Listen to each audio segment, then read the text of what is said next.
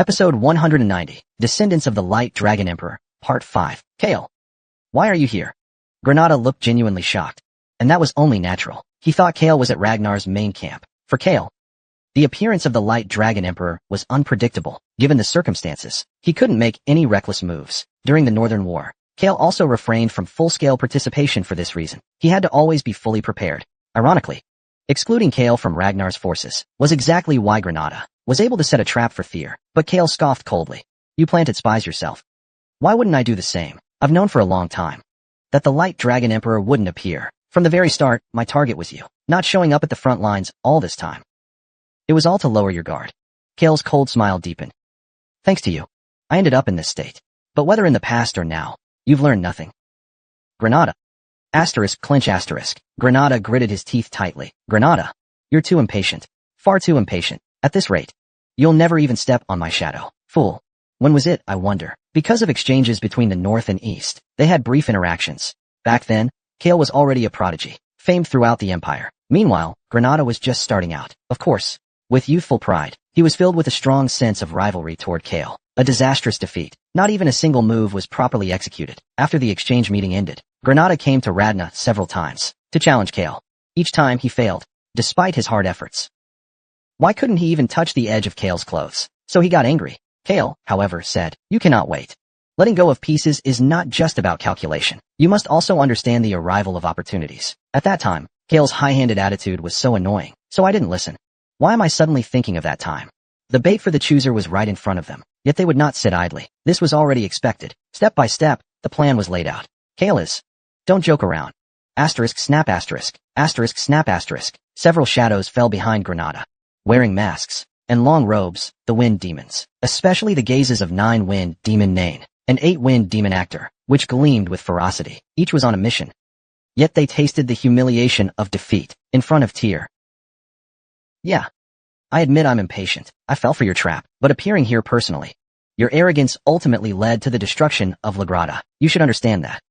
Granada decided to completely change his mind. If he kills Kale here and captures Tyr alive, isn't this the best script? Kale will die because of his own script, and thus lose his life. Asterisk snap asterisk. The Wind Demons turned into flashes and shot towards Kale. These are the experimental products, jointly created with the magic tower, right? The shameful 6 impulse was transplanted here to create infinite magic power, but because it failed, they all turned into masked monsters. Under the cloaks of the Wind Demons, there were not ordinary bodies. Tentacles intertwined grotesquely. These tentacles waved wildly, sweeping around Kale.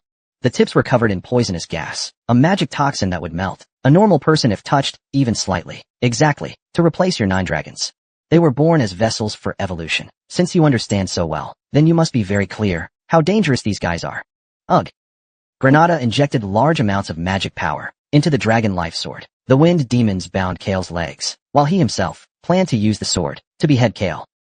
Although he couldn't fully end the trial without the Dragon Slayer sword, there was some regret, but this is enough. The Dragon Life Sword is one of the highest tier ancient relics among all the ancient dragon's relics. In the era when only the chosen ones could become the lord of the Lagrada family, it was once a substitute for the monarch's shield. The hidden power within is the activation of dragon power. It allows those born with the dragon factor to remain loyal and freely control their magic power switches. Granada has already used the cyan key given by to unlock the trial and successfully awakened the Dragon Life Sword's function. Although he couldn't be fully recognized without the matching Dragon Slayer sword, he could still seal Kale's dragon power in just a few seconds. And in their world of superhumans, a few seconds decide between life and death. Rumble. At that moment, the Wind Demons clashed with Kale. Crash. Just as Granada was about to swing the Dragon Vitality Sword. Didn't I already tell you? You're too impatient. The arrogant one isn't me, it's you. Kale's voice, laced with reached Granada's ears. What? Before he could even question it, boom. Suddenly, Granada's right arm flew through the air, still gripping the Dragon Vitality Sword. With his back to the enemy, Kale's mocking laughter rang out once more. Granada, in panic, stared at the Wind Demons launching their surprise attack. Geo. You planted your seeds. So why couldn't I? Although Kale's words made sense, the Wind Demons didn't see it that way, especially Geo, even more so. After the failure of the Floating Islands campaign, wasn't it true that Geo harbored the deepest grudge against Tyr and Ragnar? His eyes beneath the bark twisted with frustration. Dead. He should have died. But he dodged. Determined to seize Granada's remaining arm and head, Geo charged fiercely forward. In an instant, Even the air seemed to tremble. A crushing pressure surged, bearing down on Granada's shoulders. Ugh! Zhou's figure was enveloped in light, and then transformed into another form. A massive body, nearly 3 meters tall. A white dragon. Granada's face filled with astonishment. One who rivals the demon dragon among the 9 dragons. No. Someone possibly even stronger. Why is he here? Granada couldn't understand. The man of light Zhou encountered beneath the floating islands. That was the white dragon. Thud, thud, thud, thud. Each step the white dragon took shook the earth. Rumble. Before long, his fist came swinging at Granada like a warhammer. With only his left hand, Granada struggled to block. Having lost his right arm, he could only desperately defend. In the end, a massive shockwave exploded outward. Dust rose high into the air. At the same time, rays of light pierced through the dust cloud. Princess, Plum Blossom of the Sword Dragons. Black Dragon, Robble. Blue Dragon, Neil. Captain of the Phantom Dragon Sword Mirror Unit. And even the head elder of the Yuanlong. 5 of the 9 dragons had arrived. Captain of the Sword Mirror Unit. Since you have suspected ties with Tokal, if you fail to achieve real merit in this battle, we will have no choice but to hold you accountable. The same goes for the head elder. If you wish to clear your past crimes, then fight with everything you've got. The Black Dragon was the first to strike, targeting Granada. His eyes burned with the thought of not— Damn it.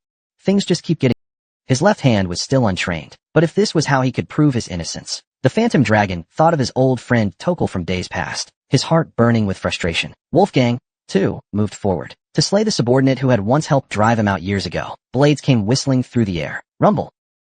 Granada's movements turned frantic. The once confident eyes were now filled with new emotions. Despair. And fear. And fear. All enhancement modes have ended. Punishment is imminent. Ordinary. Tyr, after a series of major events, felt mentally weighed down, like waterlogged cotton. But the tension suddenly vanished. The thought that they wouldn't lose completely disappeared. He sat down on the ground with his body. He realized the appearance of Kale and the 9 dragons was really disastrous. So not only did they treat me as bait, but they also sent someone, unsure if it was a watcher or a protector, and even Balin. When Balin revealed his identity among those people, he was surprised as well. He and Selford and Aaron didn't know this fact. How many times had Kale encountered setbacks to defeat Granada? The more he thought about it, the less human Kale seemed. Lorne Old Block seemed displeased with Kale like this. Even though family revival was the top priority, how could he treat his own son as a tool? In the end, did that child called Tokal only get used by Kale? Tyr also thought that Tokal was originally part of Kale's plan. It said he's close to the realm of gods. Is that why he became like this? Even emotions were erased? I have a different opinion. What? When you made those ruthless choices, didn't you have many worries? A partner. You've spent so much time with your father. Don't you know what kind of person he is? Recently, I feel that the father I and others believed in might not be the father he truly is. Tyr recalled the image of Kale he saw before leaving for battle. Although still expressionless, for some reason, it seemed he had something to say, but he held it back. Yeah. He's your father. He's not my father. But be careful. He's someone who could betray you at any moment. Lord Brock's distrust of Kale remained deep. Fear, aside from his awkward frustration, could do nothing. I'm going to die. Just then Hawk sat down beside Fear and sighed. At least now there's no need to argue with Lord Brock anymore. Fear smiled softly. Thank you. If you mean ending the argument, and for saving me earlier, if it includes all of that, then I really should thank you. It's nothing. Really, it's nothing. Hawk's nose reddened slightly as he turned his head away. But deep down he meant it, though I stepped in to protect you. Fear. If Kale hadn't shown up, I wouldn't have been able to do a thing. But Fear shook his head. No, that's not true. Didn't you land a solid blow on Granada? I didn't even manage a proper strike. That doesn't matter. What matters is, because you stepped forward, you bought time for the Lord to appear. That Granada ended up achieving nothing. You accomplished something great, Hawk. Besides, you're my savior. His heart raced. Every time, Fear spoke, Hawk could feel his heart pounding faster. Finally, he had earned it. Fear's recognition. That warm word of friendship carried a power far beyond anything imaginable. Long-standing feelings of inferiority and self-loathing were swept away. Hawks wanted to say something, but his throat was too dry. Evelyn, my brother, has recently been acting like a bookworm. I don't know how useful he is, but now, looking at it, maybe he's still of some use. At that time, Erica was sitting in Hawk's arm, while Ray sat beside Tyr, nodding. It seemed they agreed with the words. After the long battle, the 4 of them were all exhausted and disheveled. Tyr felt an itch in his heart. Hawks, impulsively, suddenly turned his head. What? Did you cry? Did you cry? This fat guy. Who cried? Who cried? Don't copy me. Following me like this. Mom. Stop it. Marlag. Watching Hawks and Erica act like siblings. If I were to reorganize a team and team up with these partners, wouldn't that be fun? Tyr casually had this thought. If I could travel the world like them, how fun would that be? Just like Kale and his brothers, who created the current Lagrada. If I could fight alongside them. Maybe I could help paint a new picture for Lagrada. Maybe even with this idea, if only. Well, we're here too. The thought of seeing Weston again, it only flashed for a moment. And then, I made up my mind. Though the Black Dragon said, he might have to kill Weston. He also said, no matter what, he would try to make him one of his own. And as for Dragonblade, even Hilda, in the Ragnar I will create, there will be no one like Tokal. Let's do it this way. In the process of building the future, asterisk crack asterisk, a rough sound of a throat came out. Tyr and his companions turned their gazes toward it. With a single strike from Kale, Granada's head flew into the air. The path of survival, the lifetime of victory, the victory of battle, all of it, Granada's death, from a certain perspective, was inevitable. Having defeated the Light Dragon Emperor in his youth, and having grown ever stronger since, reaching even the realm of demigod. Therefore, as merely a disciple of the Light Dragon Emperor, Granada, who didn't even possess the title of Apostle of the Saint Magic Church, had no way to withstand Kale. He couldn't even fully unleash the power of the dragon rocket. At this point, Ed also began to feel anxious. The gap, such disparity, between the mainstream and the offshoot. Was there really such a huge difference between the real and the false? During the Ragnar Rebellion, they thought they had fully transplanted all their advantages and systems into Troyben. No, I had arrogantly believed that by incorporating the strengths of the Saint Magic Church, I had built a superior family. But it was all an illusion. Your Majesty, the Light Dragon. How would the Light Dragon Emperor react? Upon hearing news of my failure, would he feel regret? Or would he scoff in disdain? The path to reach you is so far away. With this, the war with Troyben has come to an end, hasn't it? Julius seemed to see through Ed's thoughts, and smiled faintly. Ed tightened his grip on his sword, a slight smile curling his lips. Yes, perhaps it's over. But I'm not done yet. Then, asterisk slash, asterisk, a flash of light streaked by. Blood flew into the air. News of the fierce battle between Ragnar and Troyben spread instantly across the north, quickly reaching every corner of the empire. Newspapers, magazines, and news bulletins all focused on their war, broadcasting the news. Ragnar, the Great Pillar, supporting the city of Troyben, their family lord, and the 9 division warriors. With their young master captured, Ragnar's army advanced eastward. Breaking news. Under their brilliant strategy, Ragnar, with the glory of the dragon incarnation, has crushed Troyben Fortress. Many in the magic towers completely denied any affiliation with them. The Northern War became, in truth, the focus of the entire empire, and in the early stages of the war, Troyben had held the military advantage. Amidst the disrupted news from all sides, how did the North win? This was a battle for supremacy between 2 sword masters, capturing the attention of many. While boasting of their strength, many believed that Ragnar, who had ruled the North for 1,000 years, was finally on the decline. But Ragnar once again proved the power they possessed. It is enough to cover the entire empire. The intense reaction is unstoppable. The Veros occupation war begins. The unconditional surrender of the residents of Belos. The white flags flying on the walls of Troia. Finally, the location of the Troia clan, the eastern metropolis of Belos, falls under the control of Lagrada. By then, those who once thought war was a distant story began to feel its impact. The rapid submission of the Troia Trojan horse, the surrendering of the Troia rebellious families, the booming economy of the eastern region will come to a complete halt, and the discovery of the Holy Magic Church's ruins in Troia, Lagrada's further statement, shocked the empire once again. Editorial. Did the Troia clan really have ties to the Holy Magic Church? Shocking investigation. How deep has the infiltration of the Holy Magic Church gone? Lagrada displayed the evidence, collected during this time,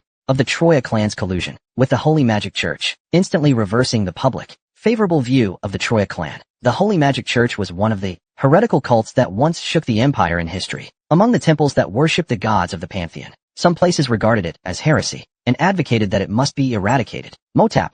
The contract with the Troia clan was terminated before the Northern War. The Silk Road Brotherhood ended trade with the East long ago. The Maritime Alliance and the infiltration of the Holy Magic Church has also affected other forces. We once faced a crisis as well. The less than 18 pioneers jointly declared, "We have no connections with the Holy Magic Church." The 18 large forces that support the empire, the so-called electors, have all taken swift action, as if closely connected with the Troia Trojan horse. In the end, the tide of imperial public opinion was rapidly shifting toward Ragnar's side. As expected, there wasn't a single report about the glorious festival. Looking at the headlines collected from all over, Tyr couldn't help but chuckle. Across from him, Julius, enjoying the aroma of his coffee, also smiled. Hide the ugly side of the family, and show off its proud achievements as much as possible. That's the way of politics. But the Saint Magic Church, they've shown no response. Exactly. They're hiding everything. Even the places we searched in black snow, they've withdrawn entirely, doing their best to save themselves. They never expected Troyben to fall. It's all thanks to you. Fear felt awkward, not knowing how to respond, and quietly scratched his cheek. The truth is, he had only faithfully carried out the mission to capture Tokal. But the family's narrative was now turning Fear into a hero. After all, he had been at the center of this brave feat. Major powers, including the white-armored mercenaries, had all released statements declaring their support for Fear. Fear of the white-armored mercenaries. Ragnar's emergency support notice revealed him as Princess Plum Blossom's adopted son. This was only revealed afterward. In Black Snow 9, only Fear, Ragnar's heir, possessed the true qualifications of a successor. The Senate's silence, the loyalty of the Imperial Guards, Fear, their support for Ragnar. Moreover, most of the 9 dragons present at the scene also supported Fear. Even if they didn't make it explicit, they still conveyed tacit support. Wolfgang, the head elder of the Senate, flatly declared he would not interfere in any matters concerning Fear. Thus, he took a neutral stance in the succession battle. The commander of the Imperial Guards, who had nearly faced political purge due to his ties with Tokal, boldly planned to switch sides. To Fear's camp, there was no longer any major faction that held hostility toward Fear. Of course, this trend also became prime material for the many media outlets following Ragnar closely. A rising star, Fear. Who is Ragnar? The fame of the young commander's sword. A star.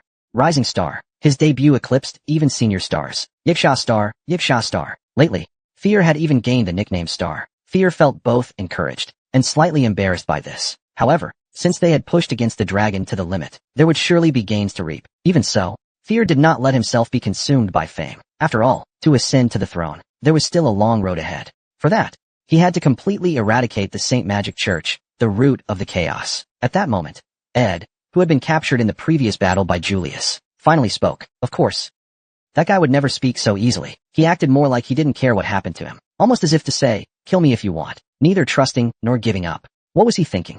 Should I go see Ed in person? Fear pondered seriously. At any rate. Fear pondered seriously.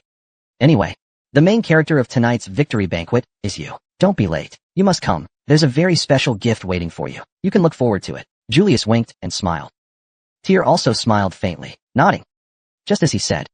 The victory celebration should have been the most important event for him. That event was truly, wasn't it said before, that the mysterious Jean Kalen would be coming? After all, this is an event where all the current heirs gather. If you ask the residents of Winterler how the atmosphere of the 4th training ground is lately, everyone will answer unanimously. There isn't a single quiet day there. Even after Tyr left, the atmosphere he left behind remains the same. The followers' drills and training continue as usual. Thus, many people, curious and wanting to become as strong as Tyr, have left because they couldn't keep up with the training. However, today, the 4th training ground is even noisier than usual. Hurry up.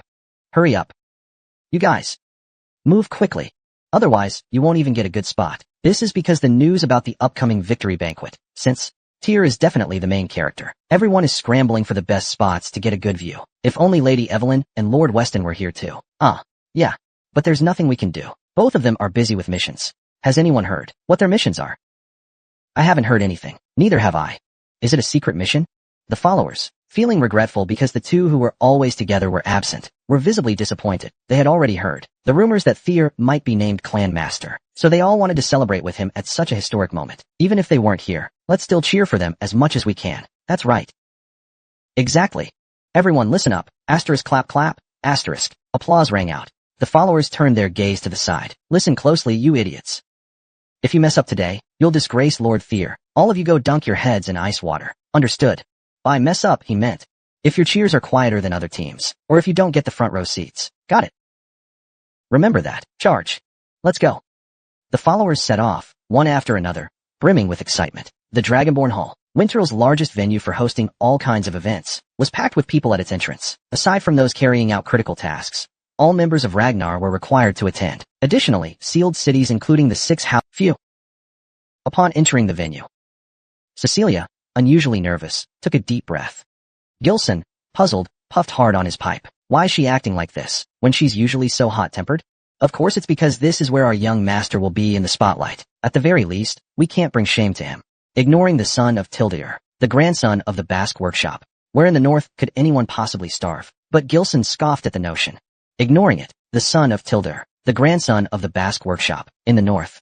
Who could possibly starve to death? But Gilson scoffed at that notion. In the past, he was just a common illegitimate child in the harem. Now, if this continues, Tyr's identity could cost him his head at any moment. Cecilia's business has also been successful. The Basque workshop, with Tyr has seen continuous historic growth. With the background of Plum Blossom Palace and the White Dragon Knights, just looking at the status, she's already one of the closest to the throne. And recently, more and more people have followed Tyr. After the destruction of Tokal and this trend has only intensified. It can be said that the name Tyr itself has now become a sensation. I heard that at this victory ceremony, they might announce the heir. Kilson originally planned to send only a representative to attend the victory ceremony. But if that rumor is true, a storm unlike any before will hit the north. As a businessman, how could I miss that scene? I've invested so much in advertising. How could I ignore it, right?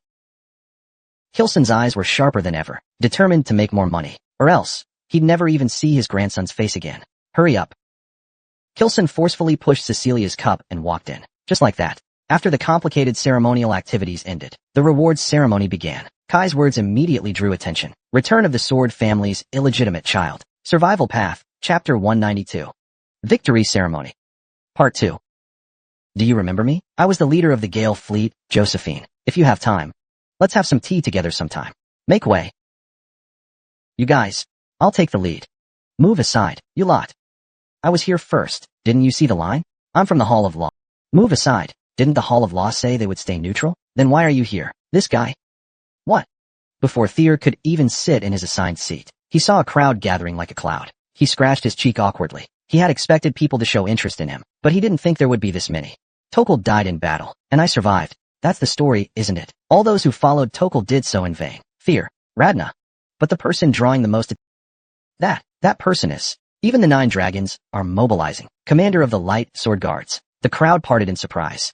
Phantom Dragon gave an awkward smile. Fear greeted him. Long time no see. Wasn't there the final briefing 2 days ago? Oh right. Getting old, I suppose. My memory's getting worse by the day. Although Phantom Dragon rarely showed emotion, for some reason, he seemed especially vulnerable around Fear. Weren't the Light Sword Guards and the White Armored Dragon Cavalry on bad terms because of the White Tower incident? Haven't you heard? What news? The Light Sword Guards, haven't they been getting awfully close to the Black Iron Cavalry lately? That's probably why. Even Phantom Dragon, famed as invincible, can't escape the horrors of political strife. That's how it is. Phantom Dragon was well aware of the stares around him, but did his best to act natural. There's a lot I want to talk about in detail. How about we grab a meal together sometime? Sure. Thank you. Worried that Fear might be wary of him because of the past, Phantom Dragon let out a quiet sigh of relief. But on the other hand, being so concerned over a kid made him feel a bit down. Because earlier this morning, from Kale, he'd heard something, that there would be an announcement about the successor today. Is that true? Who knows? Maybe.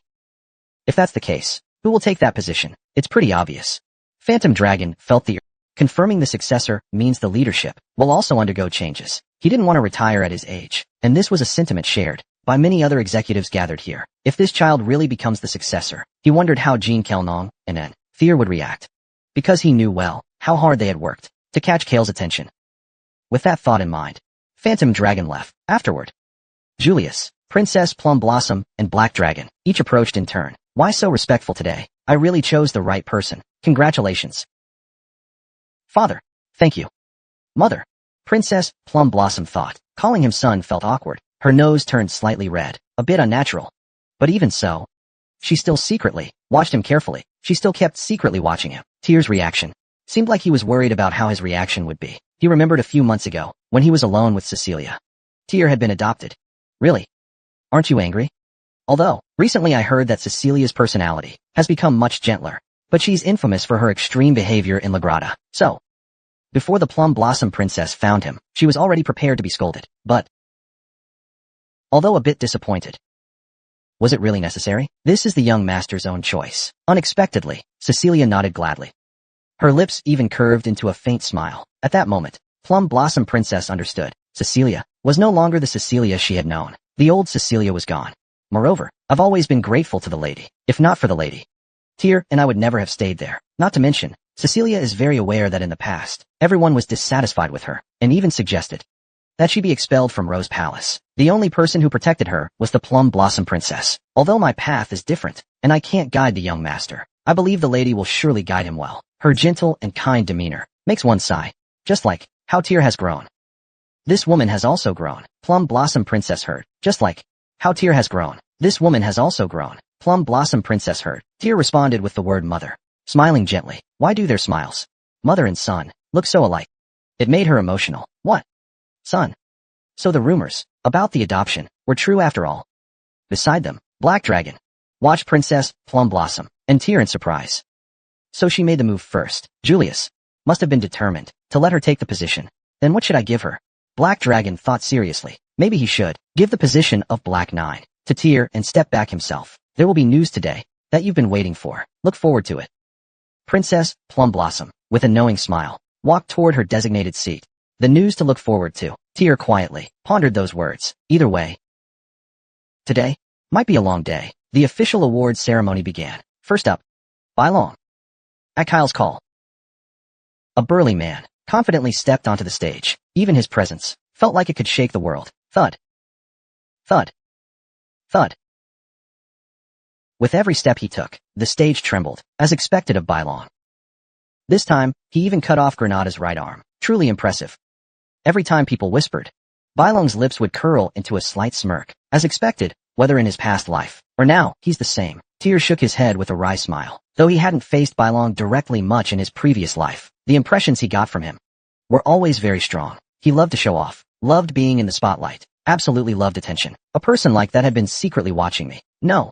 To be precise, he must have been waiting for developments on that side. Tear now understood why the sealed object buried under the sea never appeared later on. At that time, when Tear showed up, Bai Long must have felt helpless. He was acting under Kyle's orders, observing the situation, trying to persuade the floating island to side with Ragna. But suddenly, Tear showed up and stole all the credit. As expected, Bai Long turned his head slightly to look this way. The moment their eyes met, a suffocating silence spread between them. Tear felt as if his heart was being thoroughly dissected. Humph. But Bai Long only scoffed with disdain and lost interest in Tear. What does he really think of me? Tear was curious about Bai Long's view of him, as well as his view of Tear's master. Bai Long, Dante, roar. For your great contributions in this war, for quelling the flames of war, I hereby grant you the former Earl of Clunan's domain in the southwest, as your fief, and grant you the right to establish a clan. You are permitted to found a family. In an instant, the atmosphere around Bai Long became even more chaotic. Founding, the right to establish a clan. Such an enormous reward was granted. It's the first time in 200 years. Is the seventh great family about to be born? The right to establish a clan. Throughout Ragna's long history, this right has been issued only 9 times. It grants the privilege to found a family. Of course, even without Ragna's permission, one can settle anywhere if there's vacant land, or establish a family after pioneering the wilderness. By pledging allegiance to Ragna, such families can be recognized as fiefdoms or knight houses. However, that merely grants them protection as subordinate forces of Ragna, without any special support. But families granted the right to establish a clan are different. They receive comprehensive support for expansion, and are acknowledged as equals, with the right to challenge Ragna's throne. In some cases, they might even become Ragna itself. Currently, there are 6 territories in the north that gain this right and established families. They are the 6 great families. The most recent was 200 years ago, the Rank family. Even Kyle's sworn brothers were never granted this, yet Bai Long was allowed to have it. Moreover, the old Earl of Clunan's domain is one of the richest lands in the north. Establishing a clan there means the family will grow at an astonishing rate. This shows how highly Kyle values Bai Long's achievements. Naturally, people were in an uproar. Big brother, this is my first time hearing of it. Our big brother. Never expected him to bring such a bombshell. This is my first time hearing of it. Our big brother. Never expected him to bring such a bombshell. Julius quickly turned to look at the Black Dragon, but the Black Dragon just scoffed coldly. In the end, both of them turned their gaze toward Princess Plum Blossom. But Princess Plum Blossom also shook her head calmly. I haven't heard of it either. Seems like you intended to support in Tear. I don't know what Kyle is thinking. The 3 of them had clearly conveyed their support for Tear to Kyle. Since Kyle's intention also leaned toward Tear, they thought this victory ceremony would confirm the successor. But now, does he still want to prolong this struggle? Julius looked at his still unfathomable elder, feeling deeply frustrated. He also knew how ambitious Bai Long was, and how greedy Tear was. But soon, a massive campaign against the Holy Magic Church was imminent, and Tear, if they couldn't unite the family at this crucial moment to eradicate the cult, and instead let it split again. Kyle's mind was truly incomprehensible, if that wasn't the case. Suddenly, another possibility came to his mind. The old Earl of Clunan's domain was not only fertile, but also far from Mohi and Winterl in terms of northern politics. It meant it was essentially a frontier region. Could this be a scheme to forcibly send both Tear and Bai Long away from Winterl? Thank the Lord for his grace, Bai Long said. But I must respectfully refuse the fief. At that moment, Bai Long, who had been kneeling, straightened his back, even when faced with Kyle's piercing gaze that not even the 9 dragons dared meet directly. He did not flinch at all. The strength of a family comes from its fief. Without a fief, the founding of a family will not be recognized. The strength of a family comes from its fief. Without land, the founding of a family cannot be recognized. Isn't that so? Let the Count of Crunan's territory be given to those who need it. Please grant me the land of Troyban. Am I not qualified enough? Give me the land of Troyban. This essentially means asking for control over the eastern region. The 9 dragons, including Julius, and many of the officers, angrily stood up, but Kale calmly shook his head. Yes, the qualifications are sufficient. No, they are more than enough. More than enough. Then, but that is impossible, because someone has already been chosen. Balin furrowed his brow. Is there anyone who contributed more than me in this war? At that moment, Kale's gaze shifted elsewhere. Balin also turned in that direction. His expression stiffened. In that seat sat Tyr. That land will belong to the young master. Survival Path, Chapter 193. Victory Ceremony. Part 3.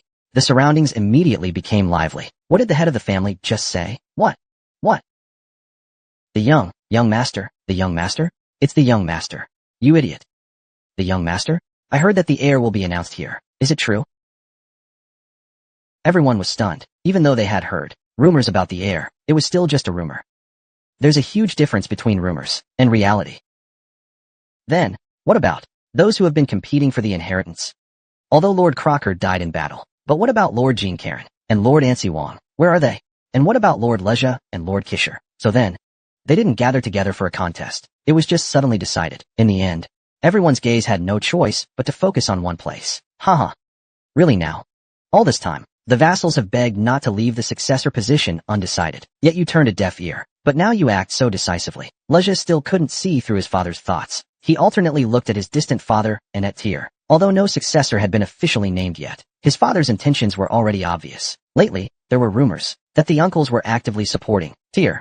Was that why he changed his mind? Leja and the other heirs had worked so hard to curry favor, precisely because of Julius, the Black Dragon, and Princess Plumblossom. They were the key figures who built the current Ragna. However, Tyr appeared like a comet, winning their favor.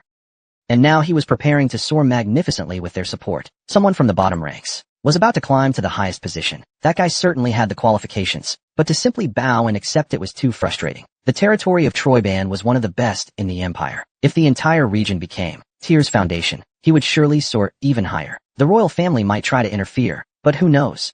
Would Kyle even care about that? Leja propped his chin with his hand, sorting out his thoughts. He suddenly thought of it. Tyr. On the surface, always humble and courteous, but deep down, always ambitious. What kind of reaction would he have? It's too fast. What should I do? There must be a way. No matter what, I have to find a way. Tyr bit his nails. Lost in deep thought, he kept muttering to himself, looking extremely uneasy. What that child couldn't stand the most was when things didn't go his way. To keep Tyr in check, and tried to win over Tokal and other candidates or political rivals to form a faction. He was well aware of this. But if the results were announced before the faction was fully formed, he would have to rearrange his strategy. Big brother, what do you plan to do? And turned cautiously to Jinkelin, who was sitting beside him, and asked. Unlike the other brothers in their 20s or 30s, the middle-aged man in his 40s slowly opened his eyes. His face was the spitting image of a younger Kale.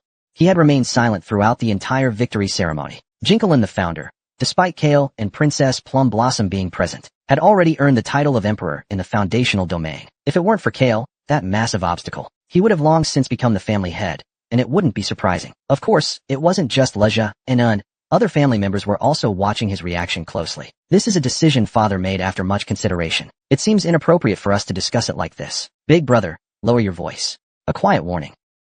And seemed to have a lot to say, but he took a deep breath and nodded. You're right. We have no right to discuss this. He showed a faint smile. On the surface, he looked like a vassal obediently following the patriarch's solemn orders. But Leja merely let out a soft snort. Do you think those greedy foxes will just sit quietly? What a joke. And will surely work even harder to build his faction. To clamp down on Tyr, he will also hatch his schemes. And what about Jinkelin? No one knows. It's impossible to guess what he's thinking. Both in the past and now, he always seemed indifferent to reality, yet full of ambition. Leja quietly watched Tyr and Kale. At that moment, Kale spoke up. Tyr, Radner, stepped forward. All eyes immediately focused on Tyr. Tyr silently rose from his seat and walked toward the podium. Thump, thump, thump. As he climbed the stairs, Tyr's heart pounded wildly.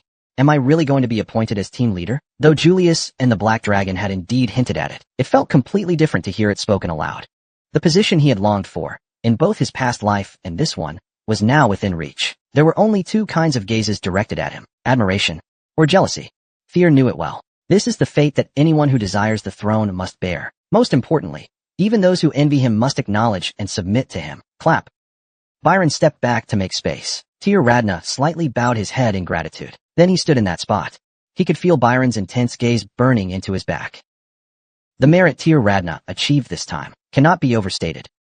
From tracking down the Troyban rats hiding in the main estate, to wiping them out completely, you could say the Troyban war was entirely sparked by Tir.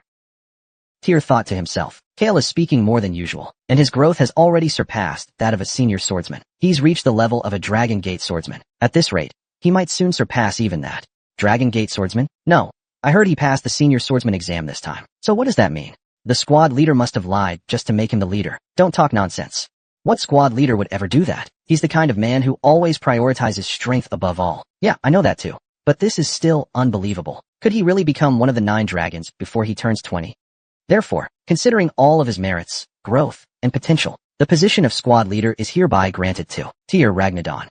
At that moment, all the noise came to an abrupt halt.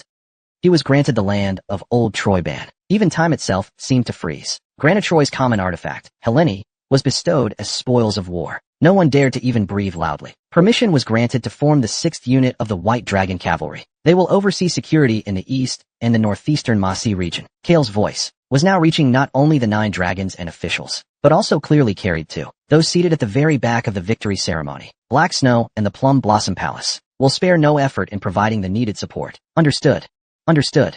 The loud shouts from the Black Dragon and the Plum Blossom Palace leader instantly shattered the stillness. The squad leader has been officially appointed. That announcement hit everyone like a hammer. It slammed hard into the back of their heads. Kale's gaze remained firmly locked on Thir, as if unable to look away. For a moment, Thir seemed to catch a faint smile from him.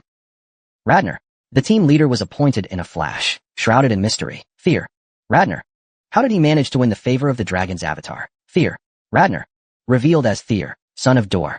Bask Workshop. Our grandson Jun Zaheo showed a close relationship with Thir, a rising comet. Get to know the Yasha Star. The Yasha Star heading eastward. How will the future world situation turn out? Countless newspapers rushed to report. Thir. More worries and questions. Gazes full of concern and doubt. Some even openly proposed conspiracy theories. Jinkelin, who had long represented Radner, suddenly let a mere 16-year-old child take that position. Lately, there's been a flood of special reports about Thir and Radner. Public opinion has already formed. Could it be? Could it really be? It's true. All of this is a setup to create a hero. Wow. That's really frightening. What's even scarier is, Thir, Radner, is said to be Cecilia's son. Cecilia? Who's that? You know? 20 years ago, she was a famously beautiful actress. She suddenly retired after marrying Ragna. It stirred up quite a commotion. Now she's the representative of West Odo. So then, that's right. Exactly. Even the dragon incarnate has aged. One whisper from the pillow was enough to sway him. The youngest son is also very adorable. Insanity. Unbelievable. From rumors of Cecilia's interference, to now saying Kale has grown old, and maybe even gone senile. No one dares to say it aloud, but that's what most people are thinking. He's still just a 16-year-old teenager. Tyr, handing him such a critical position, is simply unfathomable. Moreover, the status of Jean Karen is incomparable to any other successor. He's still right there. You must understand the level of scrutiny you face. Now there are only 2 seats left, Tyr and Kale. Kale tapped the newspaper with his finger, and smiled faintly. That smile was unlike the usual cold or fierce Kale. It was different.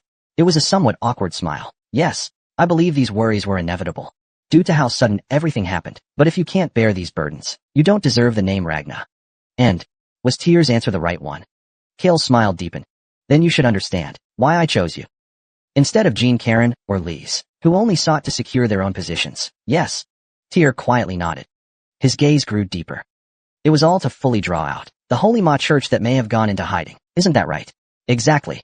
As expected, his smile deepened. Now that Troyban has fallen, the glorious empire must also waver, just like before. This time too, I just need to act as bait, to play the role of battle leader. Yes. Everything that Troyban possessed will be given to you as spoils of war. But the hatred will have to be borne by me, right? Tyr nodded. There was no reason for Kale to hand him the patriarch's seat without cause. This was expected from the start. After all, father was that kind of person. For the sake of the family, even children could be used as tools. Precisely because of that, Tyr actually liked Kale's decision. The glorious emperor, the Saint Magic Church, and the nameless monarch. They were the ones he wanted to eliminate even more, just as father used me. I will use father. The result is the same. Why don't you ask me why I gave you the glorious Emperor's sword? I believe you must have your reasons. Besides, you've helped me through many crises. That's also true. Usually, one would quietly resent being used as bait, but you're a bit different. Different from the other children. Fear pretended not to hear Kale's murmuring. Perhaps even his seemingly iron-willed father had worries of his own. That thought crossed his mind. The glorious one will surely come to find you one day. He not only has the power to humiliate, but he is also a chosen one. Because I, too, desire that same power. Fear's eyes widened slightly. Does he intend to awaken his dormant power of return, just like the feeling he got when he saw Tokal? Within his madness, there seemed to be a strange, compelling power. Those without immunity were easily swayed. They could be influenced by him. That's why I entrusted the Mad Dragon Sword to you. Kale did it as a precaution. He wanted to help Tyr build up resistance. But reality is far more complex than simple desire. So constant reinforcement of immunity. Tyr realized what Kale was about to do next, along with the sword's gem. Even the aura of disgrace had been fused into it. The power of flame must be even stronger now, right? Yes, exactly. Tyr nodded. Kale was now trying to fully unseal the sword gem that had been tightly sealed. Thus begins Path of Life, Episode 190. Holy War Ritual, Part 4. At the moment, the sword gem was rapidly absorbing the madness and evil aura from the gem of shame. The psychic energy looked ready to explode, dangerously unstable. Fortunately, most of the murky aura had already dissipated. Otherwise, it might have exploded long ago. However, Kale declared he was willing to release the flame sealed in that sword. That gem, if left unchecked, would only continue to expand. The more malice brewed, the greater the danger. So you're telling me to be the one to break it? Only then, when I face the glorious Emperor, I won't be swayed. Moreover, Kale's lips curled slightly. If you can't even overcome this, you dare call yourself Kale's child? Isn't that a bit too much? Tyr nodded. Those words were true. After becoming a lord, he would face far more scrutiny and doubt than he ever did before. Not just from within Ragna, but from outsiders as well. The 18 imperial electors, the royal family, even St. Mark's Cathedral. In this world, there are countless people eager to pull Radnor down from the throne. They are constantly scheming, year-round. The glorious Emperor is merely another hill for Tyr to eventually climb over. So then, before I fully open my mind, may I ask one favor? A favor? What is it? Please give me the promised spoils first. Hireni. Hireni. Kale tilted his head slightly, then quickly understood Tyr's intention and let out a soft chuckle. Looks like you intend to use it as a tool for exorcising malice. Yes, exactly. The dragon's living sword Hireni and the dragon's sand sword. They are twin swords forged by the Sea King. If I can skillfully harness the power of both swords together, it will provide tremendous support, like making the desert sword clash with the ice flower butterfly. If I can make the guardian of the dragon's living sword collide with the will of the glorious Emperor, the process of suppression will surely go much smoother. At that moment, as a faint smile rose on Tyr's lips, the guardians who read his mind all clicked their tongues in unison. Master, are you up to mischief again? Shinshirtai, though Herenti, was clearly crafted from the rib of Leviathan. It was once a relic blessed by the ancient dragon, wasn't it? The guardian of the sleeping Hireni. It's nice, Nancy. That one. First, we must announce our mourning in advance. He acts cold and polite on the surface, but Ragna is still Ragna, after all, right? Although Tyr wasn't pleased with the statement, Ragna is Ragna, he still decided not to respond to it. Take it. Kale drew the sword hanging at his side and tossed it to Tyr. Tyr carefully caught it. Buzz. Buzz, buzz, buzz. From within the swords he brought, the Dragon Slayer sword resonated in meditation, anxious, as if a long-separated part had finally reunited. It was a joyous feeling. Clink. Tyr gently touched the encircling dragon, the light of the rocket blade. Unlike all the relics so far, which glowed with a blue hue.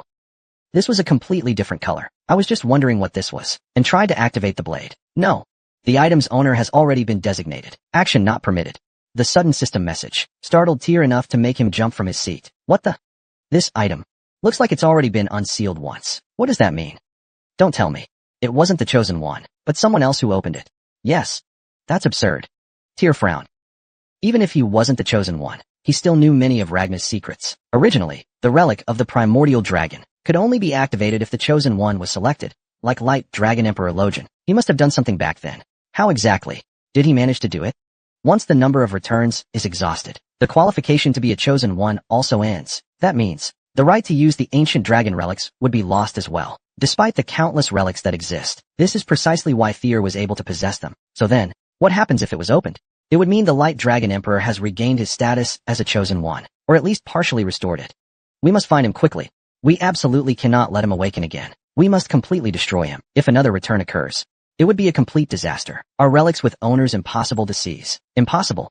At that moment, Roadbrock, who had been silently observing, spoke softly. Kale is unlikable. So, with Kale around, they would never open the spirit channel. There's no time to worry about that now. In the end, the chosen one can only be Radner, because it was Sigurd who created Radner's legacy. That ancient dragon who left behind power. If that's the case, just seize ownership. Clap. Suddenly, red was covered by blue, turning purple. Seize it. My companion, do not forget. You are the sole companion recognized by me, Roadbrock. A new ownership claimant has appeared. To seize ownership, a hidden quest has begun. The quest has been triggered. Plus, scenario quest. Upon the alert, you have obtained the dragon's flame sword, Hireni. Please eliminate its original owner and seize ownership. Difficulty, SS. Reward. Possess the relic of the primordial dragon. Enhance the willpower. Upon failure, death. Warning. This item is currently heavily corrupted by an unknown force. To reclaim ownership, purification is required. In that moment, a horrifying wail burst out from the Dragonfire sword. Dark, frenzied aura surged out with madness. What was meant to be a simple fix turned out to be far more difficult. If you'd known, you'd have stopped teasing me. Tyr mumbled complaints toward Keltsokus's endless chatter. Then suddenly, he opened his vision wide. Layers upon layers of madness coated the sword, pitch black, as if it was reaching out to him, begging for help. The Dragonfire sword was gradually vanishing. The seal was forcibly undone, and madness was infused into it. Ownership was seized by force. All this time, he must have suffered greatly. At the same time, Tyr felt a surge of danger. If in that war, Byron hadn't struck first and severed Granada's right arm, it could have ended in disaster. Father. Then, let's begin. Tyr called out urgently to Kale. Kale was momentarily stunned when he heard the word father, then smiled and placed his hand on top of Tyr's head. He rested it there. Close your eyes. Tyr followed his instructions and closed his eyes. Then the black gem on his chest suddenly began to tremble violently. Whoosh. Tyr's consciousness was instantly snuffed out. Tyr opened his eyes once again. He found himself in a dark forest.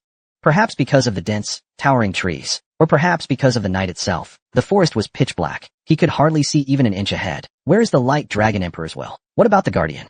This shouldn't be considered on the same level as an ordinary relic quest. The Light Dragon Emperor's will is also mixed in here. Clearly, the difficulty of this mission has greatly increased. Just from the SS rank alone, it was already unprecedented. Crunch, crunch, chirp, chirp, chomp, chomp, snore, snore. What is happening?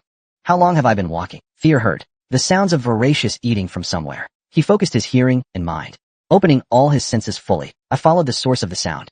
Finally, I arrived at the place. A human?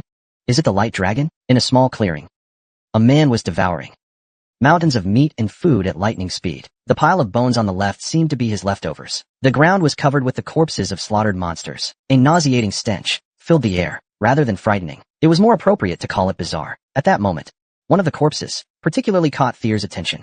A massive dragon, over 10 meters long, its unusually long neck especially striking. 4 o'clock. It seems, it finally died. The Guardian's shocked expressions. It seemed that the dead dragon was none other than Nyes. So then, is that man truly the will of the Light Dragon Emperor? SSS. Tyr slowly drew the Dragon Slayer sword. ZZZ. The Dragonfire sword radiated a fury more intense than ever before. HM.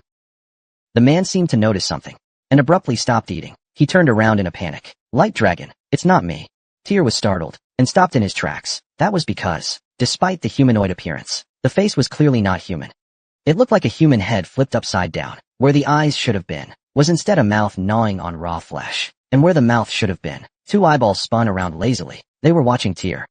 Most importantly, the demonic aura emanating from that thing felt completely unfamiliar. It was similar to the Nameless Lord's aura, but fundamentally different in nature. Gurgle. Whoa. We actually have a visitor. What a surprise, truly unexpected. Welcome, welcome. Huh. The drooping eyes couldn't even focus properly, spinning lazily in random directions. Meanwhile, the mouth was both eating and laughing at the same time. The sense of grotesqueness went beyond any threshold, evoking a deep sense of revulsion, a primal rejection of something so unnaturally wrong. It's been a long time, but I can't just serve anyone. I just caught this. Want to eat together? The man held out the hunk of meat he was gripping. It hadn't been fully roasted over the fire, and blood was dripping down steadily. My companion, stand back. At that moment, Roadbrock appeared in front of Tyr and pushed him aside. Standing nearby, his face was visibly tense.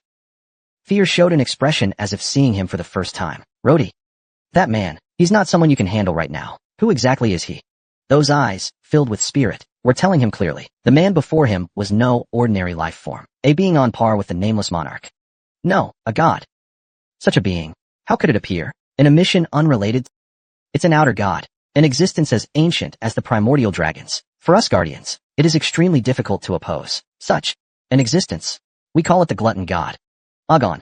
The hungry god. No matter how much it eats, it is always hungry. Such is its nature. Chapter 195, A Trial of Victory. 5. I can't believe it. It really is an outer god? Outer gods are beings whose existence is not yet fully established. They are not something we should try to comprehend with common sense. On Roadbrock's face, a clear tension showed. Give me the sword. Forget the mission for now. It's best if we escape from here first. Fear silently handed him Drake's blade. In an instant, the aura around him shifted drastically, as if facing an invincible sword master. It was as if he had surpassed even the 9 dragons, as though he saw another Kale, one completely different from the one who appeared before. Rhodey would also meet a dragonkin who mastered human swordplay. It was quite unusual, but what was even stranger was that when facing divine beings, he didn't return to his original form. But before Lord Block could respond to Tyr's question, snap, Lord Block suddenly became the center of attention. He shot to fame in an instant. Ah. So you prefer playing to eating, is that it? Well, that's fine too. After all the fun, the meal tastes even better. It becomes a joy beyond compare. Heh. Heh. From his forehead, Ashen's mouth twitched slightly. Then he burst into maniacal laughter. His breathing wheezed. And when that happened, the entire forest trembled. Tyr experienced a splitting headache of unbelievable intensity. It almost made him believe his head was about to crack open. Unauthorized intrusion detected. Initiating. Definition of the presence as a virus. To eliminate the virus, antivirus protocol initiated. In an instant, countless streams of data rained down in Ashen's mind. Ooh la la la la. Boom. That creature stomped the ground and lunged toward Lord Block. A shockwave followed, and all the data shattered. The characters became unreadable. External impact has caused a system malfunction, not a program freeze. Internal shock. Task execution has stopped. Amid countless overlapping messages, a bright red warning appeared. System error. The messages had no effect at all. Clearly, in this mission, the authority of information should have been absolute. This situation left Fear even more shocked. From the circumstances, that being, Agon, was likely just an avatar, not the true body. Gradata and the glorious succession forcefully unsealed the dragon's living sword, drawing in part of the outer god's malice. It was as if, after encountering the madness within the shame spider, its true nature had awakened. Then, even if it was only an avatar, it could still be this powerful? In front of the iron gates of the Pantheon, when facing the crowd of foreign reporters, the gap in power he felt was definitely not an illusion. Roadbrock, who had almost fully recovered, was holding his own against that power. No, perhaps even surpassing it. Wasn't that astonishing? Rumble. As expected, you play much better than I imagined. Each time Roadbrock swung his sword, lightning came crashing down. Fear realized this was precisely the prophecy of his forefather, Sigurd, the thunder of the sword. With every flash of lightning, Onkong's tentacles, he swung wildly in the void, and his leg exploded into pieces. His upper body was nearly 40% blown away. A hole opened up, but even with half his face caved in, Ashen still grinned, as if no matter what, he was determined to catch Lord Block. He reached out again with a single-use lunge, and every time, Lord Block would strike back and pull away as much as possible. He clearly wanted to avoid contact at all costs. Come on. Let's have some fun together. Hurrah. If you get caught, you become the ghost next. You know the rules, right? At that moment, Ashen's lunging hand barely grazed the side of Lord Block's head. A few strands of hair tangled around Ashen's fingers. SSSS. In an instant, the touched area lost all moisture. It withered and crumbled into dust. What a shame. Sigh. I could have switched places. I'm really curious what dragon meat tastes like. Like I'd ever let you catch me. I'm starving. Maybe I'll just bite off your arm instead. Sigh. That one. Of course I've tasted it, but how should I describe it? Kind of dry, honestly. All grease. No substance. As expected, I still prefer the prey in this world. They suit my taste better. Little piglet. Ah. You didn't know? The physical rate of pigs is originally only about 15%. So, what you just said to me was practically a compliment. You're saying, I'm strong, right? Aren't you? Glorious. Agon patted his belly with his hand and shook his head. That's why. It's not an insult to me at all. Look at this belly. You have no idea how much I've suffered to get this belly. I had to eat my way through at least 30 countries just to achieve this slight roundness. On the surface, it seemed like Agon and Roadbrock were conversing, but in reality, Agon wasn't so much listening to Roadbrock as he was just saying whatever he pleased. His chaotic, disordered way of speaking, lacking logic or structure. Argue back. What are you doing? Roadbrock urgently turned to Fear. he was shouting, saying he couldn't hold on much longer. However, despite Roadbrock's urging, Fear didn't leave. Instead, he focused entirely on observing Agon. No. If we force our way out here, not only Roadbrock, but I'll be finished too. Since the Guardian is gone, the Dragon Soul Sword could fall into Agon's hands at any moment. That wouldn't be surprising. In other words, this world itself is practically already Agon's playground. If we recklessly retreat, we might only invite Agon's madness to consume us. Tyr's mental world was already barely holding down the Sword Gem's power. Doing that now would only lead to self-destruction. Even if that weren't the case, if he left Lord Block behind here, it would mean letting him face Ashen alone. For him, that was clearly beyond his ability. If that happened, Lord Block could very well die, and then Ashen's will would take over Lord's body, whether it be the Dragonfire Sword or Lord's body. The moment Ashen fully invades this world, it will all be over. Even the nameless Lord would struggle to cope. If yet another being began invading the world, that would truly be the end of everything. What should I do? Tyr looked around, wondering what he could possibly do here. And just then, a woman's voice reached Tyr's ears. Can you hear my voice? O Chosen One. Though the voice was riddled with static, as if it could cut off at any moment, still, Tyr instinctively turned his gaze toward the direction where the deceased guardian, Naishi, once stood, like a statue. Can you hear me? I can see you. Tyr was just about to answer, when Naishi hastily interrupted the transmission. Please don't show any visible reaction. If those outsiders realize my condition, it would be trouble. Naishi's voice seemed short of breath, faint, fragmented. As if squeezing out her final strength, Tyr realized that Nais had no hope of revival. His expression turned grim. He quietly listened intently. 4 o'clock. A descendant of the ancient dragons. How could they have fallen this far? Did she hear the voices of her comrades? Tyr seemed to hear Nais's gentle laughter. A distant, almost unreachable past. That nostalgic voice, perhaps now suppressed. Though her body ultimately failed her, she had survived in this small world. I know Agon better than anyone, and I know his weaknesses. Eat as much food as possible. Mission has been updated. Scenario quest. Duration. Unidentified virus is forcibly taking over the Dragon Soul Sword. Hereni, please activate the White God Protocol to purge it. Difficulty. SSS. Reward. Ownership of the Ancient Dragon Relic. Psychic enhancement of the Sword's Orb. Failure result. Death. Gather as much food as possible. Fear couldn't understand. In this world of nothing but forest, what exactly was he supposed to feed Agon? Your Majesty, the food you desire is right in front of you, isn't it? A feeble voice. In an instant, Fear's face stiffened. In his eyes, he saw Nais smiling sorrowfully. A thought crosses his mind. The firewall level has been increased. Current level. Level 3. Firewall program activated. Boom. In that instant, the very air around the forest grew heavy. A tremendous gravitational force slammed down on Ashen. Asterisk crack, crack, asterisk. Because of that, the hand reaching for Lord Block's neck slowed down. Skin tore open, and the sound of muscle being crushed echoed. A broken elbow bone pierced the flesh, and blood gushed out violently. It was a truly gruesome sight. During this moment, Lord Block took a large step back, and took a deep breath. Huh. Sweat slid down his forehead. That was almost fatal. Although the battle started out evenly matched, as his stamina dropped rapidly, Ashen only grew more agile, his movements becoming bouncier and more elastic. Perhaps this meant he had mastered the art of doppelgangers. An outer god threatening the world is truly terrifying.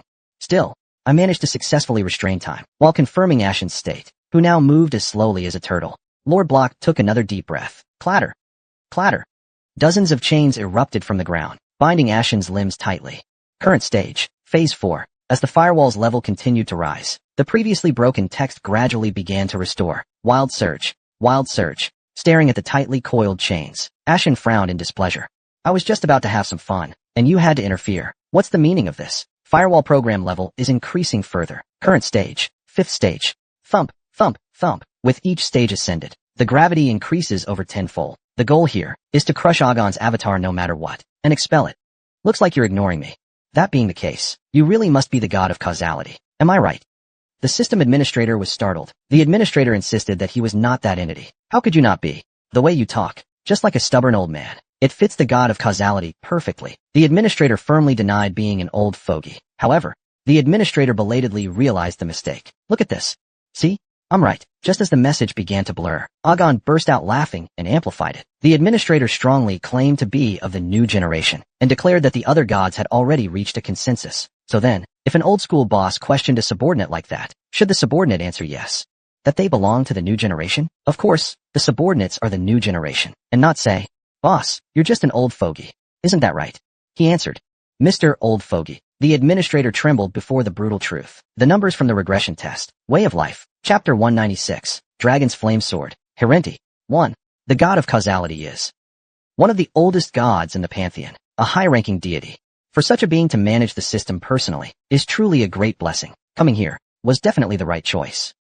Ashen can be a nuisance for the externals too, so then, if not now, when else could one witness such a spectacle? Moreover, on the other hand, a strong certainty welled up inside me. For some reason, the god of causality seemed especially fond of that one. Compared to other chosen ones in the past, the treatment was clearly different. That's why, it must taste even better. Hey. A feast after wild fun. There's no greater joy than this. At that moment, Ashen's resolve became unshakable. If today's main course is the guardian, then dessert will be the human. Gee. Hurry. Hurry. I want to eat. Hee. Choo-choo. Drool streamed from Ashen's lips, sliding down his cheek. It dripped to the ground. With his bright red tongue, he licked his forehead, chuckling madly. Even the thought alone was enough to delight him. Administrator expresses displeasure. Current phase. Phase 6. Clang, clang, clang. Even more chains burst from the ground, tightly coiling around Ashen. Now, he was like a cocoon wrapped in chains. Almost impossible to find a gap. All this jumping around is exhausting. Flames blazed in the administrator's eyes as he resolved to stop running around and just turn everything into a mess. I get it now. This must be another game. Just playing hide and seek is too boring, so you added new rules? The administrator frowned. You should have said so earlier. Sorry. I'm a bit slow. I didn't get it. Well then, I'll join in and play properly too. Agon opened his mouth wide and took a deep breath.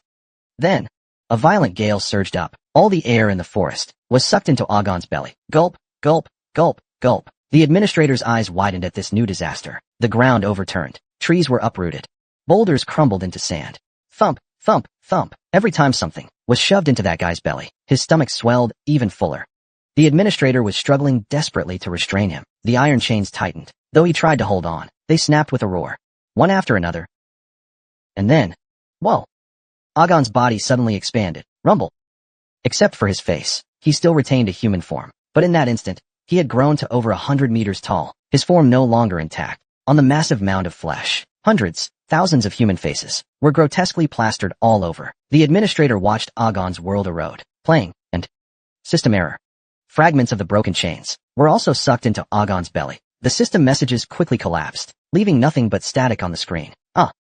Roadbrock, who had barely been holding on with magic against the raging winds, watched in horror. A trace of urgency showed on his face. He never expected that the brief moment granted by the god of causality would actually awaken him. It was something no record had foreseen. In that case, would he really have to take the risk and reveal his true form first? He had always relied on the sword because of the inherent vulnerability of external power. That way, such weaknesses would never be exposed. But now he wondered whether the risk was worth taking.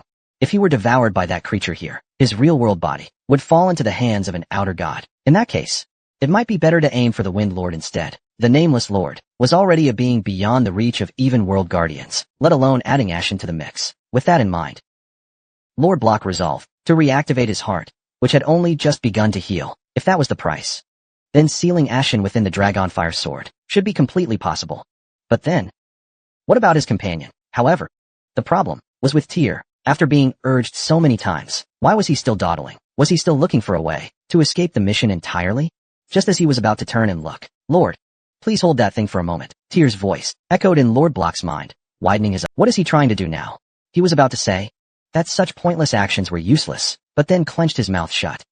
Saya reveled in the roar of freedom. As the sky above the forest region shattered, a sun was beginning to form, like a true sun itself. It was once the vision of the old chieftain, Shu. It had now become Tyr's vision. However, that was not all. Whoosh, whoosh, whoosh. There was the moon nearby. He started first with the sun. Tyr raised all of his magic power and hurled the sun toward the sky. As the speed of his brain's electrical activity accelerated, the magic gathered, and a powerful burst of thermal lightning erupted. Next came the moon. Tyr extended his left hand in the opposite direction, something once shown by Nath, deeply engraved in Tyr's memory. A black ice full moon. As the black sphere formed, cold air spread out. With every rotation, shards of ice scattered in all directions. However, Tyr had not imbued it with his magic power. Even so, forming just the sun had already consumed immense magical power, while the moon was entirely forged from Nice's magic. O chosen one, thank you. She wished with all her heart to use her fading life to destroy Agon. You, though I could not serve you well, and regret that deeply, to be of help in this way is a blessing. To see you at the end, To know my lord has an heir, to know someone remains, brings me great comfort. After saying those words, Nais quietly closed her eyes. Then, as she let out her final breath, crack, crack, crack, Nais's body shattered into countless pieces and was drawn toward the moon. He tried to fulfill his final duty through his own death. Guardian, Naishi, has acknowledged you as the new master. Mission partially complete. Partial access to this region has been granted. The chaotic magic is gradually stabilizing. Level up. Level up. Mission not yet fully completed. Please continue execution. Tier. With the status window open. Observing. Fear. Ragna. Family. Fear. Ragna. 16 years old male. Title. Chunhao. The first 1,000-year genius. Yiksha. Yiksha City. Talent. Ragna. Player. Observation. Inventory. Shop usage. Companion of the Guardian Dragon. Belmasis. Lin Sherlong. Krimhild. Successor of Kree. Dragonkin. Cannot be viewed. Status. New skill awakening. Imminent. Intense focus due to rage. Falling into an abnormal state. Level. 62 foot. Attributes. Strength. 131 agility. 111 stamina. 105 mana. 243 intelligence. 114 luck. 50 bonus attribute. 75 foot. Skills. Cannot be viewed. Family. During this time, Fear had accumulated many levels in fierce battles, reaching as high as level 15. However, all this time, stacking bonus stats aimlessly wasn't just because he was already strong. It was so that, when the moment truly mattered, it would serve a purpose, be useful. And now, Tyr believed this was that moment. Special ability, Vital Energy Boost activated. Physical energy surged dramatically, trembling. Sun and Moon, dual visions operated simultaneously. A body once unsteady was now regaining stability. Home. Vital Energy Boost. Type. Special ability. Effect. Rapidly recovers physical stamina. When displaying exceptional focus for over 10 minutes. Grants a temporary burst of endurance. Home. Regeneration is a special ability that grants immense healing power. Of course, as his broken body regained strength, his focus also returned stronger. Then, he allocated 50 attribute points to luck. Luck. 50, 100. As reputation accumulated, his once rapidly growing luck finally broke into triple digits. Luck stat exceeded 100. Hidden feature now unlocked. From now on, all your actions will carry protective blessings. Ward off evil. Dispel misfortune. Home. Value. Type. Special ability. Effect. Grants the effect of repelling misfortune. With every action taken, a blessing will descend, banishing all ominous energy. Family. All attributes have surpassed 100. His body underwent new changes. His mental strength grew even sturdier. He grasped the essence of spell power, gaining exorcism and purification attributes. He acquired exceptional resistance to magic and madness. Basha and Bear. For a brief moment, Fear thought, this might truly be the awakening of the Chosen One, the true weapon against foreign media and their lackeys. Nirvana. Fear focused his entire mind. Then, the sun and the moon both settled steadily into his control. He could feel clearly how scorching hot the sun was, and how chillingly cold the moon radiated. He felt it all vividly. Asher.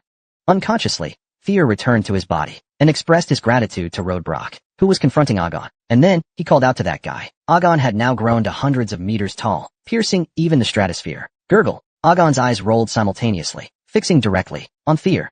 Didn't you say you wanted to play? Those disgusting eyes widened all at once. Their glittering look was utterly nauseating. Then let's play ball. Try this. Agon and the moon extended their arms, and the sun and moon both converged toward the center, colliding together. Eat something. Drawn by the play and the food, Agon opened his mouth wide, throwing almost his entire body inside, and swallowed. Gulp. Delicious. Rumble. Rumble. Rumble. Rumble. Rumble. Like a sun clashing against the black ice of 10,000 realms. Those two auras were never meant to coexist. Naturally, this sudden explosion blew Ashen's head into pieces. His internal organs and abdomen were torn apart completely. Chunks of flesh flew in all directions. Fluids and blood poured down like rain. A scorching wind swept across the entire battlefield. Even the last remaining forest was flattened. The blast was simply catastrophic. The collapsed system has partially recovered. The administrator looked upon the ruined world, utterly dumbfounded. The administrator drooled greedily, entranced as if watching a fireworks display. Drool dripped steadily onto the ground. Way of Life, Episode 197. 1. Sword, Haruni. 2. God of Causality. Tyr thought. He was indeed quite the outlier among the gods of the pantheon. Even when climbing the White Tower, he had occasional moments of clumsiness, and now was no different. If what Ashen said was true, and all the information Tyr had seen until now was created by this very deity, then the disparity was just too vast. All this time, the information Tyr had seen was as cold and ruthless as a machine, devoid of emotion. It coldly stated facts, even punishments for failed missions, which didn't always involve death. He found it hard to believe this god was truly testing him with such brutal standards. Most importantly, the White Tower had always shown him kindness. Therefore, Tyr, no matter what, could not reconcile this information with the god of causality. Not clearly. Kelter was the master. What do you know? Well, I'm just a humble messenger of the Pantheon's will. But one thing, I can tell you. The information Master spoke of, and the system were indeed created by the god of causality, and the one managing it is also that god. But then, does it mean all that information really comes from the god of causality? Suddenly, Tyr noticed a flaw in Kertesicus' words. Though they were the creator and manager of the system, that didn't necessarily mean they were the user. Exactly. Using the system is an entirely different concept. This means, the god who had been assigning missions to Tyr all this time was someone else. Then, who is that user? They are all here. All of them. The gods of the Pantheon. They're all keeping a close eye on you, Master. And these masters, they each hold different expectations of you, some of them with goodwill, and some, not so much. Tyr couldn't help but glance toward the direction of the messages. The administrator seemed to meet your eyes for a moment, startled. The administrator, deeply embarrassed, hurriedly looked around, trying to find a place to hide. There are also those who hold no particular expectations. Such gods are watching you too, and some harbor hostility toward you, Master. Hostility toward me. Tyr couldn't quite grasp what Kertesicus meant. They may be indifferent toward the nameless monarch, fighting on the front lines in their stead, but why go as far as to despise me? Mainly, they hold the view that someone else should have been chosen, or perhaps they have ties with the outer gods. At first, Tyr wondered how the gods of the Pantheon could befriend the outer gods, but soon he came to a realization. He nodded in understanding. Just think about Eddie, and it all makes sense. Isn't human society the same way? There may be small circles, differences in affiliations, but shared ideals can bind people into deep friendship, different political stances, differing opinions. Why would gods be any different? In fact, Tyr felt he was fortunate. Even self-proclaimed transcendent deities were, in the end, just living beings. Or perhaps, it was a devout follower trying to test his lord, an anonymous god, carefully observing your every move and decision, an unnamed god, hoping to see you evolve into something greater. Tyr felt he might know who that god was. Sigurd Ragna. If that briefly mentioned ancestor took interest in the descendant who became Lord Block's new companion, it wouldn't be surprising. Then, the system you mentioned can ultimately be understood as the collective will of the Pantheon, or a divine test, right? Yes. The god of causality is precisely the one adjusting it all. Tyr finally understood why the missions lately had been so erratic, why they sometimes lacked any coherence at all. Then, the rewards granted from there must also have been gifts from the gods of the Pantheon. Tyr finally unlocked the meaning behind the messages. He felt both relief and discomfort. In the end, they just see me as a convenient puppet, don't they? Isn't that right? The very idea of mortals being used at will, it was unpleasant in itself, though he had rapidly grown stronger by relying on the power of missions during this time, and Tyr had actively made use of it, and profited from it. Feeling annoyed was still unavoidable, just like how humans see ants as insignificant creatures that can be swept away at will. He had vaguely come to understand how the gods viewed humans, why his father held Rodblock and the Light Dragon Emperor in contempt. He seemed to have some idea now. Rodblock, almost like a god of this world, had taken the place of the Pantheon. The Light Dragon Emperor had fallen into madness, even offering up his soul and reason to foreign powers, a complete lunatic. Perhaps this was also why the Chosen Ones were so despised. Their godlike power to reverse time essentially stripped humanity of its free. Administrator Huang Meng explained. Not everyone thinks that way. Tyr tightened his grip on the Dragon Slayer's sword, and the living dragon soared once more, no matter what the god of causality said. The doubt toward gods and transcendent beings had already quietly sprouted in his heart. Of course, this didn't mean he intended to betray them right away, but at the very least, respect, that was gone. Moreover, to ensure that, he had to defeat him completely. Tyr's gaze shifted. With an explosion, Ashen's flesh was blasted apart, and after writhing in the air, it extended tendrils in all directions, at the points where flesh connected. Upside-down human faces gradually emerged. Gagaga. How amusing. This is truly entertaining. Such an exciting game. It's my first time. The first time. If it had been just a bit later, I would have been devoured. Turns out it wasn't over yet. Purgatory. Tyr clenched his fists tightly. Then, the four swords of Mars. Lightning poured down like rain. Boom, boom, boom, boom, boom, boom. Lightning pierced the ground like sharp blades, turning flesh to ash. The flames that surged from the ground burned even the remaining fragments to nothing. Gurgle, gurgle. Not only that, from behind Tyr, a great iron gate appeared. It opened wide, summoning the Dragon Legion. However, This legion was different from before. Beneath the feet of the various dragons, the chronograph began spinning in reverse. Figures of swordsmen emerged one by one. Dragon magic now filled the region evenly. The clockwork was aligned. Activation conditions fulfilled. Magic spell initiating. The heroic spirits are descending. Dragonfang Legion, the spirits of the heroic blade, were attempting to descend. Foreign media? I don't care about that. Wipe out everything else. Charge. Let's go. All 299 heroic spirits swiftly erased the fragmented forms of Ashen. As they surged through, their new attribute of karmic evil intensified. Antivirus program activated. The virus is being rapidly purged. Some strains exhibit extreme resistance. The nameless lord was driven into a corner. Those heroic spirits releasing wild bursts of spiritual power, as powerful as in its golden age. Most importantly, the Dragon Legion fighting alongside them was filled with unprecedented morale. The sacrifice of their longtime comrades ignited their burning rage. I wanted to play a bit longer. What a shame. I wanted to eat more. Sigh. But you'll play with me again next time, right? Ashen's face quickly faded away, but not in pain. Rather, it was filled with joy, as if looking forward to the day he could meet Tyr again, not as an avatar, but in his true form. Crack. But when the last of his heads was finally crushed, the chaos barely settled. Phew. Why was it so stubborn? In some ways, even more so than humiliation. Ridiculous. The spirits watched as Ashen's remains scattered into fine dust and let out a long sigh.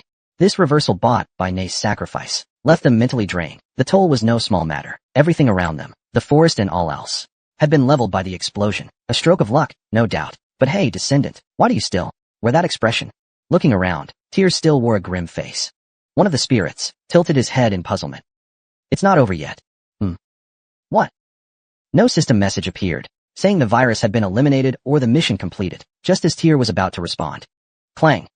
Suddenly, the ground behind Tyr split open. A massive Ashen, several meters tall, burst forth, opening its blood-red maw. Ha! What a delightful surprise. So you hadn't all left yet. So you were hiding underground. Damn it. That gaping maw was about to swallow Tyr whole. Tyr sensed the hidden heroic spirits and Dragon Legion, their faces pale as they tried to slow its advance. On the other hand, Ashen's unkillable, constantly reviving nature filled them with dread. However, sorry, you were never the one I was after, Tyr said, smirking with a cold and mocking gaze. Ashen was left speechless, but before anything else, a black bolt of lightning suddenly descended from the sky, splitting that creature clean in two. Unbelievable. Rumble, rumble. Whoosh, whoosh, whoosh. At the spot struck by the black lightning, a man slowly stood up, through the settling dust. That face looks way too much like the descendant. Is he one of our descendants too? But why does he reek of such The heroic spirits looked upon him, with complex gazes. The black-haired man radiated a strong holy Ma Church aura. Grumble, grumble. The dragons also began to show hostility. Ashen, though split in two, took a few steps back and reformed. Glurp, glurp. His spinning head let out a strange screech. Wait, what are you doing? Fifth apostle. Did he ever authorize this? Ashen's triumphant moment was cut short by stomping furiously at the ground. A fervent believer of the Holy Ma Church, a monster born of a true half-blood. And yet, the man paid no mind to the glares of the spirits and dragons. His eyes were fixed solely on Tyr. In his gaze was a warmth that clashed with madness or malice. Didn't expect to meet you like this, but I'm glad to see you. My grandson, the Light Dragon Emperor smiled. Episode 198, Dragon Fireblade, Helleni.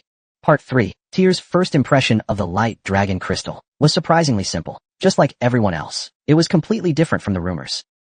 A madman, a butcher, a killer, a depraved lunatic, someone who cast off his humanity, a man of greedy deceit, whether in this life or the last. Everything Tyr had heard, the dragon, none of it matched the face before him.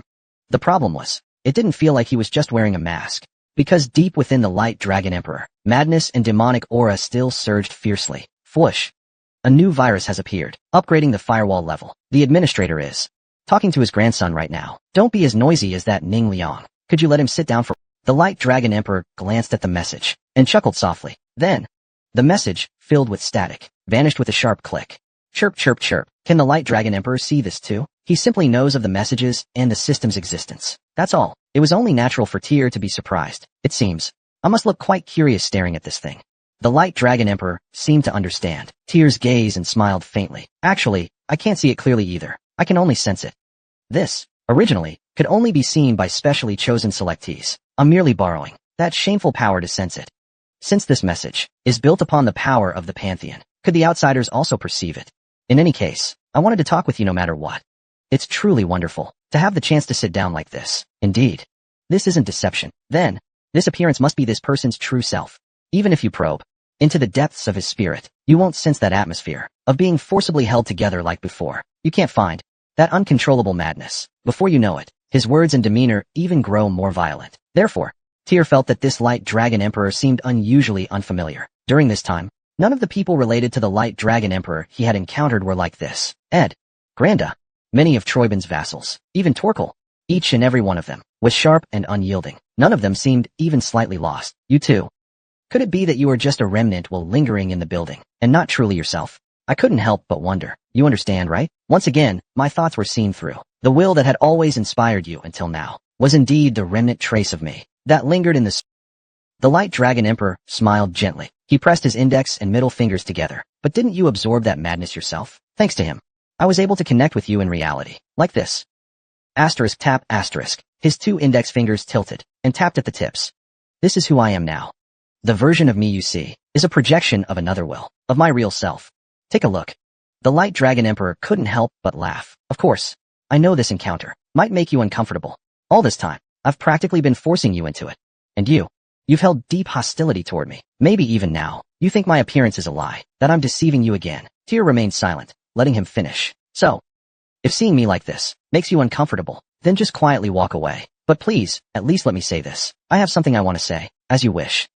There's no reason to delay. I've wanted to meet you too. Tyr, with an unreadable expression, looked at the light dragon. The world began to stir.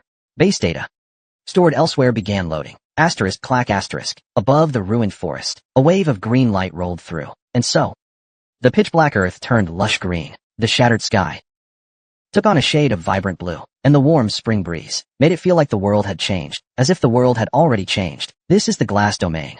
Tyr realized this was the realm embodied by the light dragon emperor. The inspected glass domain was not meant to enhance power, but focused purely on destructive force. Even so, Princess Plum Blossom's glass domain still evoked the image of a garden full of blooming plum blossoms. But even so, those fluttering petals, every single one, carried immense power. Isn't that dangerous? Have a seat. In front of the light dragon emperor, at some point, a small table had been set up, along with 2 chairs, a steaming teapot, and a tea set with cute little bear patterns. Did you always have such tastes? The former chieftain of Agna has quite the adorable eye. The light dragon emperor cleared his throat awkwardly, his nose tinged red. Ahem. This was your late grandmother's taste. Really? I don't dislike it either, so I prepared this. I'll take a seat then. Tyr sat down across from the light dragon emperor, pulling out the chair. As he was about to inspect the teapot, he noticed the light dragon emperor had yet to sit down. He was staring at me intently. Why is that? So it really is you. You're not much like Kale. Tyr felt somewhat awkward, but you're very much like Kale in his youth. That's different from what Princess Plum Blossom once told me. That's different from what Princess Plum Blossom once told me. He even remembered Julius and the Black Dragon saying something similar. It seemed that unlike Guanglong Jia, who was always cold like Kale, he knew how to smile and even joke at the right time. He seemed at ease. Could it be said that he didn't resemble Ragna at all? Tyr stared intently at Guanglong Jia. Of course. I don't mean you're unqualified to inherit Ragna. Don't get me wrong. I didn't like Ragna's style either. Is that so?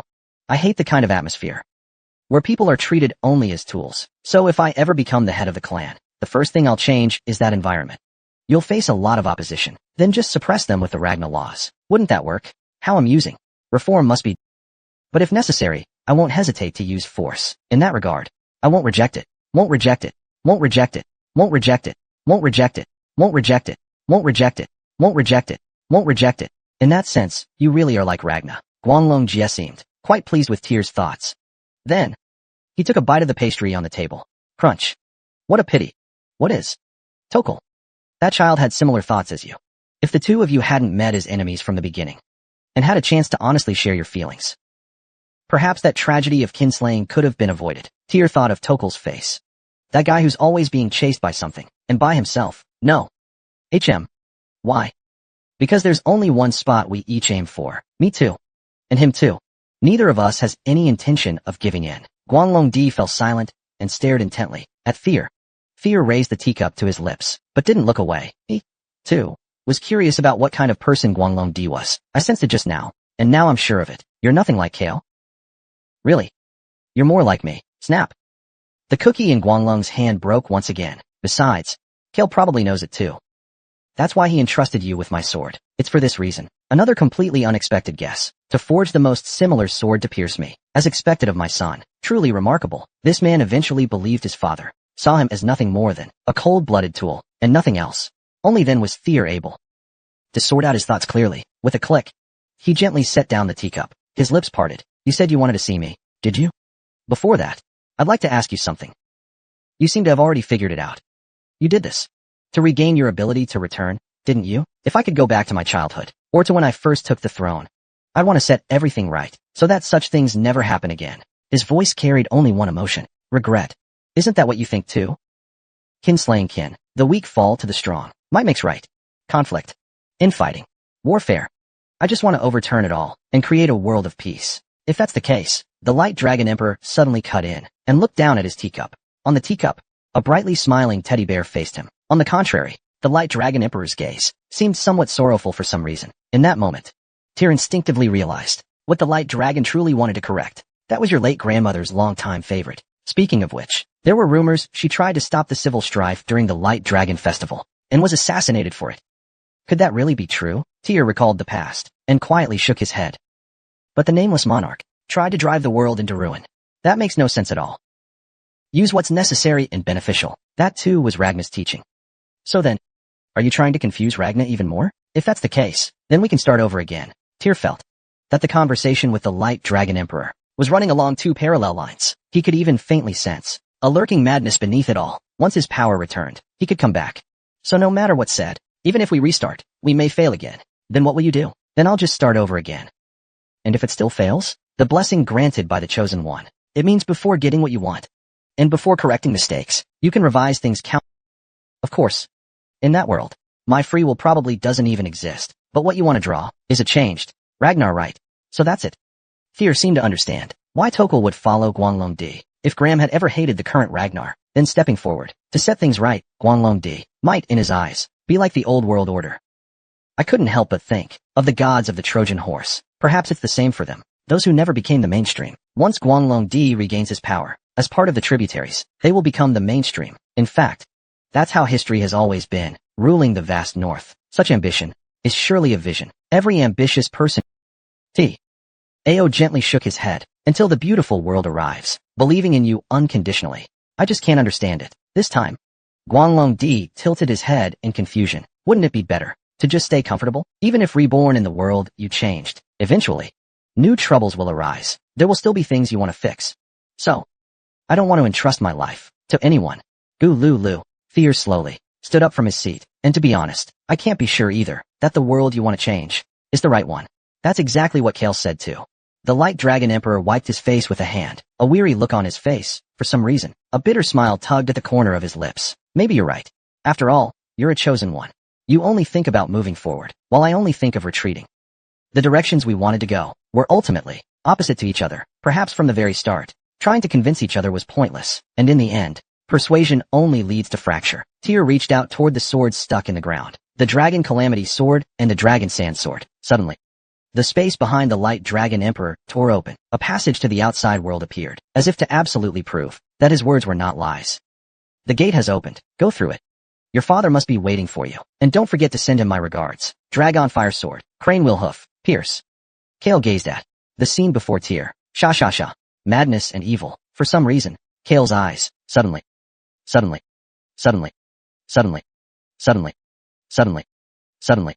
madness and evil swirled around Tyr, ready to invade him at any moment. Tyr seemed to be on the brink, as if he could fall at any moment. In truth, his face, with eyes closed, looked unusually calm. No one knew what they were talking about inside. It was really nerve-wracking. It didn't look like they were discussing anything good. Watching closely, Tyr wasn't the only one in Kale's gaze. Black Dragon, Julius, Princess, Plum Blossom, they were all there.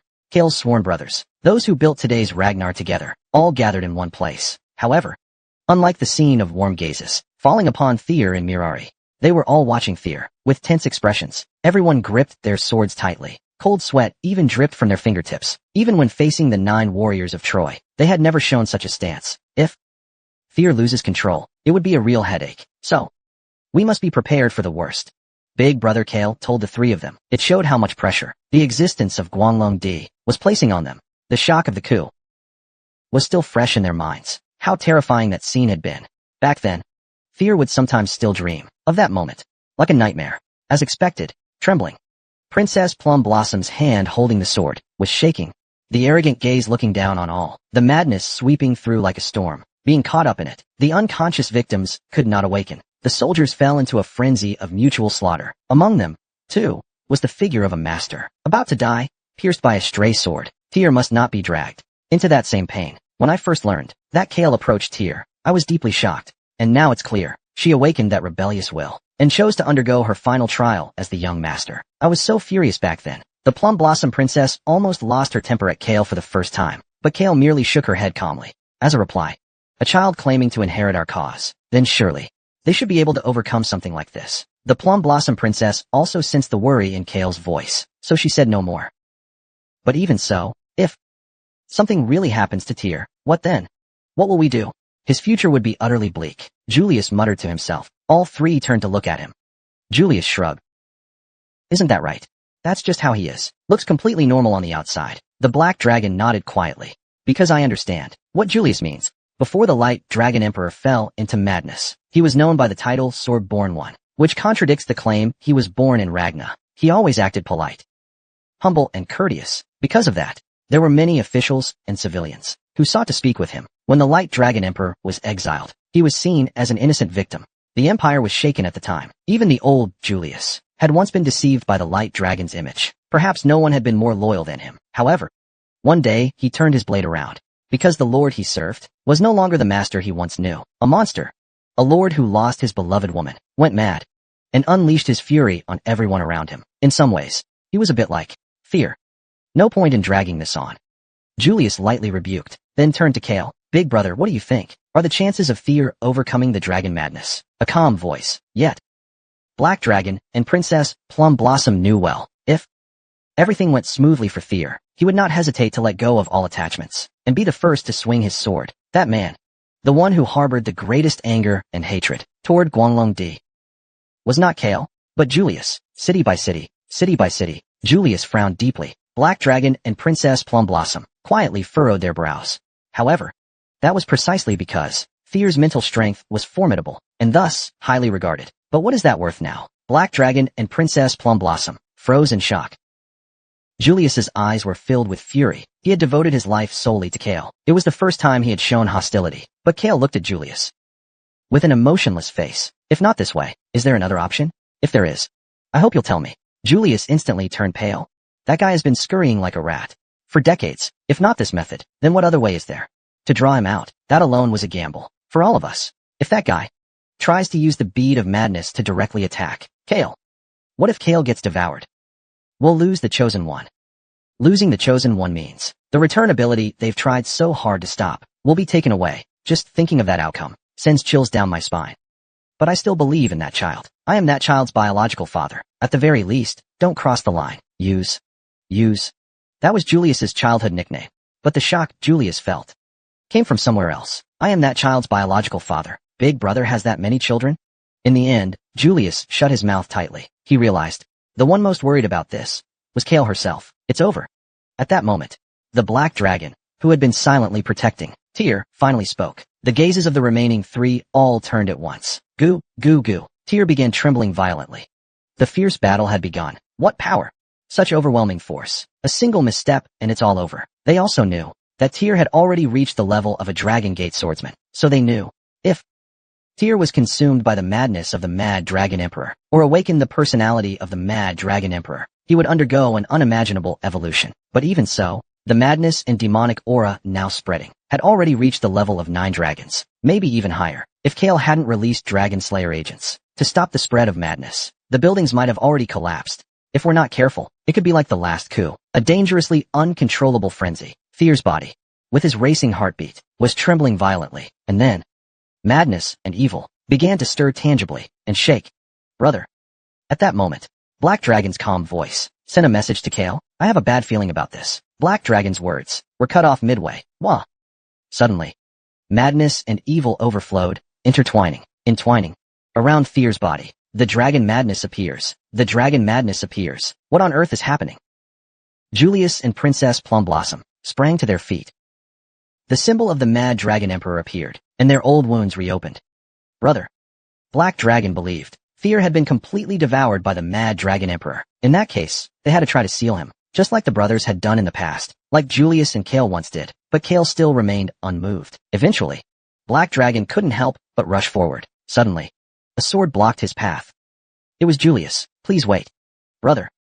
You see, even Big Brother, just letting it happen. If the Mad Dragon Emperor's personality really awakens, what will we do then? Is there even a 1% chance? Julius still couldn't read Kale's emotions. Then he turned to Robble. Then we have no choice but to believe. Didn't you say there's a chance it would succeed? The Black Dragon was just about to ask what that meant when he stepped up beside Julius and fell silent. The Plum Blossom Princess seemed to have fully overcome her trauma. She also believed in that 1%. 1%. The Black Dragon muttered quietly, then suddenly realized. So that's it. The path Tyr walks was always one of even lower odds than that. From the start, they doubted Tyr, and yet still acknowledged him. Why? Wasn't it because of his passion? At that moment, an unprecedented surge of power erupted and shattered Kale's dragon-slaying sword. With the sound of glass breaking, everything began to collapse. The Black Dragon, Julius, and the Plum Blossom Princess all lost their balance, on the verge of falling. Only Julius alone remained perfectly upright, unshaken. Suddenly, the storm stopped, as if joking. What just happened? It's too quiet. Tyr. The three exchanged glances. It's over. As Kale gave a slight smile, Tyr slowly opened his eyes. His red eyes had become even deeper, and now carried a brown shimmer. He had grown. Has he fully mastered his willpower? He might have already surpassed the Dragon Gate swordsman and reached the transcendental level. The moment the three saw Tyr's eyes, they understood. They couldn't read his mind. If even experts like them couldn't grasp his level, there were only two possibilities. Either he was precise enough to deceive them, or he had already reached their level. Maybe only Kale knew the truth. How does it feel to meet your grandfather for the first time? At those words, the three of them shuddered involuntarily. Although Tyr didn't understand why there were three people when it was supposed to be just Kale, he quickly calmed himself and scratched his face awkwardly. Well, did I say something unnecessary? Send my regards to father. What? Kale burst into laughter, his laughter echoing in the air. Though the three were surprised by Kale's intense reaction, they didn't miss the fact that Tyr had deliberately not called Guanglongdi grandfather. Just this alone was enough to ease their minds. In front of your grandson for the first time? That's all you said? How honest of you, Kale sneered. What else? I feel like he said something more. Before crossing the door, Tyr recalled Guanglongdi's words, spoken in a calm tone with a faint smile. But those words still echoed in his mind, and his expression stiffened. What did you say to me when we met the second time? The memory surfaced clearly. Goodbye? Goodbye. Guanglongdi never said. This is the last time, my disciple. Episode 200, Dragon Soul, Sword Herondry. Disciple. Such blatant words about stealing someone else's son. Unlike the laughing Kale, the other three's expressions froze, as if they already saw Tyr as half an heir. This also meant Guanglongdi openly acknowledged Tyr. Thinking of his madness, it wasn't hard to imagine his obsession. Though this had been the goal from the start, the East would become the battlefield. They had to keep a close eye on the Saint Magic Church. I understand. There's much to do. I'll rest first. Tyr lowered his head and left his seat. Dragon Soul Sword Herondry, hanging at his right waist, trembled slightly, as if finally freed, delighted almost to death. However, Dragon Soul Sword's dragon power was still too weak. Forced unsealing, plus the penalty from the Guardian's death, though it seemed fine for now out of joy. What should be done? At that moment, a quest arrived. Quest. Side quest. Though Dragon Soul Sword Herondry has been purified, its state remains unstable. Please seek out an excellent master for repairs. Difficulty, A+. Reward, Herondry Awakens. Failure, death. An excellent master? Not impossible. Isn't there Master Gilson? He had shown great interest in the relics of the ancient dragon, so he should be able to handle the Dragon Soul Sword well. The problem is, no one knows what he'll ask for. They've gained too much from their family ties, while the other side gritted their teeth.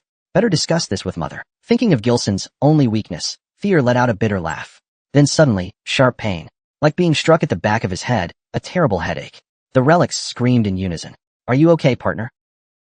Rodbrock also felt it through resonance, speaking cautiously. I'm fine, just not used to it yet. Wait a bit. I'll figure something out soon. Rodbrock felt regretful for not protecting his partner properly. Especially now, the pain Tyr was experiencing was almost entirely because of his own powerlessness.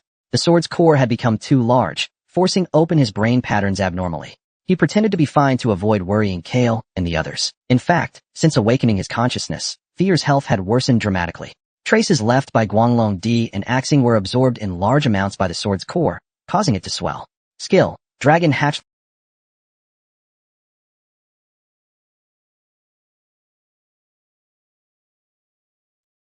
Fortunately, Thier's mental strength had also grown, allowing him to temporarily stave off the danger of losing control. But any slight relaxation could trigger an explosion, like a ticking bomb atop his head. Still, it wasn't without its benefits. He gained new inspiration for swordsmanship, to be applied in his next demonstration. Encountering a master sparked new inspiration. Entered abnormal state: excitement. Entered abnormal state: desire. Entered abnormal state: impatience. Sword techniques that used to activate only in crises now triggered frequently. Everything in the world hid inspiration. From others' breathing, he found efficient breathing techniques. From his own steps, he found stable energy distribution. From the scenery, he found sword inspiration like a spring breeze. This was the dream of every swordsman. But Thier, overwhelmed by too much stimulation, struggled to choose. Perhaps this was the world Guanglong Di saw. My disciple. Guanglong Di's final words to Thier were because of this. The problem was, Thier didn't want any of it. Now he seemed to understand why Kale and his brothers so feared the seemingly gentlemanly Guanglong Di. If Guanglong Di wanted something, he never forced it. Instead, he would constantly place reminders around.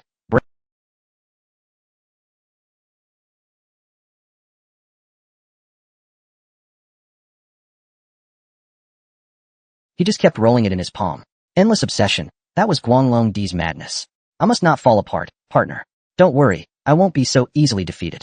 On the contrary, Thier planned to use Guanglong Di's obsession to his advantage.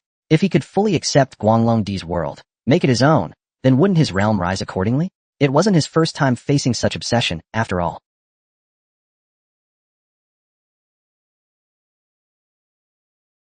Then, Thier's steps halted for the first time. Without realizing it, he had arrived at his destination.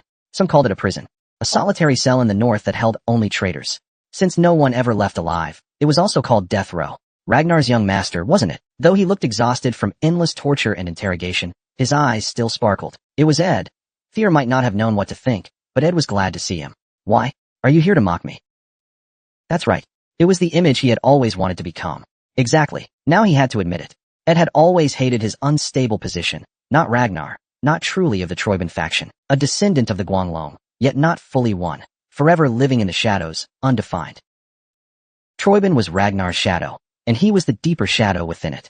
Perhaps that's why he desired Ragnar's throne even more. He tried desperately to stop his nephew Aker from taking that seat, but Thier's arrival had shattered everything. He shone, too brilliantly, a radiance he, a shadow, had never possessed. With little life left, to burn out in the sunlight wasn't such a bad ending. Thier gazed quietly at Ed, then shook his head. What's the point? I've already won. True, Ed replied. Then why are you here? Heard you didn't answer anything during interrogation. Why? Are you here to take his punishment instead? Ed motioned to the torture tools in the next room. Not a bad choice. I really hate you, you know? Will you even pull out my fingernails? If you'd answer, I'd ask dozens of times, but you won't, will you? Why? Don't you know? The humiliation you gave me. I'll say it. You are anti-dragon. How could a dragon bow to such a thing? Am I a dragon? Ed's face twisted. You really came to mock me, didn't you? Congratulations. You've humiliated me beyond words. A truly awful feeling. To Ed, who lived in the shadows, Dragon Slayer was a name of love and hate. But strangely enough, I always saw you as a bastard, yet you always carried pride as the anti-dragon. Your attitude and tone were always like that, weren't they? Ed's mind spiraled into confusion. Did I live as the anti-dragon all this time? Even after returning to Troiban, anti-dragon, a master of wisdom and machinery. His swordsmanship was renowned, and Ragnar's name once soared because of him. People feared him when he left. Ed felt breathless. He had never thought this way before. Did I really possess something real in all that I thought was false? He fell silent, then raised his head again. His face, once full of mockery, now showed dignity for the first time. In an instant, Thier thought, if this man had been born in Ragnar instead of Troiban, the throne might have been his. So what do you want to ask? About Guanglong Di. I don't know much. I know. Maybe even the Saint Magic Church doesn't know. He's that kind of person. Ed frowned slightly. He acted like he knew Guanglong Di well. It was strange. Then tell me everything you know about him. Even your simple memories will do. I'm just curious about what kind of person he is. Ed smirked a little. Am I your next target? Fine. No matter what, you need this level of resolve to be worthy of Ragnar, the young master who drew the little dragon sword. Does Thier truly understand? Unlike the other foolish priests, he chose the right answer.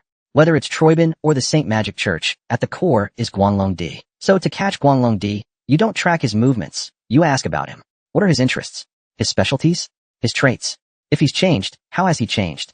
The attitudes of those foolish people before annoyed me, so I didn't answer. But now it's different, isn't it? This child might be my finest creation. Ed proudly revealed some truths. Fear listened intently, eyes shining. The next day, Ed's head hung at the gates of Winkler. Even at the end, his proud eyes seemed to look somewhere far away. Then news of a new 9-Dragon selection arrived.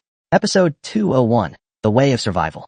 In front of Basque Workshop, a massive crowd had gathered. Maybe I can entrust this sword to them. Scratching the back of his head, Fear looked at the scene beyond the carriage.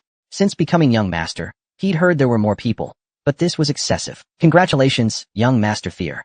Special discount for the young master's beloved pet. Only 39,800 gold coins for the Fear Ragnar set. With just one swing of the sword, everything falls. The latest blades are all here. Want Fear's skin? Then this foundation and lip balm used by the young master. Limited to the first 300. Fear's school notebooks were on sale too. Posters, banners, even flags. His face was everywhere. Even the product packaging had his smiling face on it. It felt unnatural to Fear. They say the water is rising, and you're still rowing hard. Armor and weapons were one thing, but cosmetics and stationery too? Why? The problem was, people loved it. If it had Fear's name or picture, it would sell like crazy. He thought about giving up, but since he had a stake in the sales, he endured the embarrassment. He felt a strong premonition. If he stepped out recklessly, the crowd would swallow him. He was about to tell the coachman they'd come back another time. Huh? I feel like I've seen that carriage before. The crest looks familiar. Is it the Ragnar House crest? No way. Yes, it must be. Isn't that the Duke himself sitting inside? Recognizing Fear's carriage, the crowd started to gather. Coachman, sir. Like Fear, the coachman felt a chill down his spine, clutching the reins tightly. No, he was preparing to run. Duke, please give us your autograph. Don't rush, let us see that handsome face. People pressed closer, making it impossible for the carriage to move. Some even tried to open the door to pull Fear out. Through the slightly open window, a hand reached inside, like something out of a zombie movie. Fear thought these people were scarier than Guanglong Festival. Help! Thump thump. The carriage door seemed about to fall off.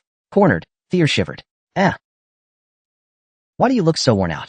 Gilson tilted his head as Fear, dragging his exhausted body, entered the office. It's nothing. Ha ha. Gilson's face was full of question marks.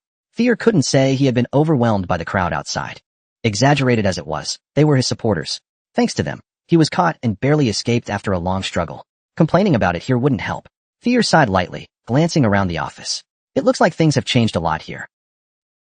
I made quite a bit of money recently, so I gilded a bit.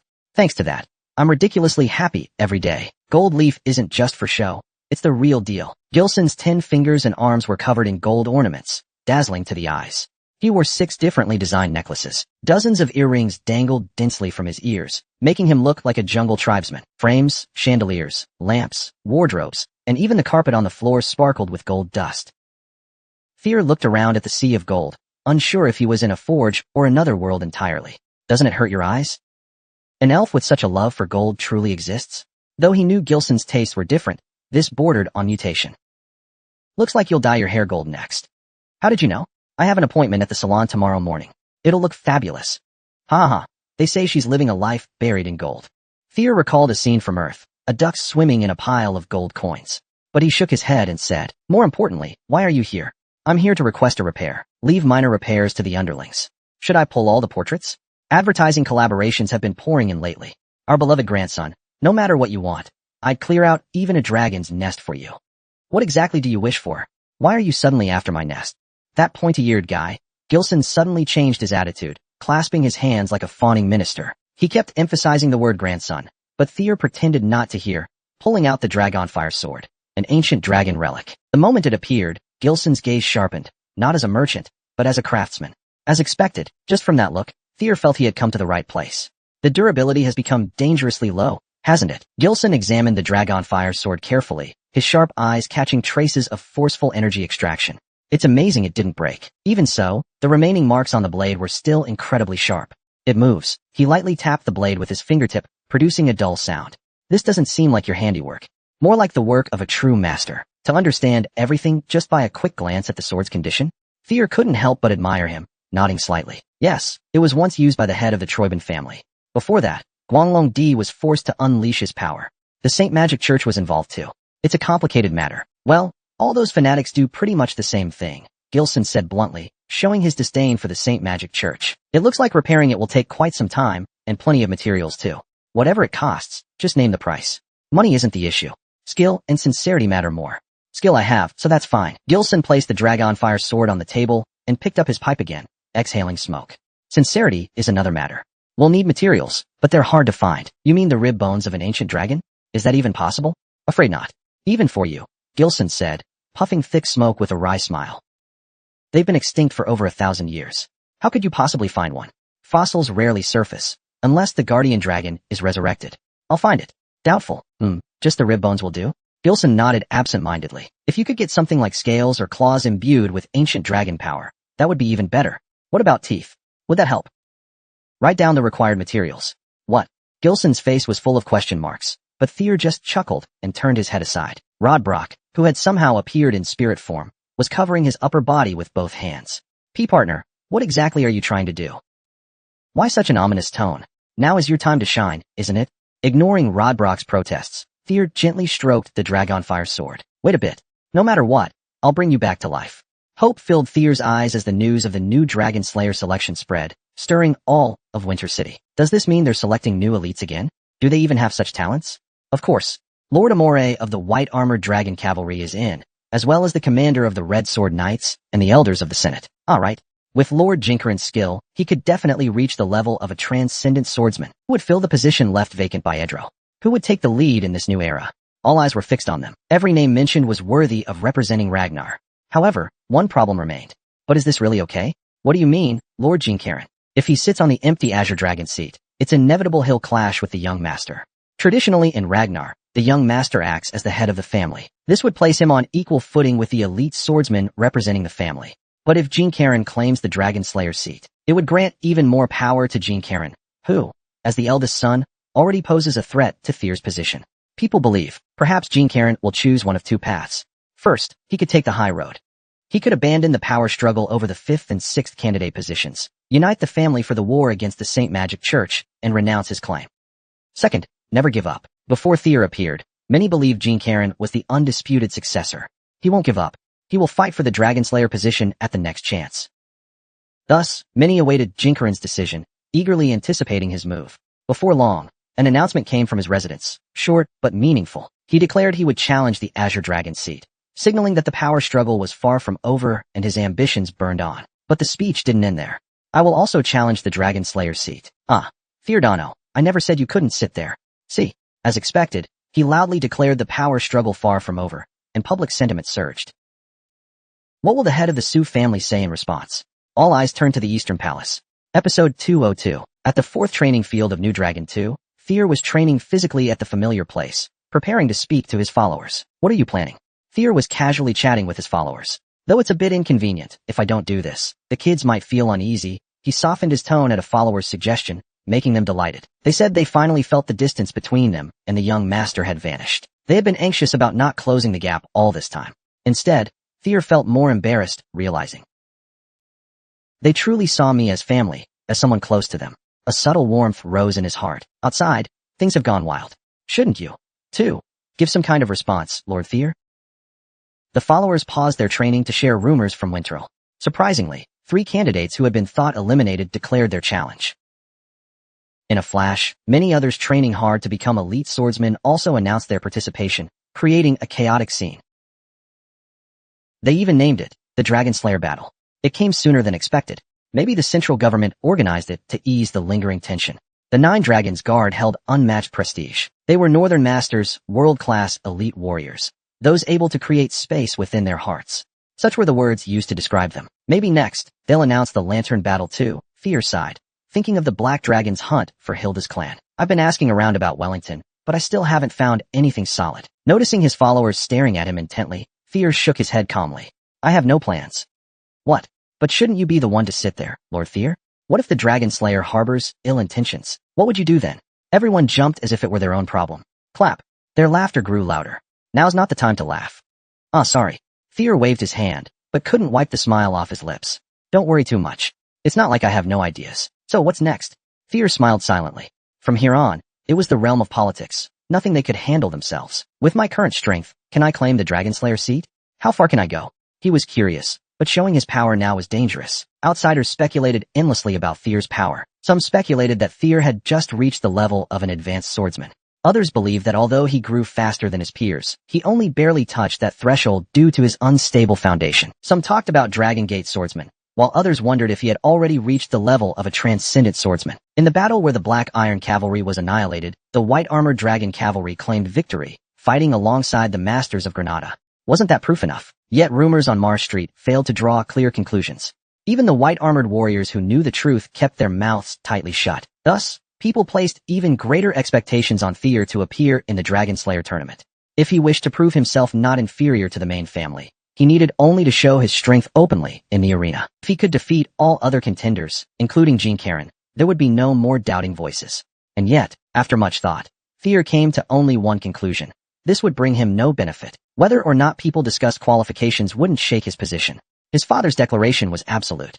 With even the Senate temporarily closed, no one could ignore Kale's voice. Thus, no one could oppose the decision to appoint Thyr as the elder's successor. But if he displayed his strength again, they might seize it as leverage against him. Would the dissenting voices really diminish if Thyr won the Dragon Slayer tournament? He doubted it. Even if they were quiet now, eventually those who disliked him would nitpick over trivial flaws and never let go. If they couldn't criticize his strength, they'd attack his achievements. If that didn't work, they'd target his background. Failing that, they'd find fault with his character or any other aspect. So Thyr had no intention of throwing himself into that trap. Most importantly, once he became a Dragon Slayer, the obligations and restraints would be far too heavy. After declaring the lands of Troy, Thyr had already drafted concrete plans to develop the East and turn it into a stronghold. With proper use of future knowledge, he was confident he could maximize its potential. Connecting the prosperous archipelago, the Bax territories, and the East would bring huge trade profits. But the Dragon Slayer role traditionally belonged to the North, charged with guarding Winterl. Relocating eastward would be difficult. As Thyr, he had no intention of carrying that burden. In the end, he had no hesitation. For Thyr, joining the Dragon Slayer tournament was a mixed bag with more losses than gains. He chuckled at the thought. You've already decided, huh? Looks like we won't see a Dragon Slayer showdown. His followers understood well. Whenever Thyr showed that kind of smile, it meant he wouldn't change his mind.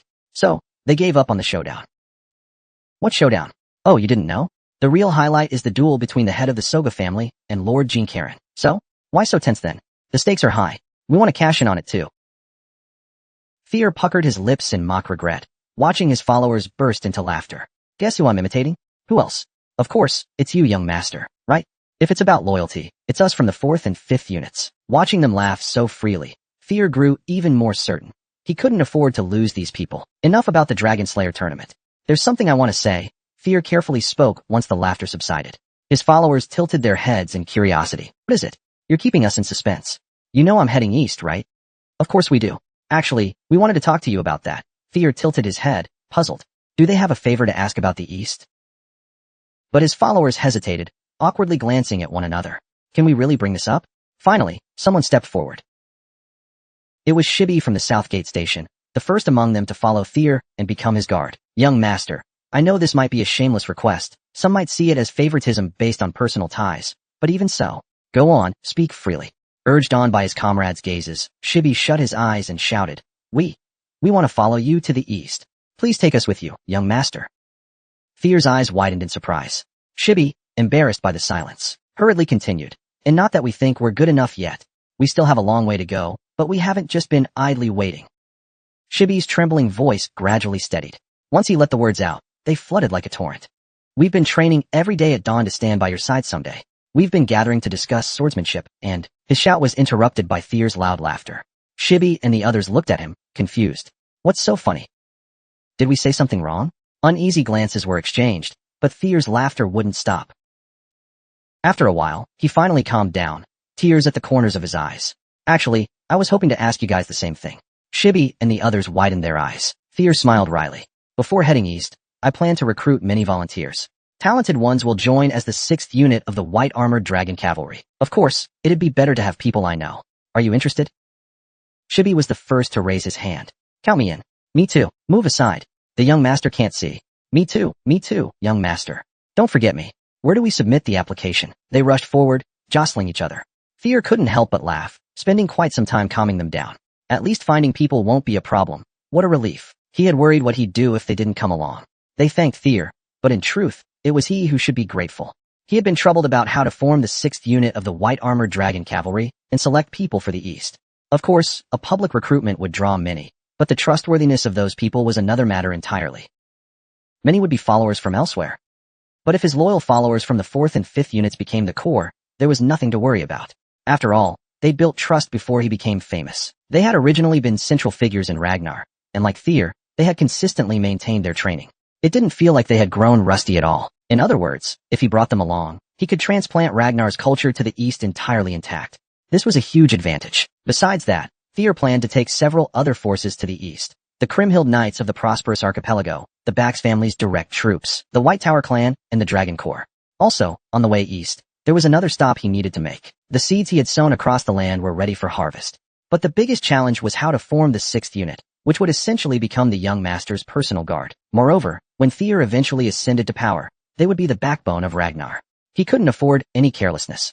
Naturally, there was only one candidate for this role. But would they agree? Thier turned his gaze toward the White Armored Dragon Cavalry. Path of Survival, Episode 203. Wherever they went, crowds gathered in waves. Can we even get a good view? Selford and Aerie were walking through the city streets with a few close comrades from the White Armored Dragon Cavalry. Now that the war with Troyben was over, they wanted to grab a drink before officially starting their mission to hunt down the Saint Magic Church. Rumor had it that the dragon battle was about to begin, so the streets were packed with onlookers. I wonder if there's still room at the taverns. Should we just buy drinks and head back to the dorm? But that would be no fun. Their companions scratched their heads helplessly. Of course, if they revealed themselves as members of the revered White Armored Dragon Cavalry, people would surely give up their seats. But they didn't want to trouble others like that. If their identities were exposed, the attention would make it impossible to enjoy themselves. Heh, foolish bunch. Selford smirked slyly for some reason. Aerie and the others shot him a familiar look, knowing this guy was about to pull something again. But deep down, they were a little excited. He always had unexpected solutions. They should really treat him better. Asterisk clack. Asterisk Selford pulled something out of his back pocket and showed it off with a meaningful grin. His companions were startled. Meal vouchers? Reserved seats at White Swallow. Whoa, White Swallow supposedly needs at least 6 months advance reservation. How did you even get these? White Swallow was the hottest tavern in Winterl, known for its stylish interior and excellent food and drink, especially popular among the younger crowd. They even followed traditional elven methods in preparing their food and drinks. Rumor had it that Bax's workshop funded the place. Thanks to all these features, getting a seat there without a reservation was nearly impossible. And yet, Selford had secured a reservation. No wonder he walked with such swagger. Don't tell me you traded white dragon scales for this. That would have killed him for sure. But Aerie, knowing Selford too well, suspected him instead of praising him. Selford got annoyed. Hey, it's not like that. Then how did you get them? Heh, through my superior methods, of course. This guy. Aerie's suspicious gaze never wavered. Seriously, it's not what you think. Really. Can't you trust your friend? Don't you understand the bonds of brotherhood and patriotism? Ugh, my heart's gonna explode from the frustration.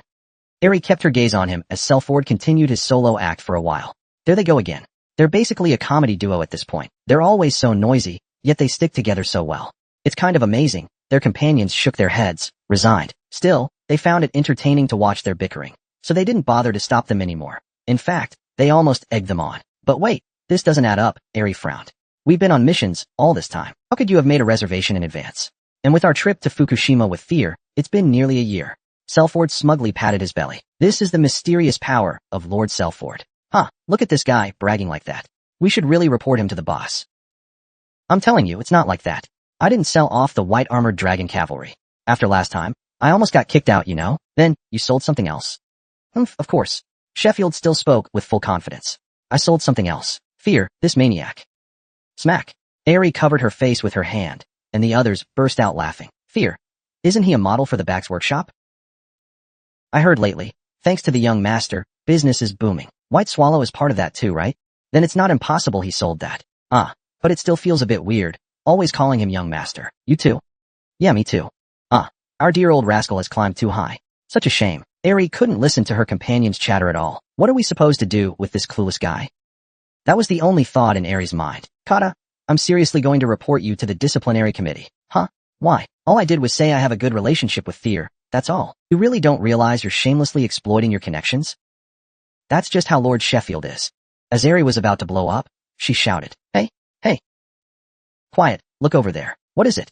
Their companions suddenly grabbed Aerie and pointed in another direction. Aerie, still annoyed, turned her head, and her expression froze. Over 30 fully armed swordsmen were marching across the street. Their formation so perfect it was like watching an army parade. Whoa, where are they from? So flashy. Is that the 6th house? The guy in front looks like one of Lord Kim Kalan's men. Gardner. That's Gardner. The crowd recognized the wolf crest on the swordsman's left chest and gasped. Gardner. The 6th house prided itself on agile swordsmanship, their unity like that of a wolf pack. In Winterl, they were known for their friendliness, much like the Rank family. But Aerie couldn't see it that way, no matter what. She hurriedly turned to look at Selford. Selford's usual playful demeanor had vanished, replaced by a stiff expression as he watched Gardner's procession. This isn't good. Aerie quickly exchanged glances with her companions, signaling they should get Selford out of here. We really should get to White Swallow. I've been dying to go. What a perfect excuse, huh? Our Selford really is something else. So, when is the reservation for? We're going to be late. Let's go. As two companions grabbed Selford by both arms to pull him away. Hey, who is that? Isn't that Selford? A shout came from behind, making Ailing and her companions freeze up. All eyes turned to their group. In the Gardner procession, someone ahead of Selford was a much larger man. He walked toward them, and upon closer look, his features resembled Selford's. The crowd parted, revealing him. That's right, it was Selford. How long has it been? It's great to see you so suddenly, my little brother. The man was none other than Diego, young master of the Gardner family. Diego opened his arms and approached Selford. But Selford stepped back, rejecting the hug. Brother, what are you doing here? Seeing the emotional reunion fail, Diego scratched his face awkwardly and answered. What else?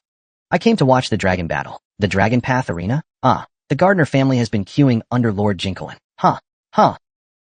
Queuing? As a knight family, of course we have to attend important events like this. Diego's face momentarily showed panic, but he quickly smiled and shook it off. As for Selford, he only let out a cold chuckle. Fine, then enjoy the show. Just as Selford was about to leave with a nod, Diego grabbed his arm. Hey, you're leaving already? It's been so long. At least have a drink with me. Bring your friends too. I've already made a reservation. Where? Turns out we reserved the same. It's called White Goose. Selford's expression stiffened. This encounter was clearly no coincidence. It's the hottest spot in Winterler these days, right? It does feel different. There were so many people, Selford and his group were practically dragged into White Goose by Diego. The room for 10 was packed. Selford's party of 6 and Gardner's 4. Among them was a face Selford had never seen calm. Unlike the others who sat properly, he leisurely enjoyed the scent of beer. Didn't seem like a Gardner man. That one over there. That's the real Selford. Got it. I'll be careful. Selford nodded slightly at Aylin, who cautiously called out to him.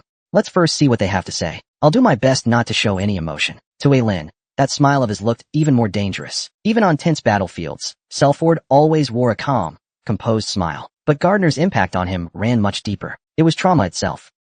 Hey. How have you been lately? There's been no word from you. We didn't know if you were doing okay. Do you know how worried Mom and Dad have been? Diego patted Selford's shoulder, speaking with the tone of a loving older brother. But, humph, Selford just chuckled.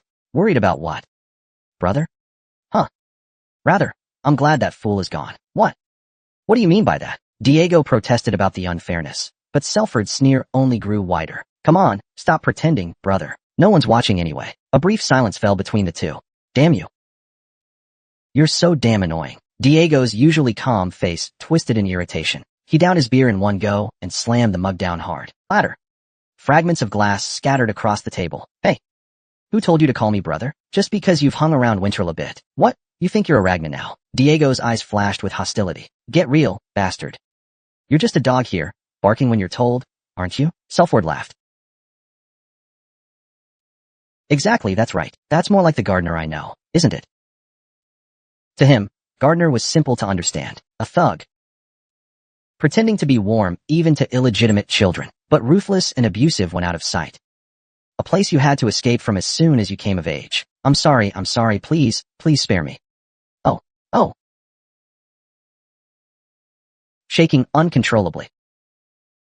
In an instant, memories of childhood abuse from the madam and Diego flashed through his mind. His hand holding the beer mug trembled slightly. Even after all this time, have I still not overcome it? Selford pressed down on his right hand with his left, fixing a fiercer glare on the man beside Diego. Enough of this nonsense. Let's get to the point. Who are you? Ignored, Diego burned with rage from the side, but Selford paid him no mind. The man curiously looked back and forth between the two foster brothers, then chuckled softly. Hope I'm not interrupting a touching brotherly moment. I'll be quick and leave right after. The man cleared his throat lightly, and continued speaking. Let me formally introduce myself. I am Department Strategist serving Lord Jinkelin. I've come with a proposal for a deal, so I apologize for the sudden visit. Episode 204, The New Dragon, Part 4. Lord Jinkelin, what brings you here? You don't seem very surprised. Department was surprised by Selford's indifferent tone and slightly opened his eyes. Are you referring to Lord Department? Yes, I am. Lord Department has been assisting Lord Jinkelin for how many years now? 7? 8? I've never seen that face before. Then, you must already be well aware of how Gardner operates. A sudden question, but Department started becoming intrigued by this Selford fellow. He had assumed Selford was just a petty dissenter. Clearly, he'd misjudged him. When Department first requested to meet with Selford, Diego had warned him repeatedly. He's an ungrateful bastard. Don't expect him to be polite. Maybe it's all that time on the battlefield. He might be rude. Please understand in advance. Like looking at trash? But after meeting him face to face, he understood. On the surface, he did seem like the uncultured brute Diego described. But those eyes were piercingly sharp. Compared to the wolves of Gardner, this man seemed far better. After all, the captain of the White Armor Dragon Knights, who obsessively recruits talent, keeps him close. Perhaps he could be a fine sword for Jinkelin. It's a shame. Every time there's a shift in generations, Gardner always sniffs out something dangerous, don't they? So this time, I vaguely wondered if something would stir again. Selford deliberately emphasized the word hound with extra weight. In an instant, Diego's face turned red with rage, but Department simply smiled lightly. You sure hold a grudge against your family. Can't I say that? It's your family's problem. In the end, Gardner will go behind Lord Jinkelin's back. It's inevitable, isn't it? Think whatever you like. But, what do you want? I heard. Tyr Ragna is your junior. Instantly, Selford's expression went pale. The same went for Aelin and the others. Watch your words. He is the young master now. Even if you're a dog raised by Lord Jinkelin, his name isn't something you throw around. Dog. That word lumped Department in with the Gardner family. Look at this arrogant brat. Diego shot up from his seat, drawing half of his sword. But before he could react, Aelin and the others had already drawn their swords at him. Shing, shing, shing. The Gardner swordsmen followed suit, pointing their blades at Aelin's group. Tension ignited. Only Selford and Department remained seated. Seeing Aelin's sword nearly touch his chin, Diego began to tremble. As a child, he never dared look his stepbrother in the eye, and deep down, always looked down on him. Looks like this won't be resolved peacefully. Should we consider your actions now as a declaration of war against the White Armor Dragon Knights? That it? Sheffield gave a cold warning, and Diego involuntarily drew in a sharp breath. The other Gardner swordsmen looked equally bewildered. After the Croy War, public opinion in the north towards the White Armor Dragon cavalry had reached its peak. On top of that, with rumors about the young lord's personal guard, opposing them was nearly the same as opposing the young lord himself, or even Kyle, who appointed him. Deputy's expression darkened with ferocity. Drop your swords. But, I said drop them. Diego and the Gardner swordsmen hurriedly lowered their blades, and then, crack. Deputy slapped Diego hard across the face. Do you realize what you almost did just now? My lord, I only. Crack. What gives you the right to talk back? Diego collapsed to the ground, clutching his flushed cheek, his face first twisted in fear, then glared fiercely at Sheffield. TSK. What a joke. Imagine getting slapped by some pampered noble brat who can't even hold a sword steady. Would this really shake the young master of Gardner? It was just a performance to control the situation. Forgive the author's rudeness, and my mistake as well. That guy only did what a dog ought to do. What's the problem? Still treating Diego as one of their own. Deputy frowned slightly, but quickly composed himself. Lord Kim Karen doesn't want to fall out with the young lord. On the contrary, he wants to strengthen their ties. Selford raised an eyebrow. Is there a scheme here? Then you should be heading to East Plum Palace, not bothering with me. That may be true, but it wouldn't do for Lord Kim Karen to go empty-handed. Can't he lower his head first? Let's call it a power struggle. Kim Karen thinks Tyr expects him to make the first move. As the elder, he simply wants to hold the initiative. So I'd like to ask for your help. Please be specific. I don't understand your roundabout words. I heard you're very close to the young lord, so I hope you can act as a mediator between them and build a bridge. Deputy continued with a friendly smile. Tell us the young lord's preferences, his latest interests, or plans. Introduce Lord Kim Karen properly to the young lord. Act as our intermediary. So that's how it is, huh? For the sake of unity in Lagna, let's work together from the bigger picture. In short, what Deputy wanted to say was simple. Help them leave a good impression on Tyr. A glimmer of light flashed in Deputy's eyes. If necessary, I'll support you with everything I have. For example, concerning your family's safety. His voice then shifted into telepathy. So, are you willing to help? Selford found Deputy's smile extremely unpleasant. How did he know about my maternal family? I clearly kept it hidden. Don't let your thoughts wander. Our people are already. If you refuse our proposal, they'll close their eyes in regret and snap. I thought you had something more impressive to say. Nothing much, huh? Kids, let's go. Looks like there's nothing more for today. As Selford stood up, Deputy's face twisted with frustration. Do you really think you can just walk away from this? Fine, do as you wish. Aaron and the others also rose to their feet, following Selford. Next time you try to threaten me, do your homework first. I've long severed ties with my maternal family, and you're still bringing it up? Just as they were about to leave, they were blocked by Gardner's swordsman. Selford raised an eyebrow. Why are you still stuck in your old ways? Shouldn't you have changed a bit? Bribery, coercion, threats, always the same with Gardner. Everything about Gardner has become repulsive. Even the reason for my mother's death traces back to them. My disgust for my maternal family has reached its peak. Not moving aside. Why? Want to be properly taught a lesson. The swordsman's gazes naturally shifted toward Diego and Deputy. From childhood, they used my maternal family as a threat, claiming it would work. But in the end, not once did their words come true. Now, with the Dragon War still ongoing, Deputy issued orders to keep Kim Karen out of unnecessary conflict. The bead-shaped relic in Deputy's hand flashed brightly, and the world fell silent. As expected, only Senior Sheffield. The ones who believe Tyr is the deputy captain of the White Armored 6 Squadron are Selford, Gardner, Aaron, the Cabinet, and Teef. Ever since Tyr joined as a newcomer, these people have been carefully looking after him. If she wishes to bring 2 people along, clan leader Evelyn of House Number 5 might be displeased, but even so, I can't resist. Reputation, strength, foresight.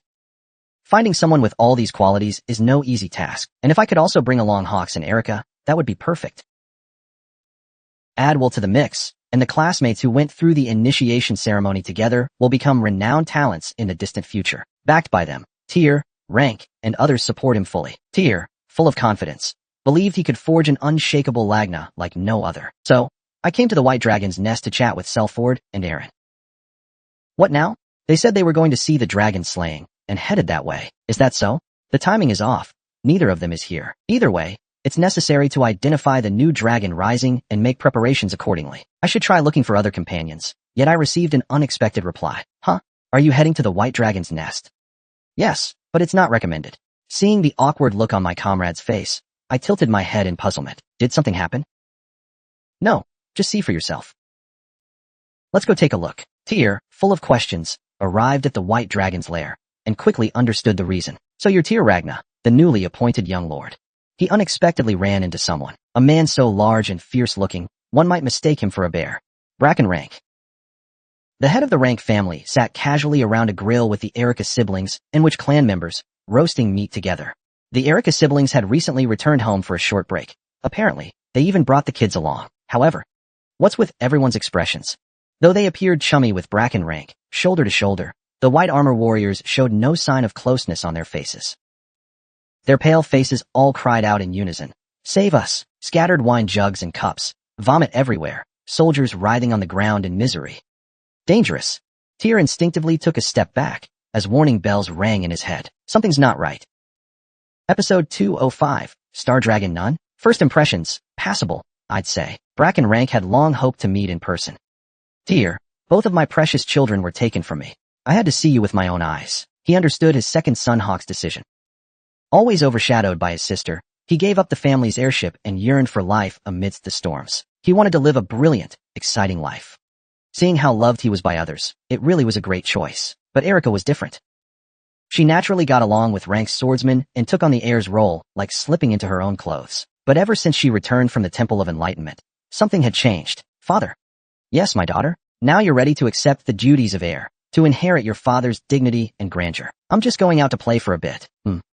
When she said she was going out to play, her eyes sparkled so brightly. Whenever a child finds something interesting, their eyes shine. Bracken nodded unconsciously. Though I wasn't sure in that moment. Part of me thought she'd be back once she got bored, but before I realized it, nearly a year had passed. A year. And the children still had no plans to return. Bracken gradually grew curious. Later, during a short break, the children visited home. After hearing about Tyr's trials, they made a decision.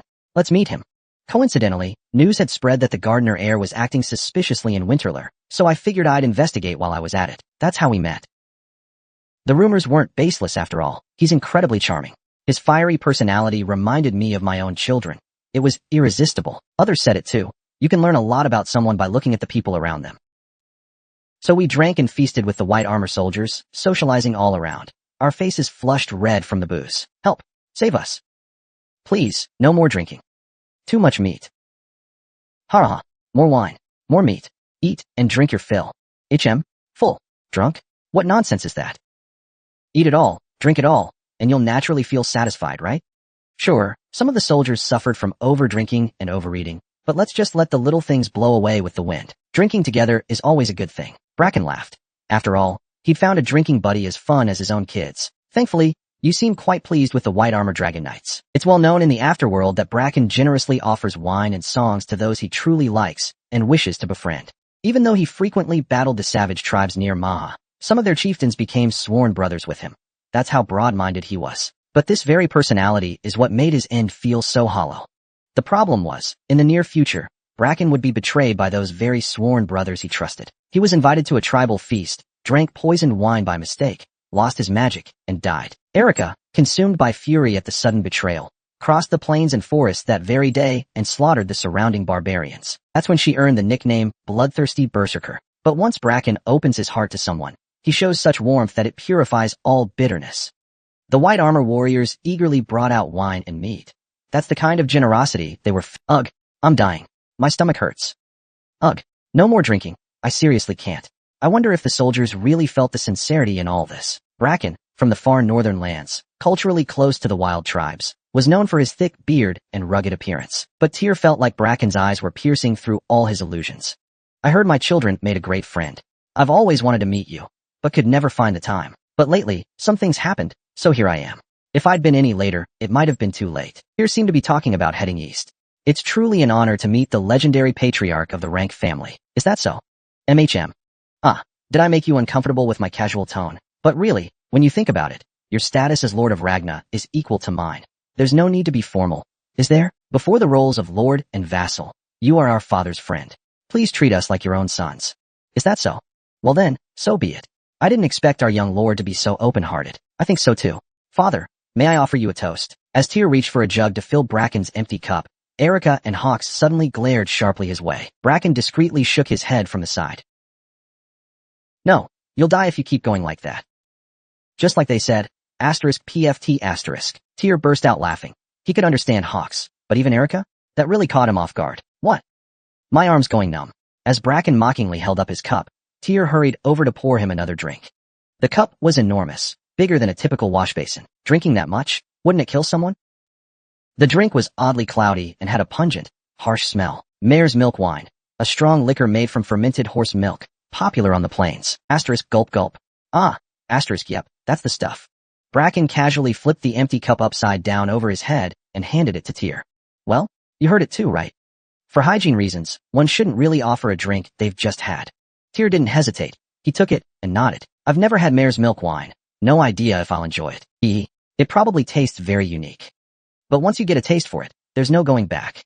The other soldiers couldn't help but glance this way too. Is Tyr drinking? He survived and finally escaped. Wow, but can anyone really drink that stuff? It might be tough for a first-timer. Will we finally get to see our little tavern lord drunk today? That would be fun, you old witch. Shut it, you bastard. You reek of booze. Maybe it's because he doesn't act like a typical newcomer, always handling things confidently. The remaining members of the squad are grateful he's never been a burden. Tyr, on the other hand, feels a bit disappointed that they missed out on seeing the cute side of a newbie. But this time, they might finally see it. Gulp, gulp. You drink really well. Both Erica and Hawks were surprised. The drink they both tried to avoid, he's downing it with ease. Incredible. Tyr kept a straight face and finished it in one go. Then he flipped the cup over his head like Bracken. Is that how it's done? Tastes pretty good. Oh, suits your taste, huh? Hawks, what are you doing? Go get more drinks, quick. You want more? Of course. With good brothers and friends around, it's time to enjoy. What's wrong? Can't lift yourself up, or do you need a good kick? Hawks, as if enchanted, froze for a moment, then hurried to grab another bottle. Can you drink more? Of course I can, but you already seem to have drunk quite a bit before I got here. Are you sure it's okay? What? You doubt me, the booze king of the plains? Bracken chuckled, raising his refilled cup. Come on, drink to your heart's content.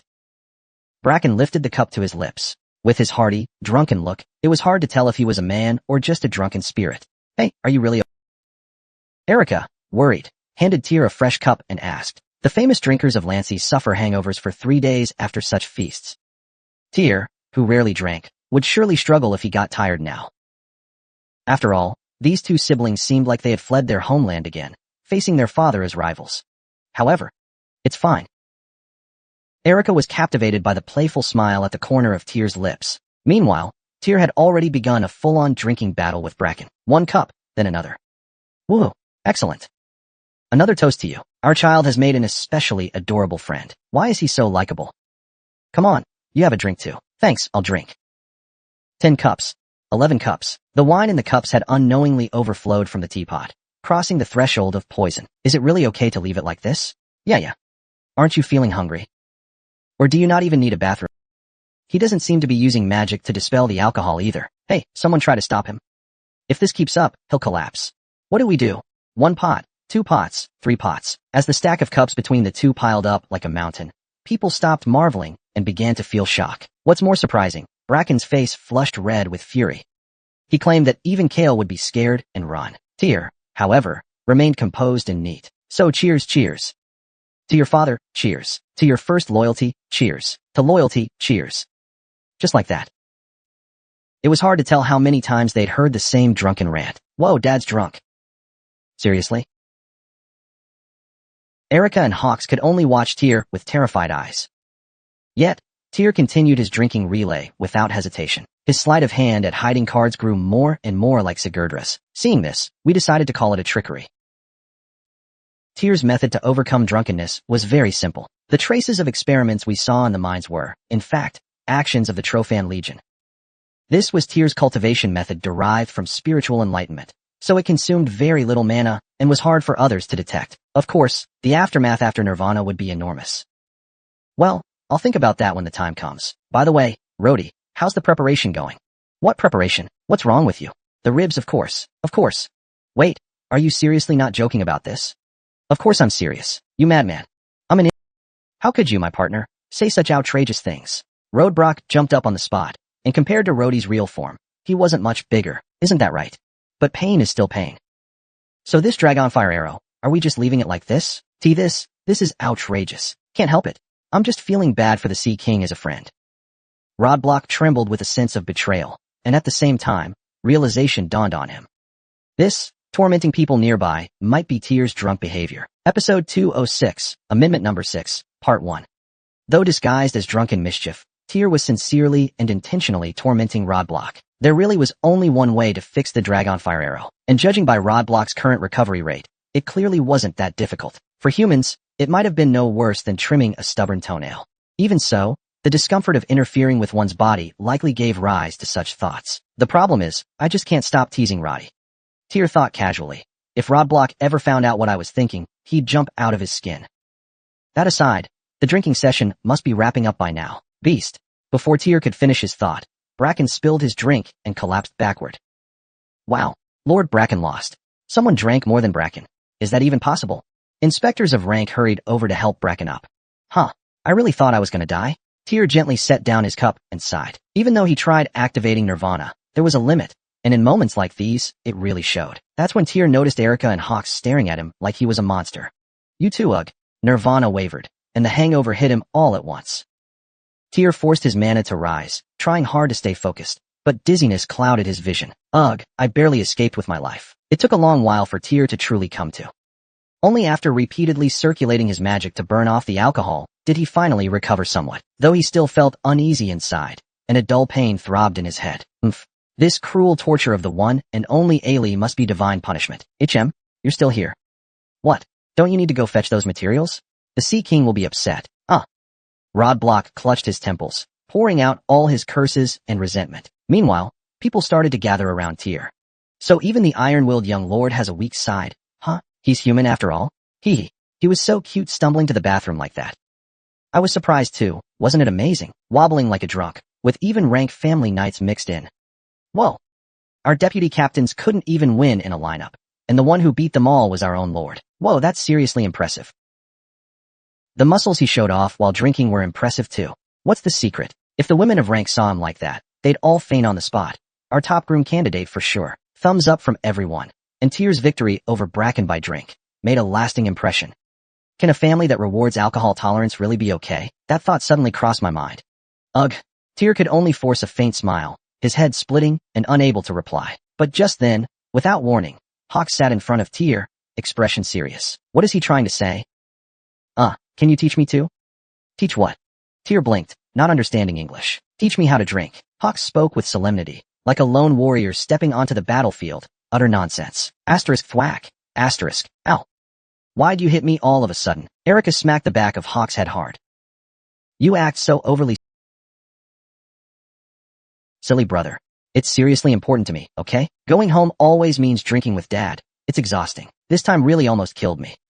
And if I try to escape, he says stuff like, a warrior who can't drink isn't a real warrior. He uses that weird excuse to grab me by the neck, and won't let go. Then he forces me to drink. Makes me down whole jugs. It's not just once or twice. Even after living outside for over a year, and building up tolerance, when I went back this time and tried again, I still lost miserably. Father's like a mountain, too high to climb. But Tyr managed to beat that mountain. That's seriously amazing. Hawk's admiration for Tyr had already reached the heavens. No, the entire universe. He's good-looking, stylish, strong in a fight, powerful, and he can drink too. Yes, exactly. My role model is Tyr. Hawks had already half abandoned his dream of becoming Tyr's sword, but maybe, someday, he could stand. And the first step toward that goal was this. Drink like a pro. Silly brother. How did you even reach that conclusion? Erica gave her usual exasperated look at her brother's strange logic, but didn't bother correcting him. He wouldn't listen anyway. Oh, whatever. Tyr held his buzzing head steady and nodded. All right, sure. But there's one condition. Huh? A condition? Hawks tilted his head, confused. Join room 6. Hawk's eyes shook like an earthquake. And me? Room 6. Group 6. Am I really? Really? Yes, really. Hawks kept questioning, until Erica's fist once again slammed into the back of his head. Ugh. Shut up already, be quiet. If you're going in, then go. Why so many questions? But I'm a scout. Huh. I got invited. Me? Hawks, thrilled for some reason, jumped up from his seat. Then suddenly felt nauseous and rushed aside to throw up. Ugh. The sound was terrifying. Geez, idiot. Erica shook her head, not understanding her silly brother, and frowned. Teal. What about me? Come on in, I'd be grateful. No. Why not? He invited that guy after me. Erica pointed at Hawks, who was still roasting pizza. Teal laughed. Hawks is just a regular member. You get the premium treatment. How about it? All right. Erica grabbed Teal's hand. At that moment, Lei quietly watched. Teal. Teal smiled again. Wanna come along? A nod. Hearing Lei's response, Teal was no longer worried. With this, they had 3 members. We're all watching, you know. Isn't this blatant poaching a bit too much? At that moment, Team 3 leader Corey Tun walked over with a smile. Here. Team 4 leader Hana and Lagna. Captain said, take as many as you need. If there's an issue, report it to the captain. Whoa, they pushed it to the captain. Thanks for the cooperation. The leaders grumbled on the surface, but they knew it was just in jest. Sure enough, the other leaders soon laughed as well. In truth, they didn't feel like their carefully raised members were being stolen, but rather lent out. That's how they saw it. Though Teal might not fully understand, among the leaders, it was already believed he would be the next head. Someday, they'd be his people anyway. Lending them out for now was no big deal. A beautiful picture, indeed. Just then, Bracken suddenly appeared between Teal and the others. Are you feeling alright? The long journey wore me out a bit, and my stomach feels off. I wasn't like this at first. What a pity. Let's have a proper match next time. Bracken frowned slightly from his hangover, but still winked at Fear, as if suggesting to call it a draw quietly. Oh dear. Master of the house, really? Say something proper. You've drunk more today than in the past decade. You're not that young anymore. Isn't it time to stop boasting after drinking? That's right. Shouldn't the master stop tormenting us now? And go to the back room to rest, and soak his feet? What nonsense are these guys even talking about? Ugh, see. They're asking for trouble. Just wait and see. These guys, in the corner. Bracken and his son shared their thoughts, even if he was grinding his teeth. The members of the rank family showed no fear at all. Asterisk smack asterisk. All the suffering from drinking these days. Now is the perfect time for revenge. That's why I think this is a great opportunity. The atmosphere here feels a lot like the white armored dragon cavalry. No. It's even freer and more unrestrained. One thing is, the master's power feels even that feeling.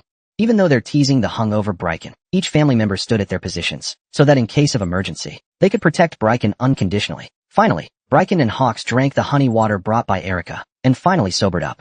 They finally came to their senses. I heard that the honey from the Winterlanders is a specialty. My stomach feels so much better. Bracken put down his bowl, and let out a long burp. After the stench faded, his expression looked much more at ease. You must be curious why I came here. Didn't you say? You were curious about who was... Yeah, that's part of the reason. If the heirs get along well as children, then to the main family, that's a thread. That's how it works. So what do you think of that thread? If you didn't like it, you wouldn't be drinking together. It feels like gaining another kid. As Bracken spoke, he curled one side of his lips and chewed. And in fact, if that thread satisfies you, I want to give you a warning. A warning? Do you know the relationship between Jean Karen and Gardner? In that instant, Tyr's eyes flashed coldly. Just as he was about to say something, boom! Suddenly, smoke appeared in the distant sky. The kind only used by the white armored dragon knights. That was an emergency support signal. Episode 207. New Agency. Group 6. 2. Emergency support request. What's going on? Why is there suddenly an explosion in Winterler? The white armored dragon knight members looked panicked. Usually, that kind of flare is seen only on battlefields. Could it be a surprise enemy attack? You lot.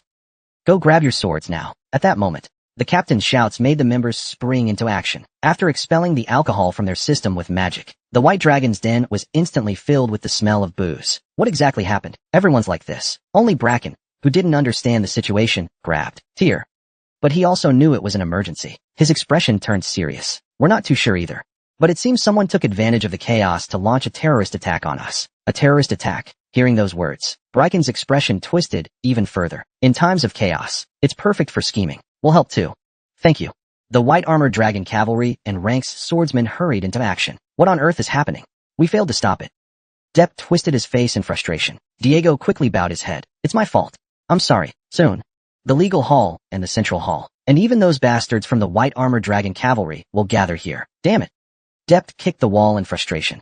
As someone who never learned swordsmanship or magic, he left no trace behind. Even so, Diego still felt a chill in his heart. His resentment and contempt for his half-brother deepened. You're still useless to the family, Sheffield. We really should have killed you back then. Thrown you into the pigsty. Depp and Diego's goal was actually very simple. To turn Sheffield into their spy. Using Sheffield's weakness of having in-laws, they put a collar around his neck.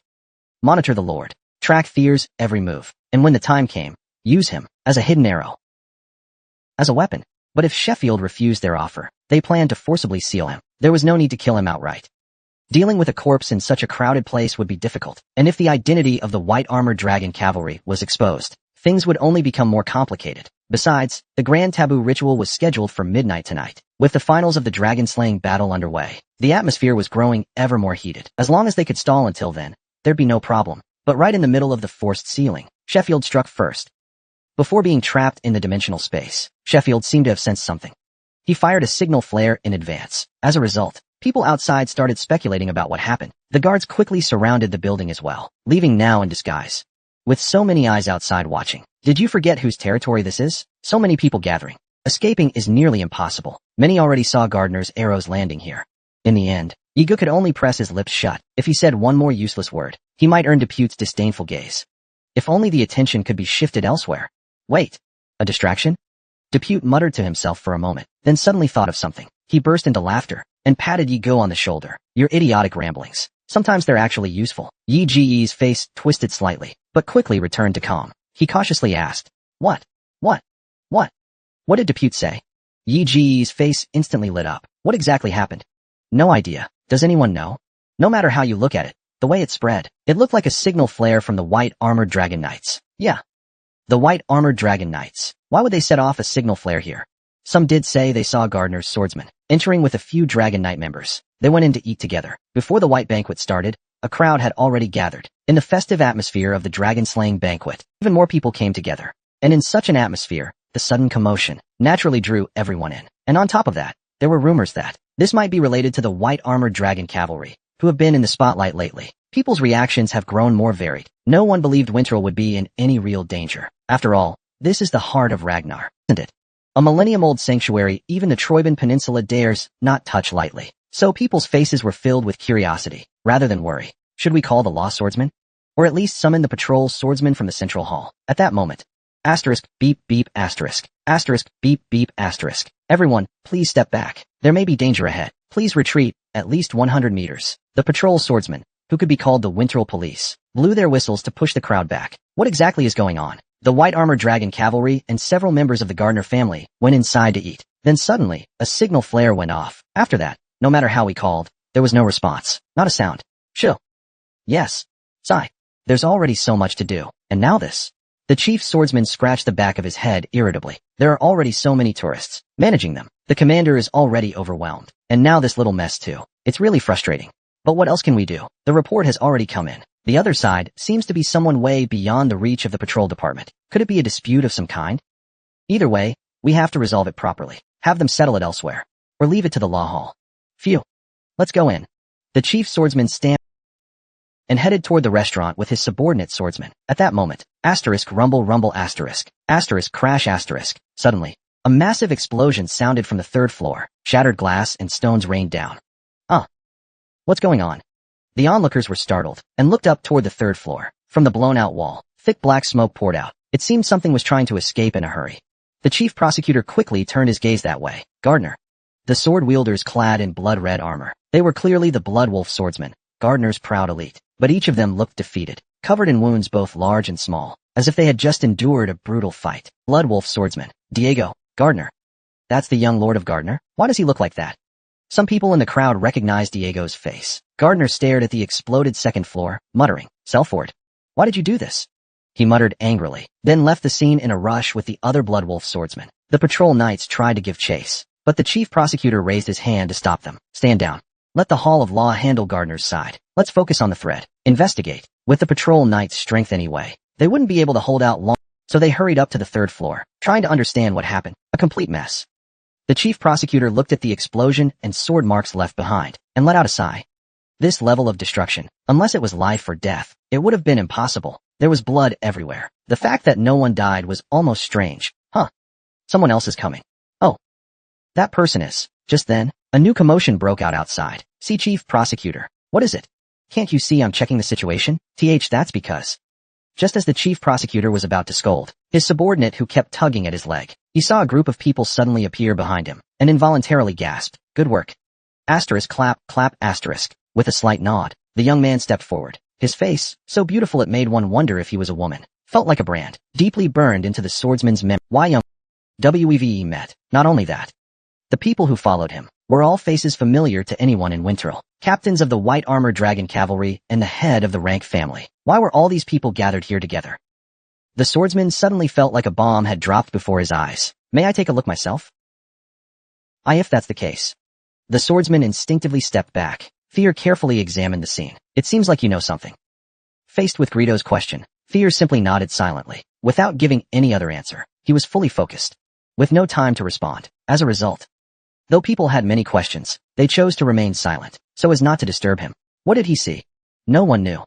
All they could do was wait. The captains felt a growing sense of anxiety in this situation. Although they had experienced countless battles, most of them were on the battlefield. This kind of situation was almost unheard of. As a result, no matter how they looked around, all they could see was the battle between the White Armored Dragon Cavalry and the guards. Nothing else could be seen, except for Bracken, who was watching with great interest. Tyr.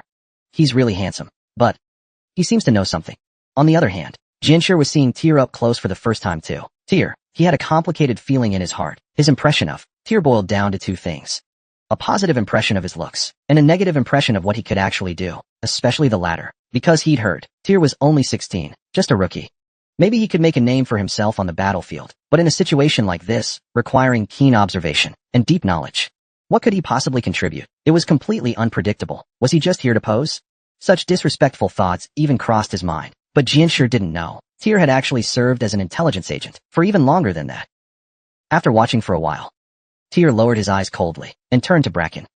Lord of the Rank family, you said you had something to tell me regarding Gardner? May I ask about it here and now? What is it? In Tyr's eyes, the scene was filled with blue light. Episode 208, New Agency, Article 6, 3. Tyr touched the blue light with his fingertip and whispered to himself, Rhodey, how are we supposed to understand this? Is the body weakened? Hard to say. Should I take some tonic? Roadbrock, pretending to be weak for once, couldn't help but let out a bitter smile. Is it because I asked for my rib to be removed that this is happening? I feel a bit dizzy too. That's right. The heart repair isn't completely finished, so there's a bit of anemia. Oh dear. As much as I want to fulfill your request, removing a rib would cause a lot of bleeding. I wouldn't be able to bear watching that either. Do you know how dangerous anemia is? Excessive blood loss. Even dragons would die from it. Then let me give you a transfusion. I've awakened as a dragonkin. My blood should contain dragon elements too. Oh. I see. Let's confirm it then, right? Alright. There are definitely traces of relic use. Roadbrock's voice grew increasingly gloomy. But in the end, this scene left quite an impact. After the dragon rocket, another unsealed miracle had appeared, but since Gardner used it, it meant Kindred was involved as well. Theo wasn't very interested in fighting against the dragons, but he had a strong feeling he should meet Kindred. Before that, we must first rescue the missing Selford and Ares group. Gardner's goal. Bryken spoke coldly. With cannons back, does this mean they are plotting a coup?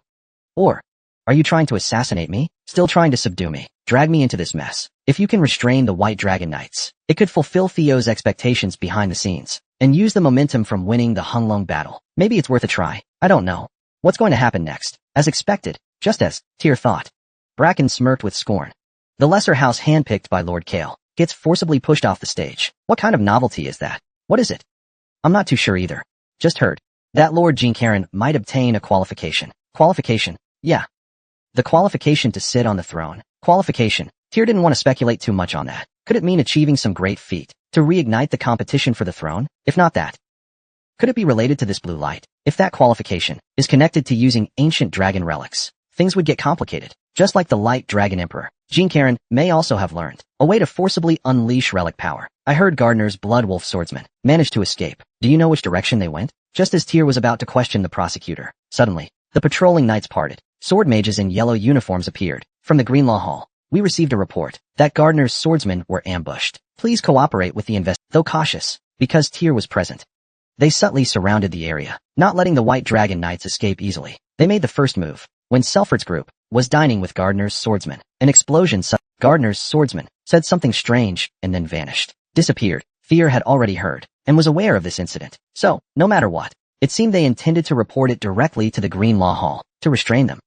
But why? Tyr couldn't understand it instantly. Their intentions. After all, filing a report without any evidence. After the investigation of the white-armored dragons, they would surely be released. Framing them would be impossible. Even so, they still did it. What was the reason? It could only be to buy time. That was the only thing that came to mind. You must be hiding something. Perhaps it's related to the relics, which means Shepard's group's sudden disappearance must be connected to this. There are many eyes watching here. Would you be willing to accompany us to the Greenlaw Hall? Second-class soldier-ite of the white-armored cavalry, Boltzmann. After the signal flare exploded, some of our members went missing instead. We are the victims here. Why are we the ones under suspicion? We're simply following up on the report. We have received a report from the Gardner side. There was also eyewitness testimony about the lock-arm orb and Diego fleeing with serious injuries. This is purely for investigation. We do not intend to frame the white-armored cavalry. We must find our missing members. Do you have any clues or evidence about their whereabouts? That is still under investigation.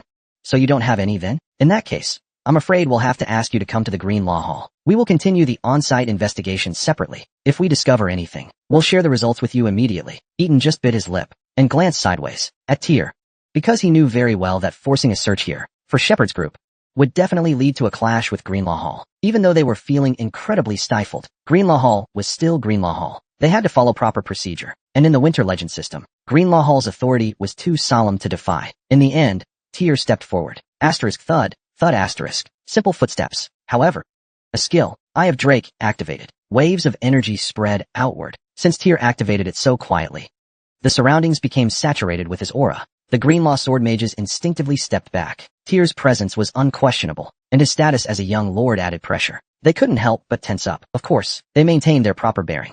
Director Diraj showed no signs of backing down or changing decisions. No matter how impressive the Nyo family head was, he was still just the Nyo family head. He had no authority to sanction Greenlaw Hall. Precisely because of that, Greenlaw Hall remained an independent institution. They took pride in being Greenlaw prosecutors. They demanded cooperation in the investigation. Tyr. From the Sioux family, the team members quickly turned to look at Tyr, but Tyr simply raised his hand and stopped them. There's no need. Let's all head to Greenlaw Hall. That is. Yes, that's right. When the lower-ranked Jianshir looked troubled, his superior quickly stepped forward and nodded. We'll also begin our investigation right away. It's the same principle. Moreover, the white-armored cavalry will also file a separate lawsuit against Gardner. Is that in your capacity as their superior? Or? It's an accusation made in my capacity as the leader of Unit 6 of the white-armored cavalry, including Selford, Gardner, and Airy. There are 5 superiors from the cabinet of the underworld. That should be enough qualification, no? There are many means to protect subordinates. This is one of the powers held by a direct superior. Tyr cleverly assigned them to Unit 6 and actively exercised his authority. The Greenlaw prosecutors realized that Thyr's understanding of Ragnar's laws far exceeded their expectations. Diego, claiming to be the victim. Gardner is a longtime abuser of Selford. Gardner is one of the Gardner family members, even after Selford left the family and joined the White Armored Cavalry. Diego still used his family ties to constantly threaten him, causing Selford to suffer ongoing harassment. Oh, this time surely involves extortion and threats related to him as well. Do you have proof?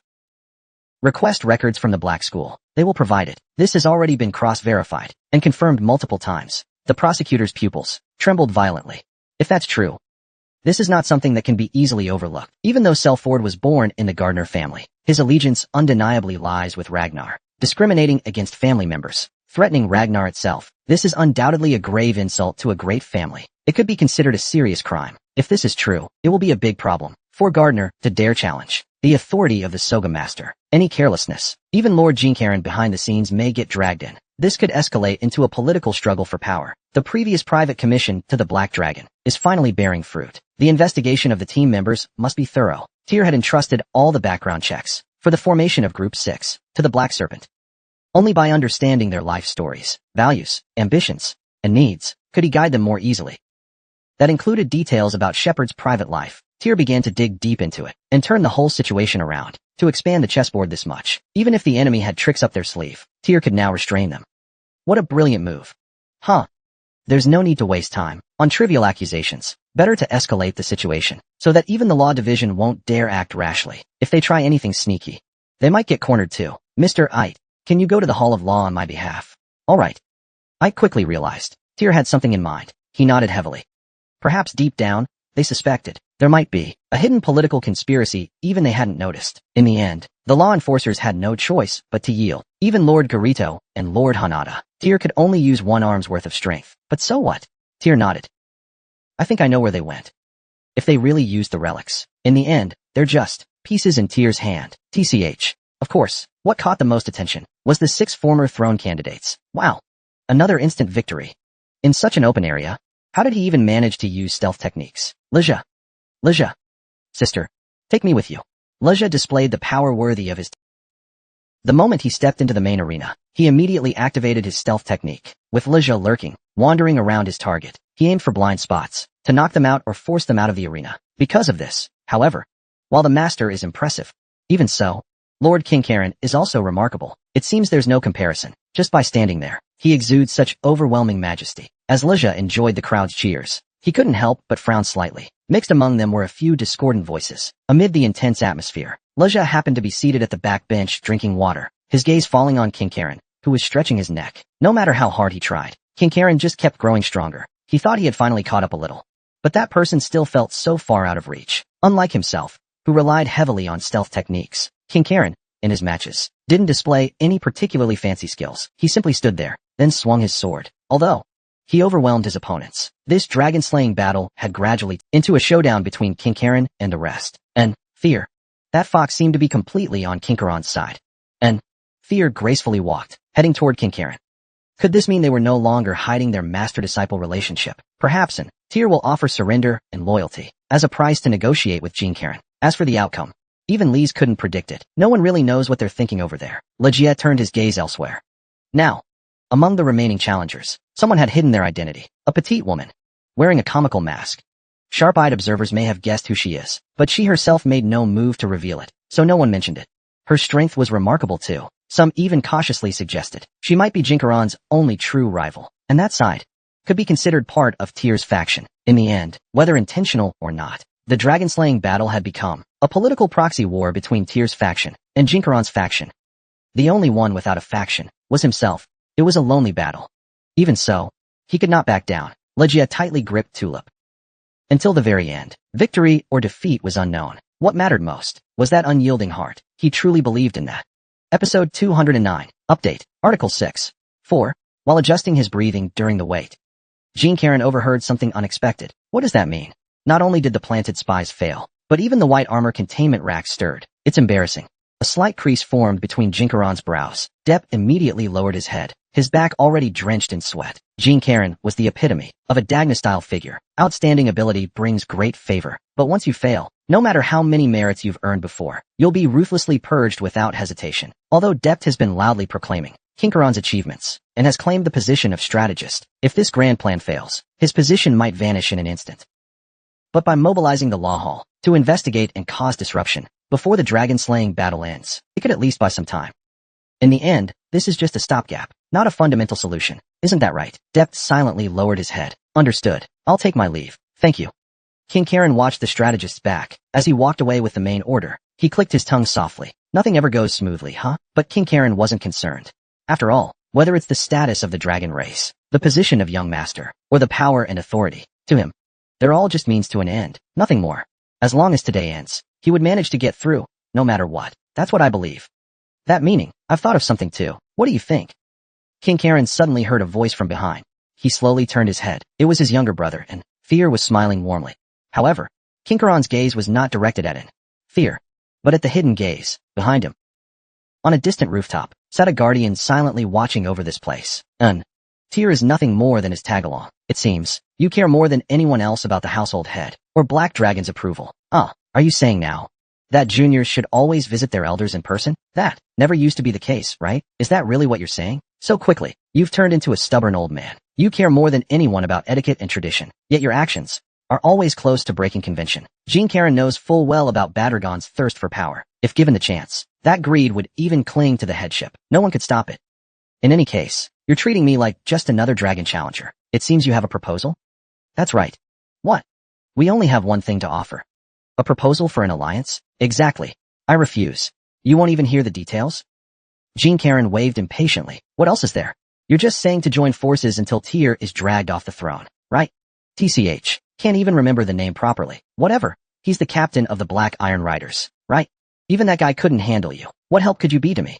Baseless insults. In that instant. Tyr's gentle image cracked. What a detestable man.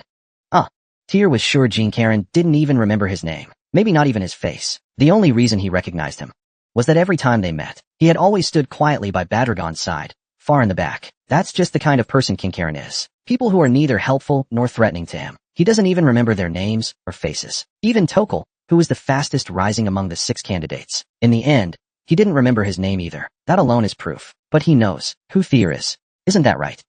Fear forced down the corner of his lips and said, strength and politics are two different things. In Ragnar, they are one and the same. So then, those who sit on that line, do they really not want the throne? Who knows? You say you have no ambitions, but you seem awfully serious about the role of emperor. At that moment, suddenly, King Karan's figure seemed to vanish from his seat. Asterisk thud, asterisk. King Karen grabbed Fear by the collar and slammed him against the wall.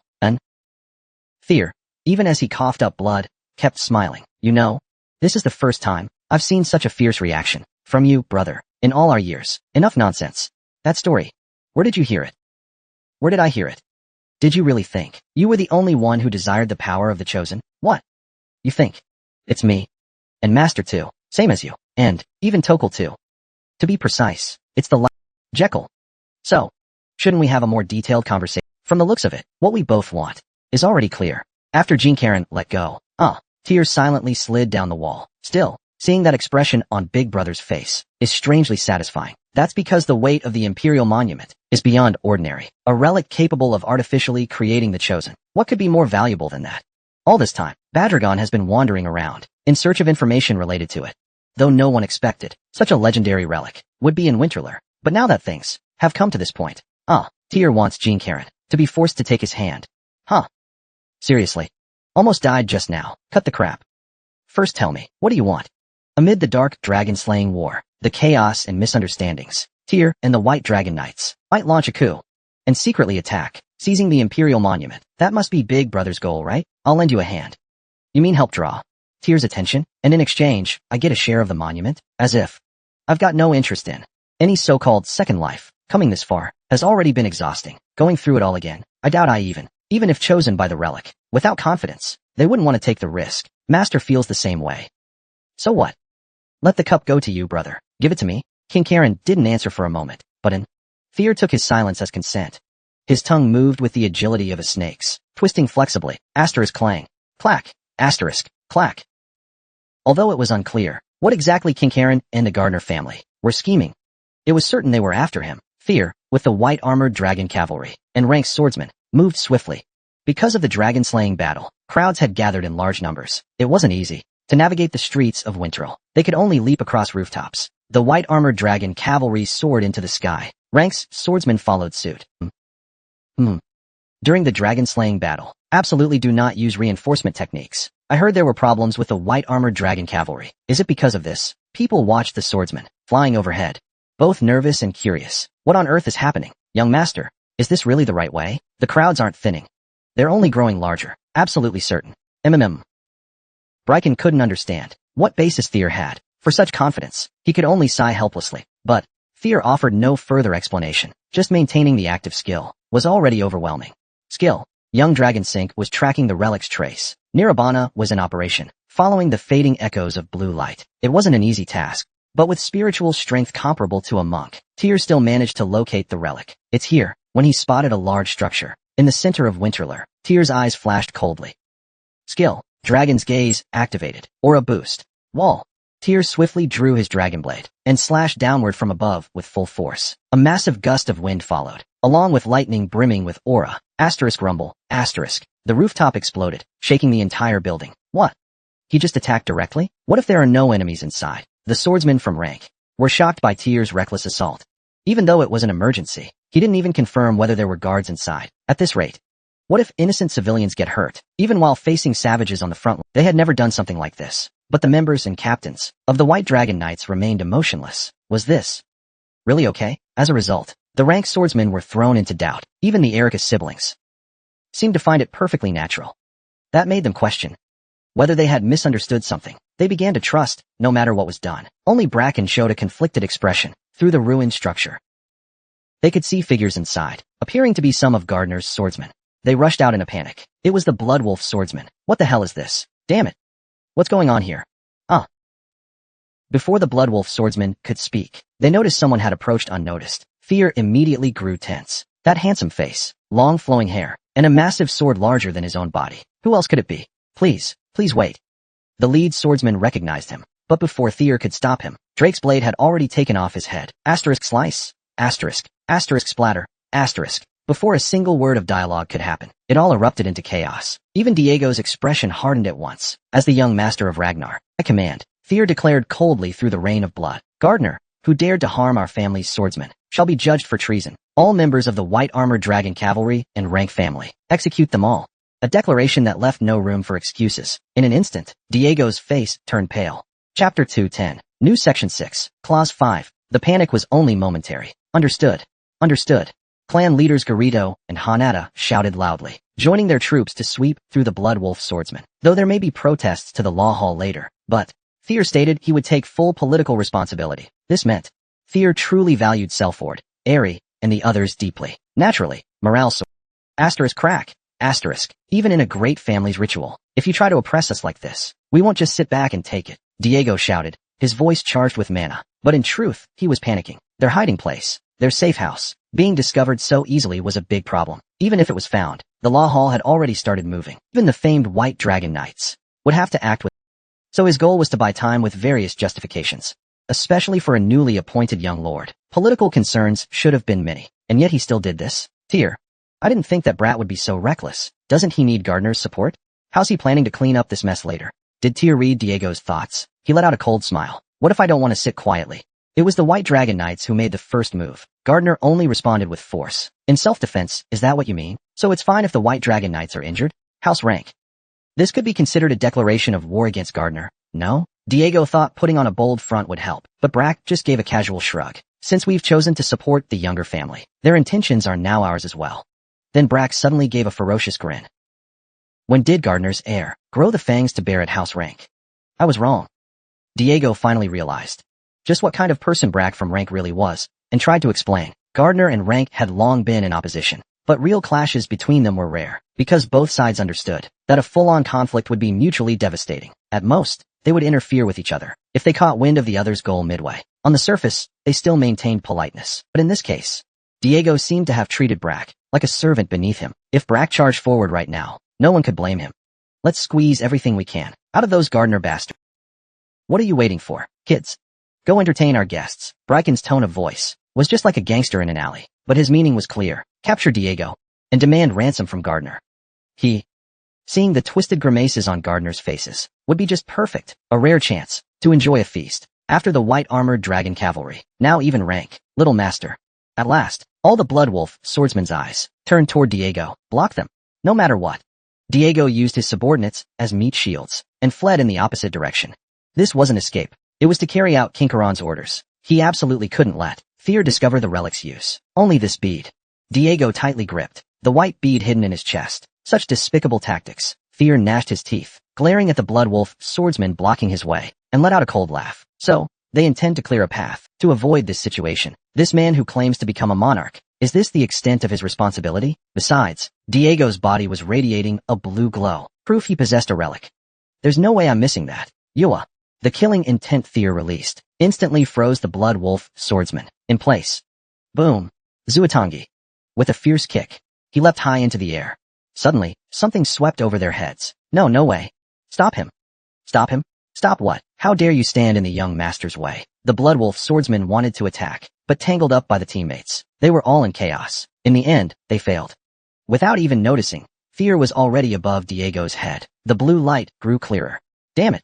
Sensing Fear's presence, Diego twisted his body around. The sword in his right hand surged with sword energy. If that's the case, I'll just subdue this guy. Diego didn't believe that Fear had passed the senior swordsman exam. After all, how could a mere 16-year-old reach that level? Impossible. Maybe the Ragnar family is senile. Such a thought flashed through his mind. Fear's birth mother was once a beautiful actress who shook the empire. If so, how stunning would she have looked in my eyes? For the sake of a beautiful woman, complicating the heirship, there were plenty of cases that led families to ruin. Fear's achievements were probably all forged by Kale, so Diego would rather use an overwhelming power gap to subdue Fear and expose his true nature. This way, all the public opinion would side with Kinkaron. Fear, who rose with Kale's backing as young master, versus Kinkaron, who relied on his own strength to resist the dragon. It was obvious who the public would support. In the process, he could also get rid of Selford, who had sided with Fear. It would make him a hero of Kinkaron, and eliminate a thorn in his side at the same time. Garden of Phantom, Crimson Wolf Fawn. Wah. Gritting his teeth, Diego unleashed the illusion. Boom. His sword and aura were completely shattered, scattered all over the ground. What? A completely unexpected outcome. Diego's eyes widened in shock. Wah. Drake's blade sliced off Diego's right arm. Thud. Huh. The problem was, it wasn't over yet. Pa. Pa. Pa. Pa. Stand by, Longsha. Moon White. Ling Miao. Longhua's four swords turned into beams of light and shot out. Bang bang bang. 3 pierced his limbs. The last pierced his abdomen. Gulp. Diego knelt on the ground, coughing blood. His eyes trembled. What the hell is going on? Eyes full of confusion looked up at Tyr. At the same time, a thought arose. How could there be such a huge power gap? And also, he had to persuade Tyr. No matter what, they had to save Selford and the others, and learn how to use the relic. There's no way So he opened his mouth to speak. Huff. Tyr mercilessly struck Diego's head. Why? Diego's wide eyes clearly asked. Why would I spare someone who's had conflict with my subordinates? If necessary, I can make Selford sit beside you. Only then did Diego understand how deep Tyr's scheming went. He was using this chance to bring Gardner under control too. At this rate, the fall of the Gardner family was only a matter of time. Though regretful, his thoughts ended right there. Skill. Young Dragon Sync activation. Search and identify the relics of the Tycho dragon. Searching. At that moment, from Diego's split chest, a white pearl slowly rose. The locking. Prison pearl. Type. Divine artifact. Effect. Seals the power of the strong. The blue glow shone brighter than ever. This means, it is the relic of the Tycho dragon. Fear tried to retrieve it with telekinesis, to lift the seal on the locking prison pearl. However, he couldn't break the seal, because it had been tainted. Just like the dragon rocket before. As expected, this relic also showed signs of having its seal forcibly removed. In the end, to solve this issue, he had to find Carmen. But still, can you reverse a spell that has already been cast? If I can't even do that, I might as well give up my pride as the last dragon. With Roadbrock's help, Fear forcibly canceled the spell that had been cast. In an instant, a terrible headache struck. His brain burned. But soon, the dark void split open and forcefully spat the people out. Everyone was tightly bound by black chains. Unconscious, collapsed on the ground, including the missing teammates Selford and Airy. Selford. Airy. Are you okay? Where's this place? Selford barely regained consciousness, looked around, and found Diego's head rolling near him. He quickly grasped the whole situation. He clicked his tongue lightly. Tyr. I didn't think you'd go this far. What? Tyr didn't understand what he meant. Looking at him. I should have gotten a piece of that bastard's neck too. What was he saying? Luckily, Selford was safe and sound. Tyr gave a small smile. The subjugation ended quickly. Now that Diego was dead, those Bloodwolf swordsmen who feared they'd meet the same fate all gave up any thoughts of resisting. They dropped their weapons. You bastards. Despite his injuries, Selford let out a powerful lion's roar. It froze the Bloodwolf swordsman in place. Second young master, you idiot. You really wanted to follow Diego? Drop your weapons and surrender now. But even if we return to the clan, won't the clan leader have us punished anyway? So what? Would you rather die like this? The Bloodwolf swordsman began to hesitate without realizing it. Suddenly, Selford radiated. The presence only a Gardner clan leader could possess. Those who had mocked him earlier were left speechless. Can't you see? That rope was already rotting to begin with. If Tyr takes the throne, you'll all be finished. Idiots. Don't you want a new rope to cling to? Everyone understood what Selford. He declared he would become clan leader, and if Tyr was backing him, then the story was practically over. I don't like you all either, but first, we need to protect the clan, right? The truth is, Selford had never planned to spare those who'd sided with Diego, those who committed evil against me and my mother. But what can I do? If I keep resisting, it might lead to injuries in the courtyard or among the Lank family. Besides, since it's already come to this, then let's just go with it. After all, there's still Tyr's threat. I would never do such a thing. You bastard. This is an order from the captain of the 6th squad. 6th squad. I've never been transferred there. No, it's already decided. When? Right now. I'm taking you with the authority of vice captain. Refusal is not an option. If you're unwilling, should I use my vice captain authority to order you? Selford was furious at this forceful administrative tactic, but on the other hand, his heart pounded faster. If he could become the head of the Gardner family and stand beside Tyr, if he could make the Radna family the strongest, what could be more meaningful in life? To return to the life of a swordsman's concubine child. Chapter 2:11. Sword Emperor. King Karen. 1. Our loyalty lies solely with Lord Argon. I will respect your choice. I will help you all to leave with honor. Among the Bloodwolf swordsmen, about half, loyal to Diego and the current family head, chose to die in battle because they couldn't accept Selford as their new master. But Selford didn't try to persuade them. He respected their decision. Brack carried out their executions along with his subordinates. Only about 20 Bloodwolf swordsmen remained, but they only watched each other warily. Their attitude toward Selford still cold. Tyr wanted to criticize this, but this was already the limit of what he could endure. I've been away from the family for over 10 years. Winning their loyalty will take time. Because Selford's attitude was too firm, Tyr could no longer interfere, so he focused on interrogating their plans. But the content was anything but ordinary. During the Dragon Slayer festival, you were going to stir up chaos at designated locations. Yes, as far as we know, besides us, there were quite a few followers of Lord King Karen among the crowd. A diversion tactic? It seems they were plotting something amid the chaos. What exactly were they after? So, Brack, who was behind Tyr, chuckled softly. He drew his sword. When carrying out executions, the bits of flesh clinging to the blade looked horrifying. I overheard something by accident. Yes. They said they were forming a special unit to go to Milan Palace. Where is that? Hey, you won't get away with lying, you know. The leaders' faces were full of doubt, because they had served under Ragna for years, and had never heard of such a palace.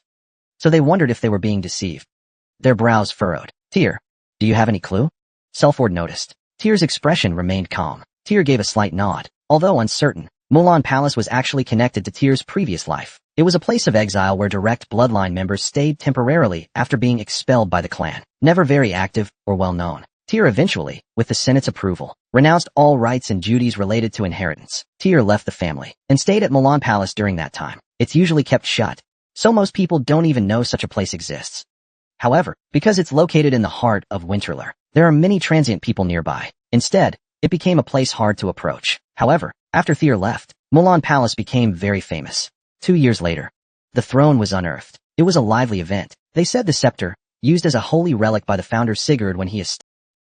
King Karen, having obtained the scepter, declared himself the true heir chosen by the founder. From that moment on, the throne struggle turned into an obvious civil war. Why didn't I think of it back then? Tyr facepalmed, sighing at his own negligence. Since that one display, King Karen had never used the throne again. That led to a blank in his memory. No.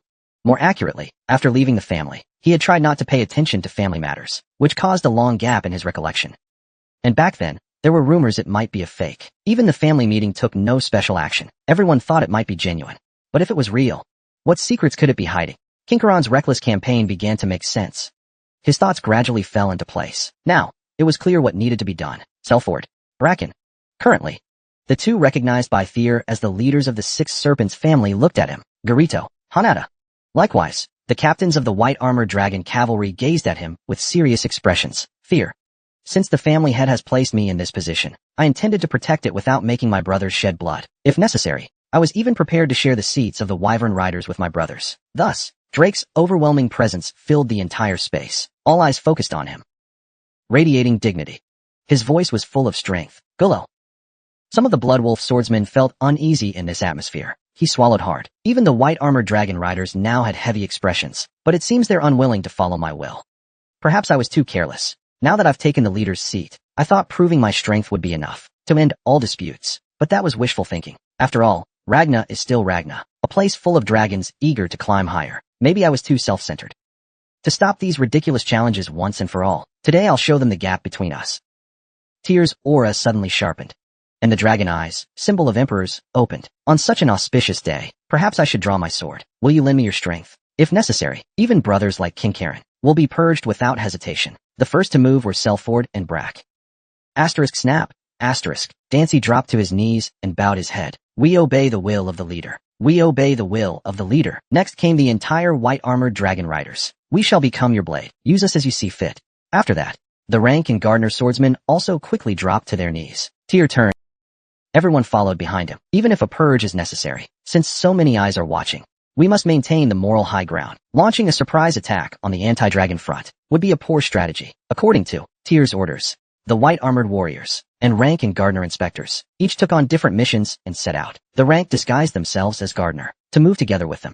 They infiltrated Kinkaron's forces. Yes, the real chaos would likely begin in the finals, right when the atmosphere of the anti-dragon war reaches its climax. You've been keeping an eye on their movements. When the signal appears, if Mr. Bracken can step forward to testify, the weight of the evidence will be even greater. I knew following you was the right choice. You've already thrown me such an interesting task. This is truly fascinating. And also, I get to see with my own eyes just how ugly his face turns. Bracken, more than ever before, wanted to say these words. Not only did this crush his opponent's pride, but it also made him a close confidant of the next family head. If this operation succeeds smoothly, for the next several decades, there would be no worries about Lank's support. The white-armored dragon cavalry split into two groups. One group. Fear deployed the white-armored dragon cavalry, not only at the Dragon Subjugation Hall, but also throughout main areas like Milan Palace. This was an arrangement to ensure immediate deployment in case of emergency. The remaining 6th squad would watch the Dragon Subjugation battle with me. There were currently not many in the 6th squad. The Erica siblings, Lay, Selford, Airy, and a dozen others. Although some of the group advised against it, saying it was too dangerous. Dangerous as it may be, it was actually the safest option. Everyone in the audience was from Ragnar. Fear summarized the situation in a simple statement. The confidence of Ragnar's forces was that in a moment of crisis, no one could protect themselves. This made them feel even more anxious inside. After scattering in all directions, Fear brought only the 6th squad assistants to the Central Security Bureau. That was the very place where the Dragon Subjugation battle was raging. The pinnacle of life. That person, that's the Ox Lord. The Ox Lord. The atmosphere was even more electrifying than the rumors. With Tyr's arrival, all eyes turned toward him. You've graced us with your presence. He's quite tall, isn't he? The Dragon Spring contest paused momentarily. As all attention shifted that way, he didn't say a word. Why would the young master come to a place like this? The stage director rushed over, bowing deeply. His face was covered in cold sweat. Such an important event is taking place, yet the head himself didn't attend. It feels a bit improper. I'm here to congratulate the new Dragon King. Tyr replied in all seriousness, glancing swiftly below the platform. And so, he locked eyes with each challenger catching their breath. Most quickly lowered their heads, while some met his gaze with provocation. Lee's and in. Tyr. Wait a moment, we're heading up soon. Lee's pouted, and gently tapped his sketchboard. His expression held not so much hostility, as it did a fiery competitiveness. On the other hand, and even as Tyr smiled quietly, he could feel her cold distance. Tyr gave a small nod, responding to the sister's greetings. Then, he added, why is he here? Someone unexpected had appeared. Ailing.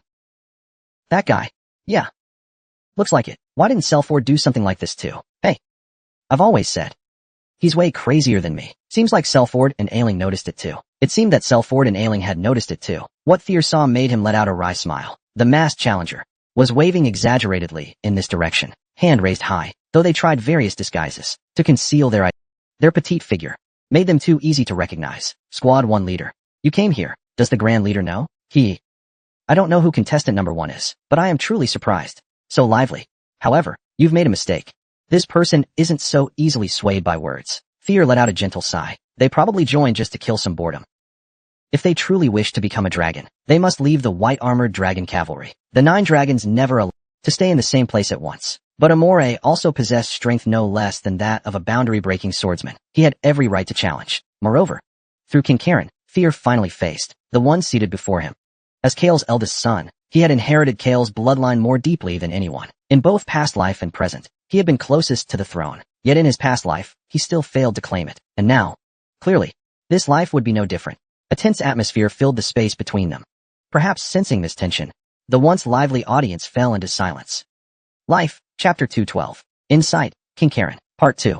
After Thier sat down in the seat specially prepared by the Central Bureau, the atmosphere of the dragon subjugation battle heated up. Whoa.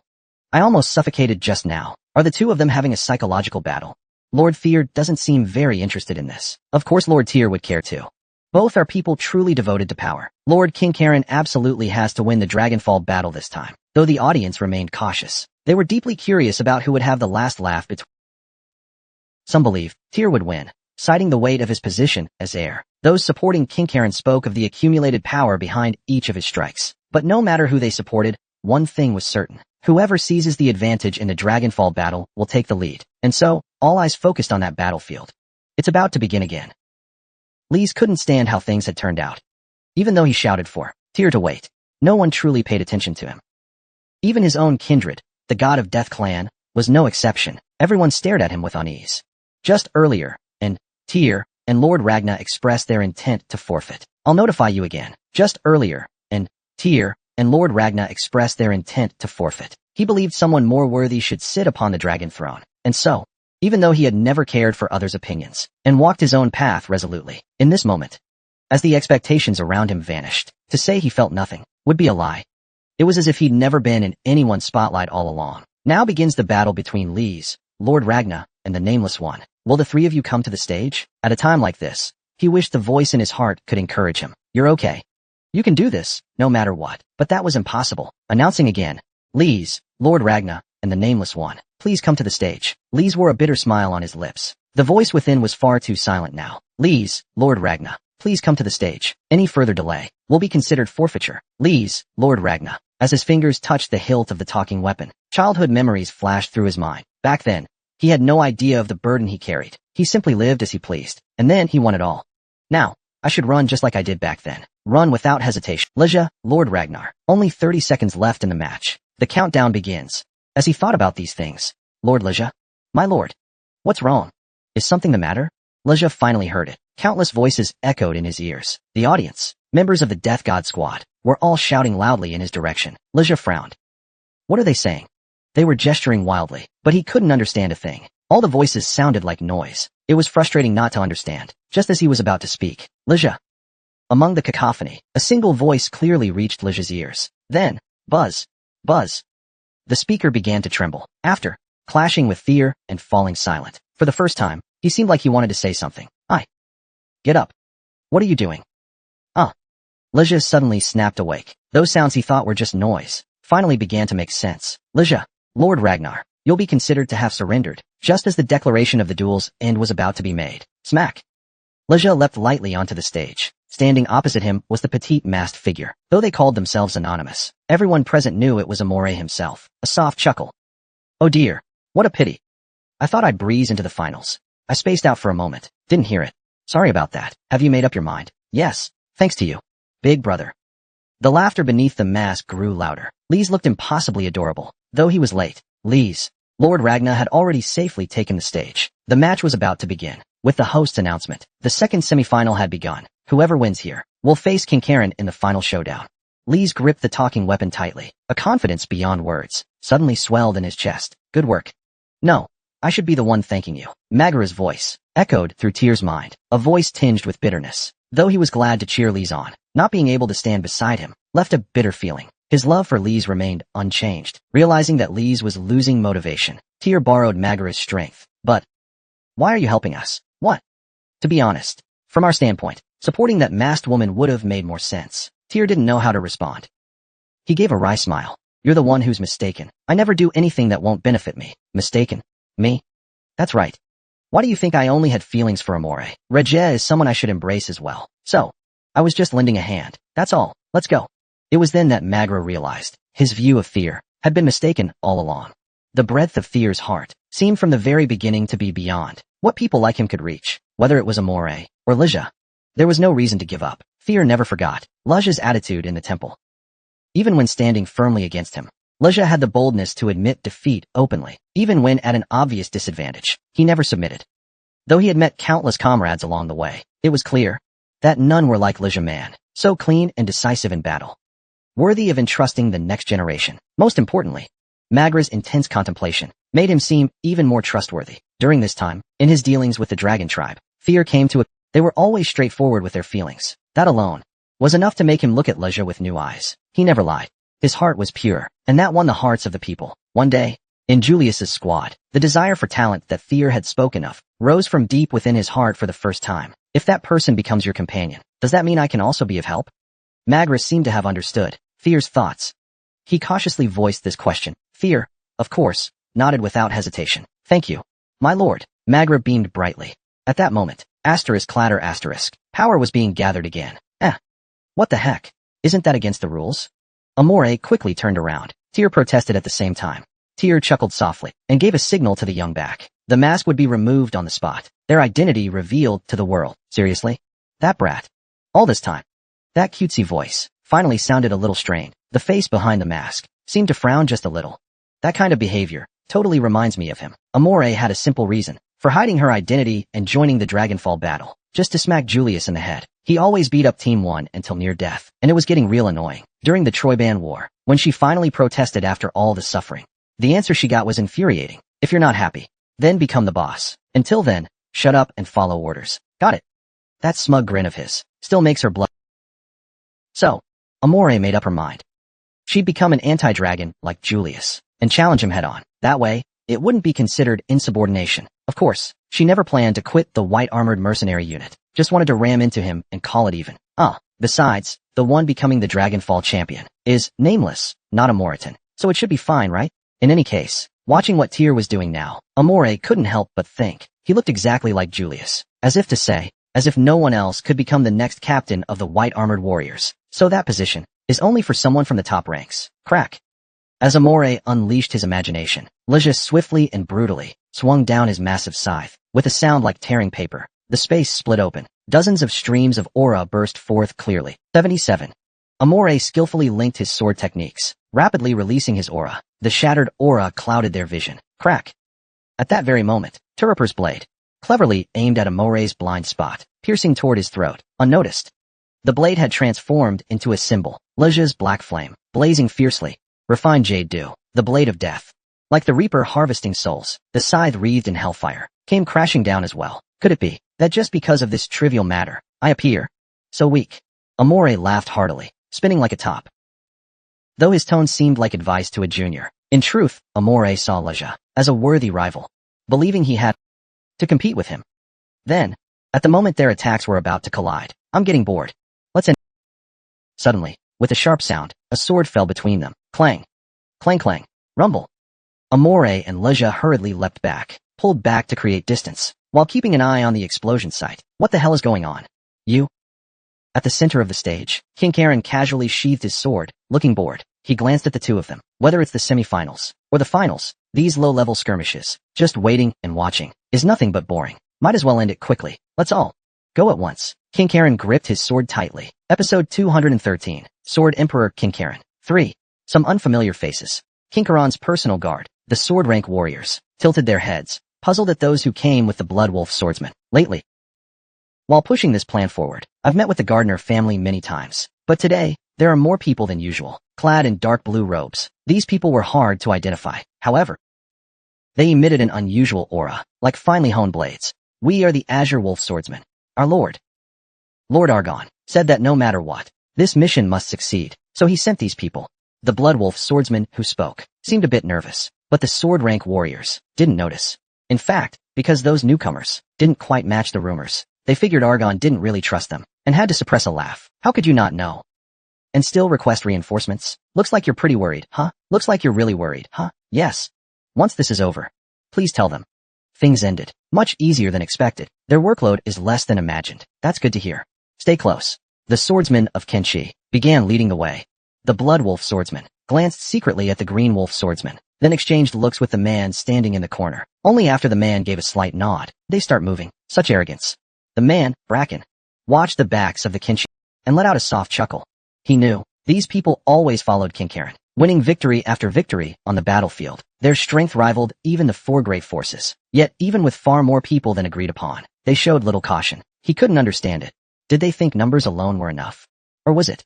Had they already betrayed us? Even so, he wasn't worried about this air of confidence. Everyone was ready. By that time, without realizing it, they had reached their destination, Mulan Palace. From the outside, the old palace appeared dilapidated. The surrounding crowd didn't seem to care much either. It looked ordinary on the outside, but inside, there were many security systems. Who knows what dangers await? Don't let your guard down. Well then, I'll go first.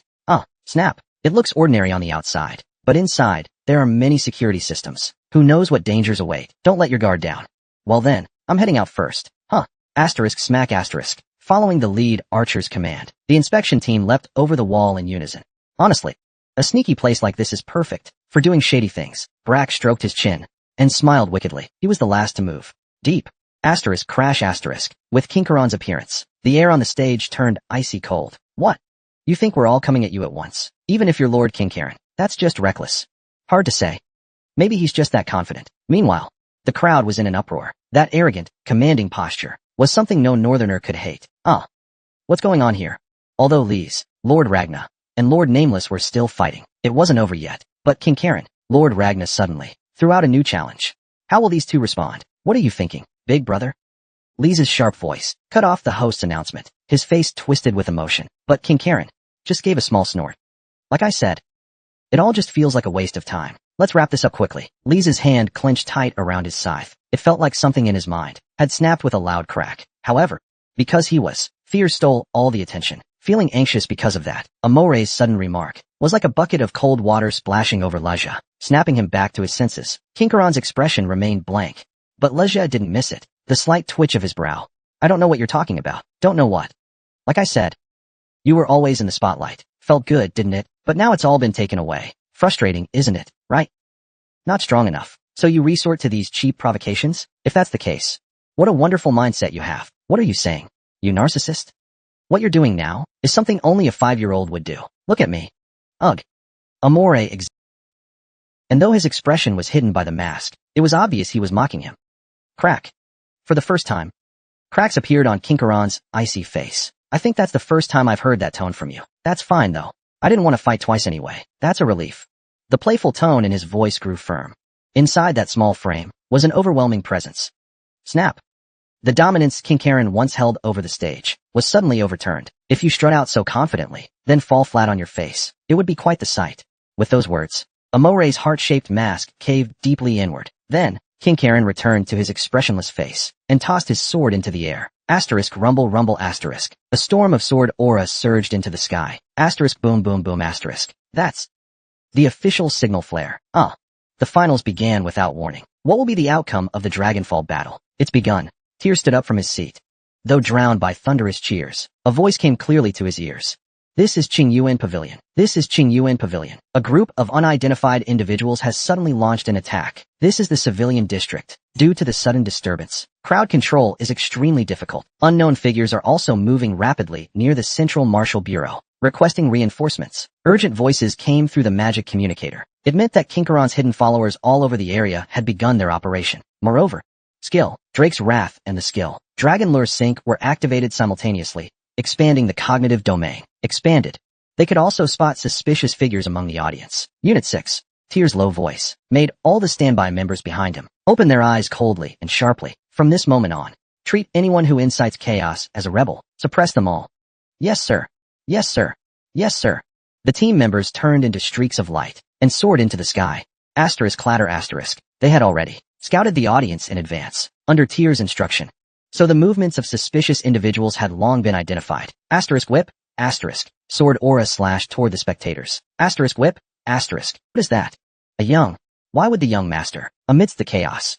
Tyr shouted loudly, his voice filled with power. How dare you? The foolish act of planning a coup at the Dragon Subjugation Hall has been uncovered by our intelligence division. I, Tyr, of the Ragnar family, will pursue this crime as the young master. So be it. The stone he cast stirred up enormous waves. Are you insane? Who is it? With both the Lord and young master present at Winterl, who would dare? Is it Troyben? A coup. The audience's faces were filled with confusion. Due to the law of the strong, the Ragnar family had experienced internal wars nearly every generation. Even so, under Kale's rule for decades, such things had never happened. So everyone was utterly shocked, especially since the war with Troyben had only just ended. Had it not? However, thud thud, when Fear took his first step forward, the chaos began to settle, as if it had been a lie. Drake. Fear calmed the turmoil. However, the direction of Fear's steps caught everyone off guard. Fear waved his hand gently in the air. Boom. A bolt of lightning struck down, blasting Kincairn, Leja, and Amore far away. What's going on? Why target them? Are one of those three the one plotting the coup? Amid the clamor, did the young master perhaps overreact? Suddenly, a thunderous echo resounded across the sky. The enemy has appeared. A meteor crashed down before Fear. Boom. It kicked up a massive cloud of dust, revealed his true identity. Byron. It's Byron. Why did Lord Dante suddenly appear? Even someone like Bracken felt small, as the imposing Byron laughed and blocked Tyr's path. What's the meaning of this? Byron. I told you. I'm hunting down rebels. Are you trying to obstruct me? How could I? This is me, Dante. Everyone in this world knows how loyal I am to the family head. Then, how should I interpret this? Baron's appearance, in truth, was something Tyr Dormy hadn't anticipated. Kincairn and En joining forces with Tyr never happened in his previous life, but it wasn't surprising. After all, with Gisher's death, conflict with Byron was inevitable either way. Byron simply wanted to test where he stood. Nothing more. A pure game of strength and weakness. Tyr couldn't show any weakness to Byron. Byron sneered coldly. Look. I don't know what Lord Byron wants, but I only have one thing to say. In an instant, Tyr's gaze turned icy. However, who said you could block my... In that instant, a vein twitched in Baron's brow. His pride had been wounded. He had only one mission. To delay Tyr's advance until Kincaron's men reached the Imperial audience. He didn't think it would be hard. After all, while tailing Tyr, what he'd sensed all this time was, if Ragnar became the next family head, he would lead them well. But on the other hand, he still thought he was young and lacking experience. So, Perron decided to assist Kincairn to expand his own interests. The greater the conflict between Fear and Kincairn, the higher his own value would rise. At the very least, the eastern region should be mine. This way, I won't be at a disadvantage. There is only one thing, the throne. Anyway, he never thought he could defeat Ragnar. But beneath that, he could only. It will be in places that Ragnar's hands cannot reach. At least I can do some guarding work. So, Pelin pretended to help Jean Kalen, only received promises of the East from Fear, then planned to betray Jean Kalen. But Fear seemed to not want to listen to him at all. Because the wealthy islands saved me. That's why I was given this opportunity. I will not tolerate any overstepping. But Fear also has his own thoughts. He knows better than anyone. Showing weakness like Perrin will only be constantly torn apart. Such arrogance. That price will probably have to be paid by him. My future is for me to decide. You decide. Will you help me maintain my current position, or stand with Jean Kalen and betray Ching? That is. Perrin quickly fiddled with the abacus. From Fear's tough attitude. If he supports Jean Kalen even a little, he will probably be blamed as well.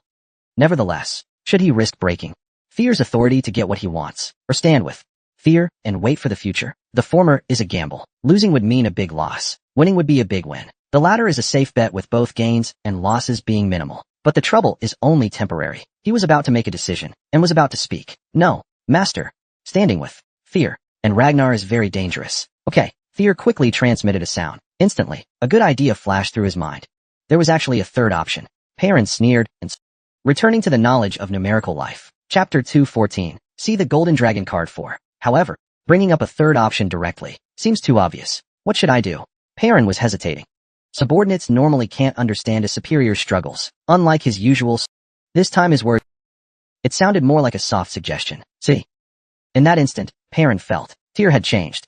Beneath the seemingly impulsive face of a 16-year-old boy was a cunning snake, no less sly than himself, winding around his tongue and licking its way toward him. I'm sorry, young master. This wasn't my true intention. You may not know. No. You already figured it out. I have a disappointing disciple. Perrin wasn't too dull to read between the lines. Since he was given a chance to retreat, he should seize it quickly. Like a little puppy. Always begging for help. Just saying thank you would be enough. Between the two of them, a tacit net was quickly cast. In an instant, they used Tyr as a sacrificial piece. To Perrin, Tyr noticing it before he did, and laying the groundwork for the third choice, was truly admirable. All of this was because of Tyr's stubbornness. Perrin was only trying to help his disciple out of kindness. There was no other motive. This was a tacit agreement between the two. If anything went wrong, all the blame could be placed on Tyr. Come to the Northeast Palace sometime. We have a lot to talk about.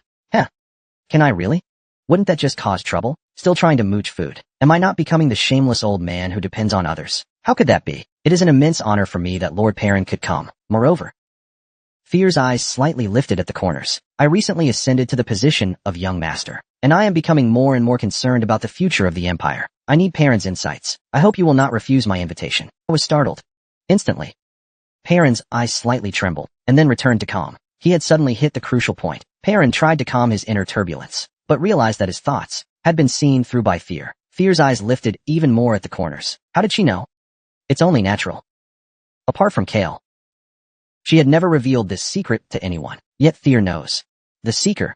It's indeed the issue with power. Dealing with someone who knows the future does consume a lot of energy. As expected, she is the Seeker. Ragnar's bloodline ability was activated. Kale hates the Seeker, yet chose Fear. Huh.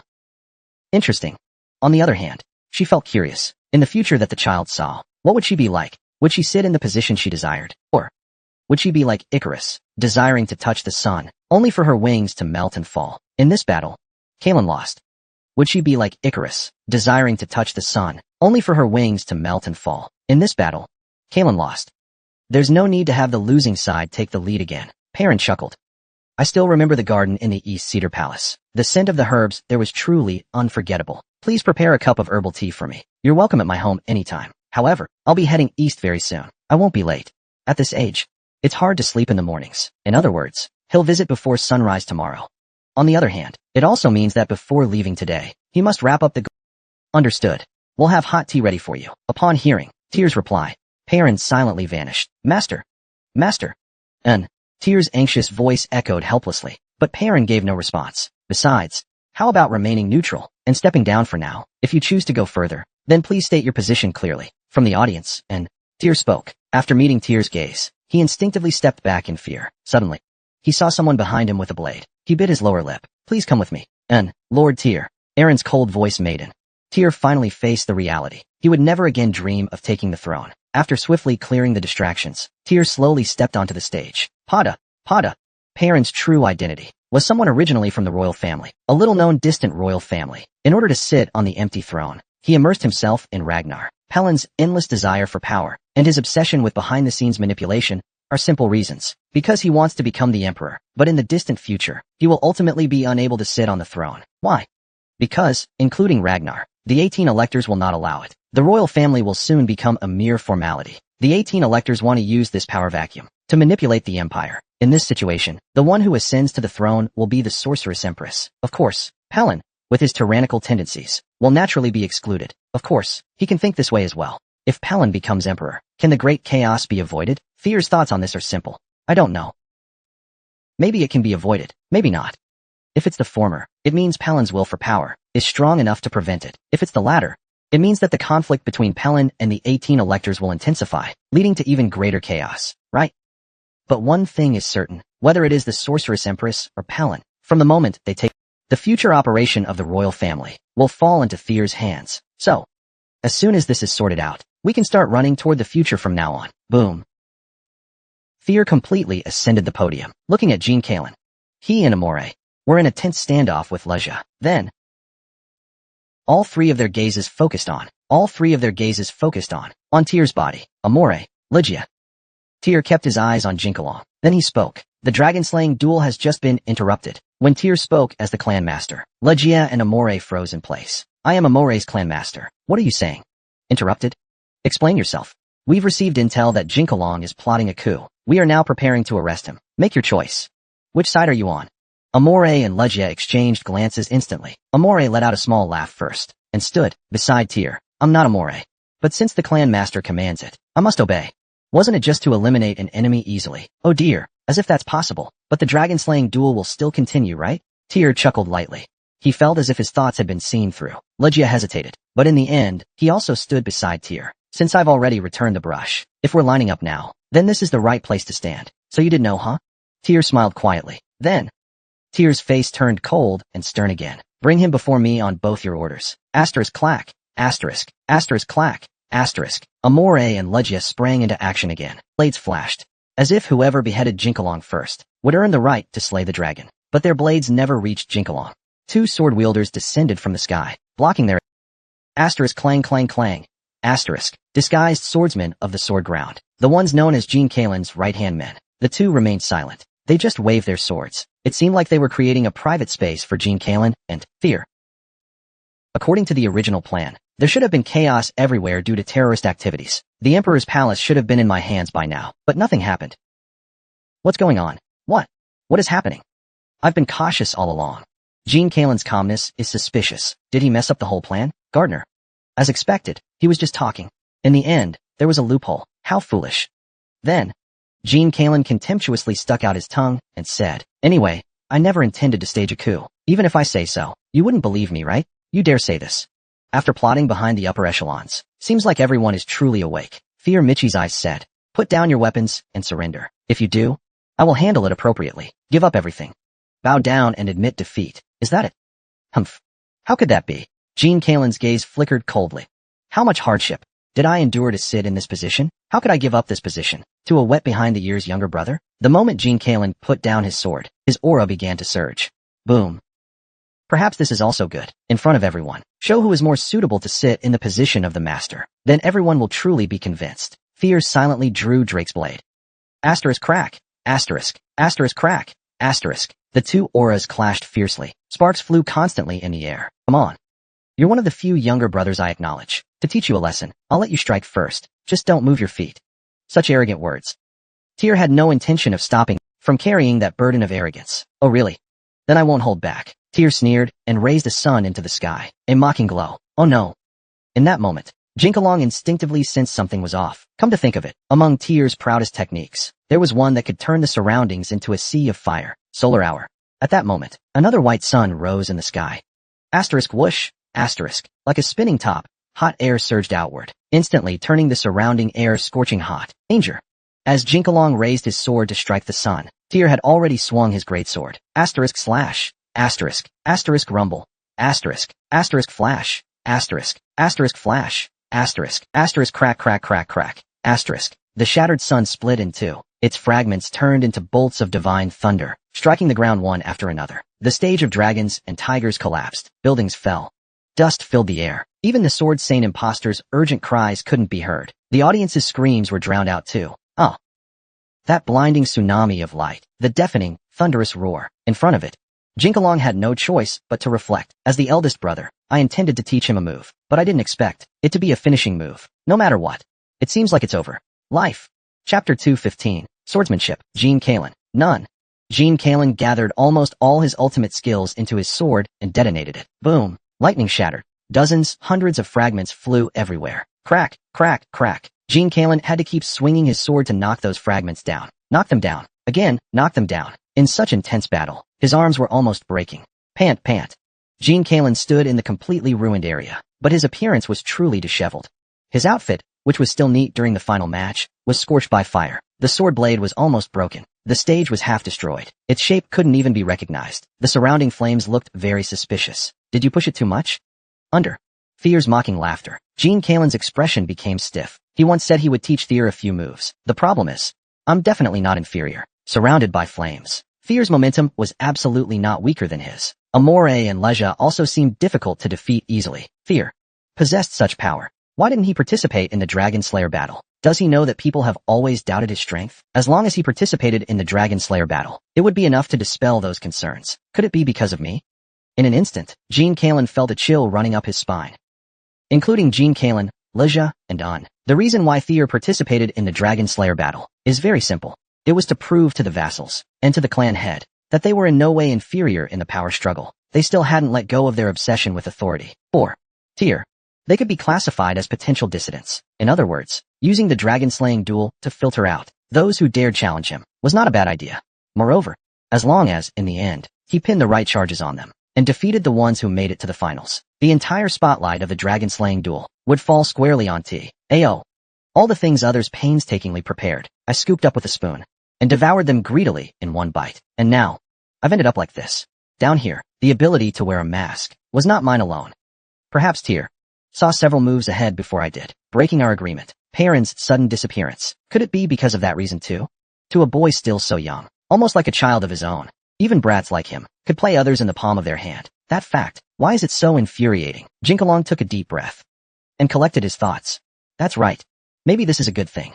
If I defeat Tyr here, clean and decisive, then, as long as I gain the Emperor's ear, everything can start over again. I admit I once spoke wrongly. You're no mediocrity. You're stronger than anyone. On the battlefield of Valagnar, no one I met could compare.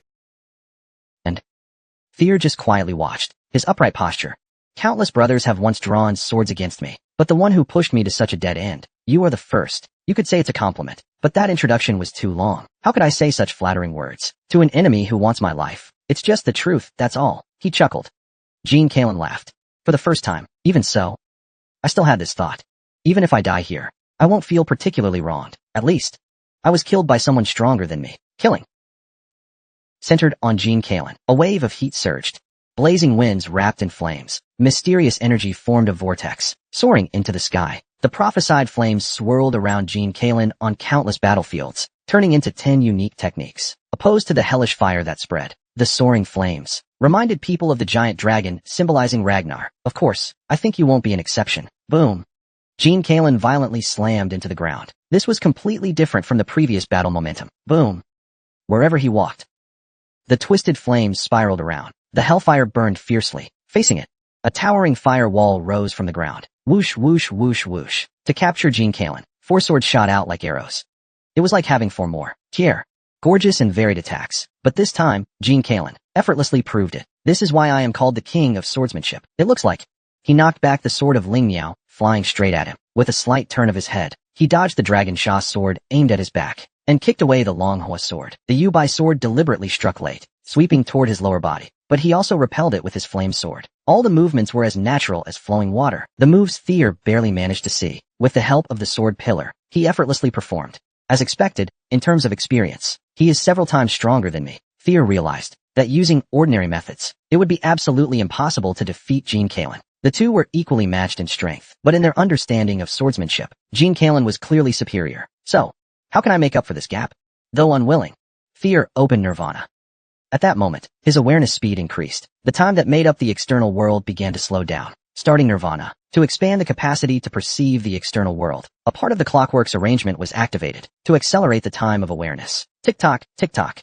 In Tyr's ears, it was as if the sound of a clockwork was ringing. This was when Tyr fully accepted the mindset of the Light Dragon Emperor, and after deconstructing the Sorceress Empress's spellcaster, reinterpreted it in his own way. Thus, his forehead opened wide, his head almost burning with heat. On the other hand, in the extremely slow world, countless inspirations surged. Tyr was provided with many options, which one to choose. After choosing, what changes or results would occur?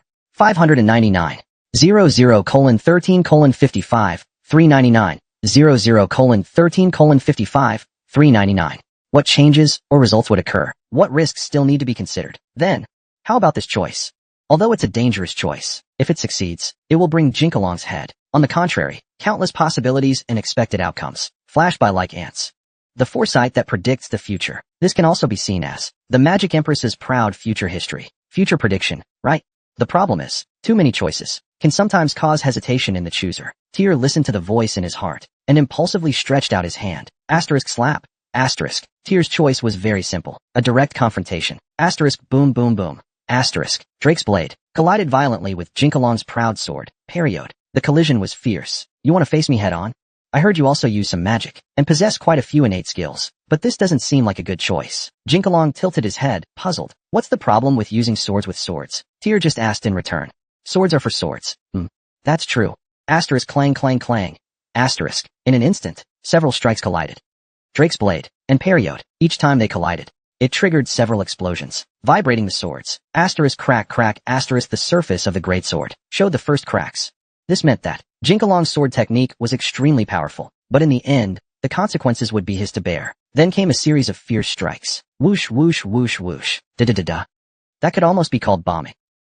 The sword machine only focused on the cracks. Crunch.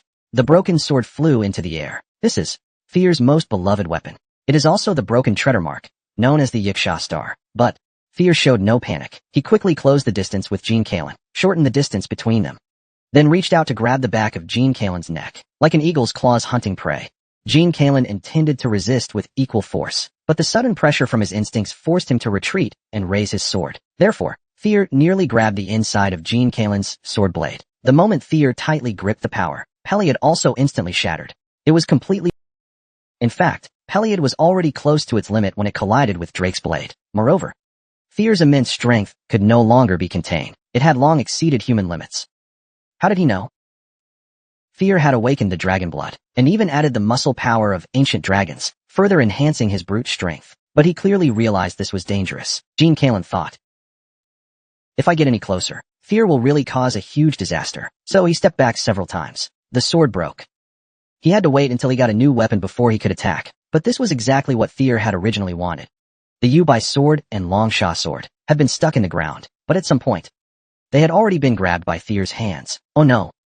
Jean Kalen only then realized his mistake, but it was too late. Strong inspirations guided the way. Fear once again immersed himself in the endless world. Strong inspirations guided the way. Fear once again immersed himself in the endless world. Following the guidance of inspiration, Fear swung the Moonlight Sword and Dragon Sand Sword in succession, from left to right, from top to bottom, dozens of diagonal slashes interwoven together, gathering, exploding. It unleashed the flames of hell. Asterisk boom boom boom. Asterisk. Jinkalong instantly turned into a bloodied figure, being pushed back. The loss of power from his weapon was too great, almost engulfed by the flames. The sword, if destroyed, my strength would weaken. Realizing that, even Na. No, she didn't know. Jinkalong breathed heavily, regretting his mistake. Drake's blade had been destroyed, but that wasn't truly his doing. It was closer to Tyr's plan. Although it was only for a moment, it gave Jinkalong the opportunity to seize victory, and at the same time, shrink the distance, and even cause Jinkalong to lose his sword. When you hold a sword, you are almost invincible. That's why you have the title of Sword Saint. Tyr still planted both swords into the ground. The swords were burning with hellish sulfur flames. On the other hand, he took a white bead from his pocket. A relic that once bound Selford Type 1. But after truly losing the sword, you will be at a loss. Your dependence on the sword is too strong. On the other hand, I'm not. Who can win against Tyr, who has awakened the dragon blood talent? In close combat, almost no one. Therefore, Tyr tried to lead Jinkalong into the only situation where he could seize victory, and successfully completely mastered victory. At that moment, the white orb shone with light. The orb of the locking prison had been hacked, temporarily gaining full control. Crash. Iron chains emerged from the ground and the air, tightly binding Jean Kalen. Nevertheless, Jean Kalen still stood resiliently, trying to hold on. He walked forward and kicked Jean Kalen's bones with force. Thud. Boom. Both knees slammed heavily on the ground. The battle ended. Chapter 216. East. 1. The conflict between Fear and Jean Kalen quickly spread throughout Winterl. It is said that Jean Kalen took advantage of the Dragon Slayer War to stage a coup. Young Master Fear struck first and suppressed it. Jean Kalen was defeated in the Dragon Slayer War by Fear, who is now imprisoned. Various rumors spread, but one thing is clear. Fear's complete victory. In the escalating power struggle, Fear completely seized the initiative. Moreover, with the white-armored dragon cavalry and rank successfully quelling possible uprisings across the regions, news began to spread. Some people began to express concern. There were concerns that Fear might use this opportunity to eliminate potential competitors, because whenever a ruler is confirmed, bloodshed and civil war are always accompanied. It became a tradition in Ragnar. In fact, the Law Hall acted urgently. They arrested those associated with Jean Kalen, including in Fear. But Fear made no statements about it, nor did he take any actions. Therefore, the result of the dragon-slaying duel only left behind the title of Anonymous. The chaos quickly began to subside. What is this? Lise, still wearing that ridiculous mask, frowned as he looked at the nameplate Amore secretly handed over. What else could it be? The dragon-slaying token. I could tell that right away. But why give it to me? Why? Haven't you always wanted this? What I want is victory. Not this charity, right? Lise wondered if Amore had taken the wrong medicine. The dragon-slaying token, as the name suggests, is a symbol of the Dragon Slayer identity. Amore must have worked hard to obtain it. Yet he just hands it over? No. Is the dragon-slaying token really something that can be traded like this? If that were the case, the world's famous rich men would all become dragon slayers. Then it's fine, isn't it? You won. Isn't that so? Lise instantly felt that this small senior was mocking him. He felt anger rise. After Jinkalong's coup failed, Lise and Amore had a one-on-one duel. Amore won. Though almost no one paid attention to this position now, Amore still became the Dragon Slayer. Although it was bittersweet, Lise still sincerely congratulated Amore's victory. Although his steps toward the throne were blocked, his heart and fighting spirit toward it were not crushed. The meaning of the dragon-slaying token, where the mark lies, was also huge for him. But such an important position was so easily discarded, like something in a village back hill. It's no wonder I'm angry. What's going on? Why avoid my gaze? Just before the storm was about to break, Lise realized that Amore, who always smiled when speaking to him, was now secretly looking elsewhere. Although the mask covered the eyes, the direction of the gaze could still be seen. It's the same now, grr. He deliberately moved his steps to avoid being seen. Leja felt something was off. His eyes moved in the direction of the movement. Grr. Amore's eyes moved to the other side. Try again. Grr. On the contrary. Try again. Grr. Again, the opposite. Now it seems I understand. This person is now avoiding eye contact because he's scared. Amore's mischievousness was almost well known in Winterl. Quite strange. So, Leja silently squinted his eyes. He stared at Amore for a long time. Why like this? Amore was startled. He stepped back. What are you hiding? Hiding what? Forget about that. Hurry up and take it. Slap. At that moment, Leja suddenly reached for Amore's face. Amore quickly retreated. What are you doing? There's really something, isn't there? What is it? You're hiding something on your face, aren't you? What? What do you mean? I don't. No. You guy? Turned into a wooden man. Catch him. Following Leja's command, the death god birds, which had been melting in the air, appeared quickly and pounced at Amore. These guys. Amore was startled, trying to turn the sword towards that side, but Leja noticed his movements were not as swift as when he fought the dragon last time. Although he didn't know what happened, his magic was clearly incomplete. If that's the case, I must seize the opportunity quickly to launch a surprise attack. Leja, not knowing when, had already raised the magical scythe high above. Asterisk crack. Asterisk. Asterisk chatter asterisk. In the end, the mask was split in half by the blade, revealing Amore's face hidden inside. No. What the hell is this? Amore grabbed the broken mask, trying to cover his face, but it was too late. Asterisk rattle asterisk. With a gloomy expression, he tried several times to put the mask on, but couldn't manage it. In the end, he turned his head toward Leja, like a broken puppet. Did you see it? You saw it, right? No. You saw it. You saw it. What's with that look? I won't let you off. Leja's face suddenly turned red, and he laughed. That's because Amore's two eyes were filled with so much embarrassment. I've heard that in the eastern continent, there's a peculiar bear called the panda, which looks just like that. It's like seeing that. I'm going to kill you. Amore angrily swung his sword at Leja. He was so angry that even sword energy shot out. The death god birds didn't know what to do. They could only stand there helplessly. If they keep flying wildly like this today, Leja will be in danger. Maybe I should stop them. But Leja is laughing and dodging everywhere. It seems unnecessary to do that. Leja looks very happy. Who would have thought that the one who was always full of confidence and causing trouble everywhere would be the one who messed up his clothes several times during the Dragon Slayer tournament? Now he's like this. After getting hit in the eyes, his stamina has decreased. His speed isn't what it used to be. Dodge attacks have become easier. Huff, huff, huff. I'll kill you. Gah. You. Tell me. Fear would be so happy, right? You dare spread that around? Really? At that time, I will chase you to the ends of hell. He's so excited now that he's not even pretending to be cute anymore. Give me a reason. Your gaze and the matter about giving me the Dragon Slayer card seemed to be connected. Amore stared at Leja for a long time, then sighed. Then pouted and said, I didn't do this because I wanted to end up like this. It's a simple explanation. I just got the Dragon Slayer position, and then went to find Julius. I applied for a one-on-one duel against the demon dragon. Yeah. Aren't the two of you on bad terms? The freedom of the white-armored dragon cavalry, and the atmosphere with family companions. The freedom of the white-armored dragon cavalry, and the atmosphere with family companions. It is also very famous in Ragna, but if there's an outsider, there will be subtle contradictions that you don't know about. Well then, he is the person I respect the most in this world. But why? But besides respect, he always makes me angry. He always bullies me. The role of Team 1 is Julius's personal guard, mainly working with Julius to carry out difficult tasks, or to toil in dangerous places. So here's a question. Who is the most exhausted? Lord Amore should be the most exhausted. That's why I said. The captain is inflexible, always causing trouble for me. Whenever the team members have complaints, they come to me. I'm always yelled at for passing the message. Every time something goes wrong, it's my fault. I'm really struggling in the middle. It would be better to fall in the middle of the battlefield and swing my sword again. Every time something happens, they only call Amore as a mid-level manager. It's really driving me crazy. So. Do you want to fight Dragoncliff? Of course. Just one punch. As long as I punch that unlucky captain in the face, I'll be satisfied. That's what I was thinking. Then last night, I finally fulfilled that wish. Want to fight? Sure. I've always been bullying you. Now it's my turn to bully the captain. I was still thinking, how should I face off with Julius? Alright. Since you want to fight, then let's fight. But don't regret it. He hesitated as he drew his sword. That expression really made me mad.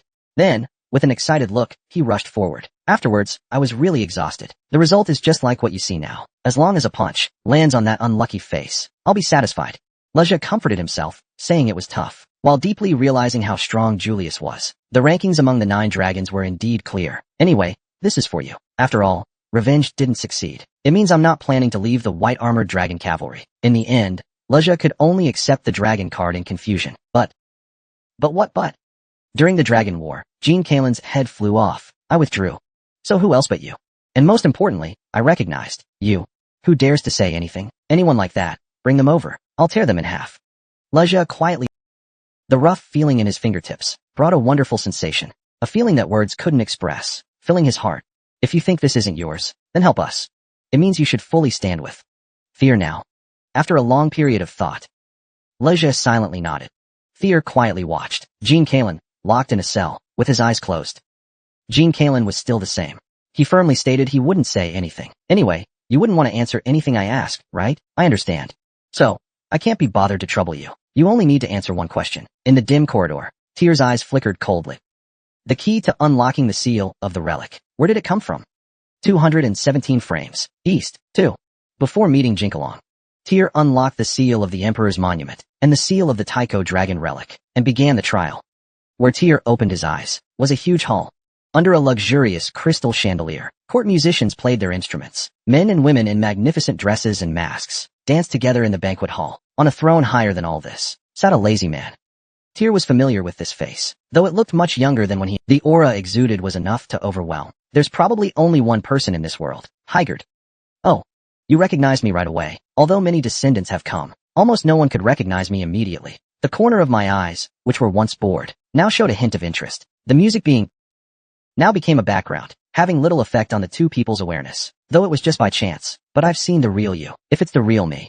Oh, then you must have opened the White Tower. Not easy. Quite impressive. Here, Hygard, is just the shell or trace he left behind. Yes. How has the one there been? If he's too comfortable, I'll want to punch him. Working hard to block the outside enemies. Is he just wasting time? Heh. Yes.